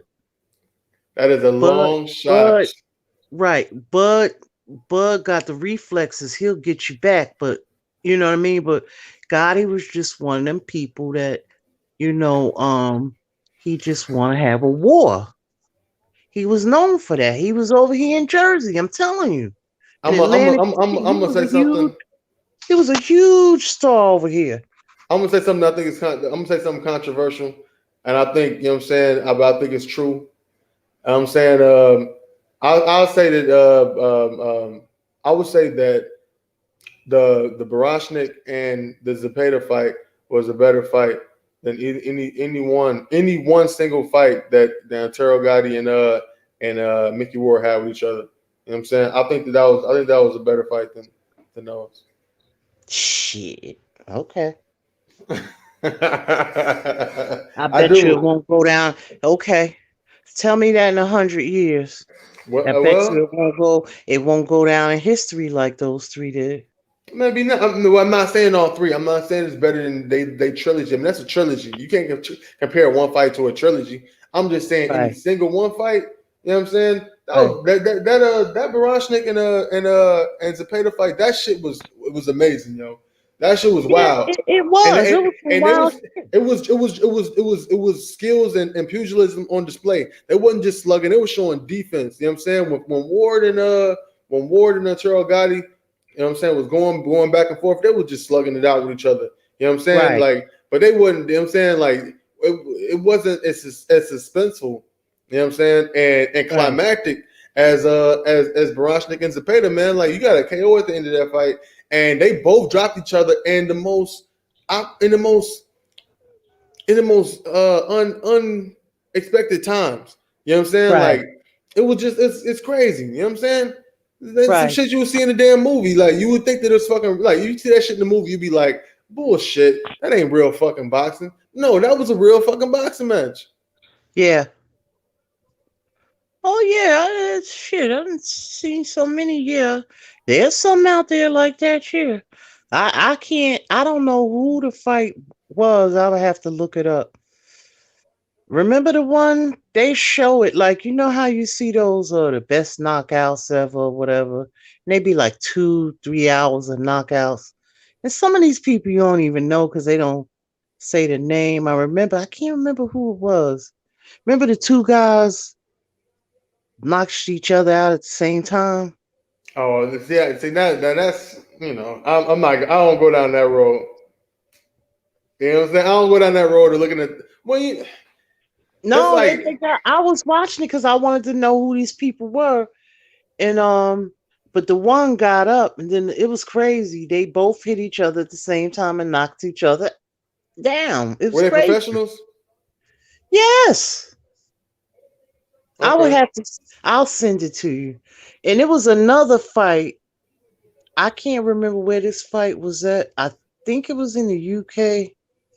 It was I can't remember. It's like a clip. It doesn't show you the fight for some reason. Where okay, the man, I don't know if the man beat her son, but the mother got in the ring. It was crazy. Oh no, okay, Mother- okay. And Now, she yeah, hit the man with her pocketbook or her shoe. yeah. That was some crazy shit. What's that guy's name? Shit. I know the guy his channel. He has like a lot of dope ass fucking a lot of dope ass like collections and compilations and shit. Is his name? I'm gonna look it up. I know exactly what you're talking about too. His name's like Rancho or some shit like that. What's the name Rancho. of that? What's the name of that guy's channel? The guy that got all those compilations of that of like weird shit like that, like when boxing gets personal and all that shit. That's one of those compilations, right? When that lady hopped in the ring when her son was getting his ass whooped and she jumped in the ring Oh, to I fight and gotta shit. look at that. See, I don't know about that. Okay, when boxing gets personal. Okay. Yo, I'm gonna look it up right now on my phone real quick. That guy has like some of the best compilations in boxing. Oh, okay. And I'm shitting on his whole name, but I forgot what it was. Hold on, my boxing. Yeah. You know what? We over here, we've been on this shit for a minute. I think I'm about to shut this shit down, Lisa. I had a All good right, time. man. I had a good Oh ass. yeah, it's always a pleasure talking to you. You know we could talk, but we be kicking it about boxing. And you know what? It's so cool to talk to you because it's like, we just be kicking it about boxing. Hey, you keep me rolling up another one. I'll tell you that right now. I really appreciate you. You know what I'm saying? I Oh, appreciate man. anytime come through. And also send me them a link to them I'm getting fights you ready to was send talking them to about. you now. You know what I mean? I'm getting ready to send you to Rafael Marquez, right? Yeah, Ralph. Yeah. Them Marquez's fights brother. was wars. Yeah, you're gonna have to put your on game on that because I'm not trying to be out here missing no classics. Yeah, they was wars, but unfortunately, Israel has a prosthetic eye, and he said, and check this out, he's a warrior. He said he has no regrets about it. He was on Showtime talking about it a few years ago in the audience. He said he has no regrets. Yep. Sticking to the G code. Yeah, I he's a true warrior. Yep. you know what I mean? Yeah. We up out of here. Yeah, hey, y'all have a good one. It's fighting words. All right. Peace, fam. Okay, I'm gonna hit you up with that now.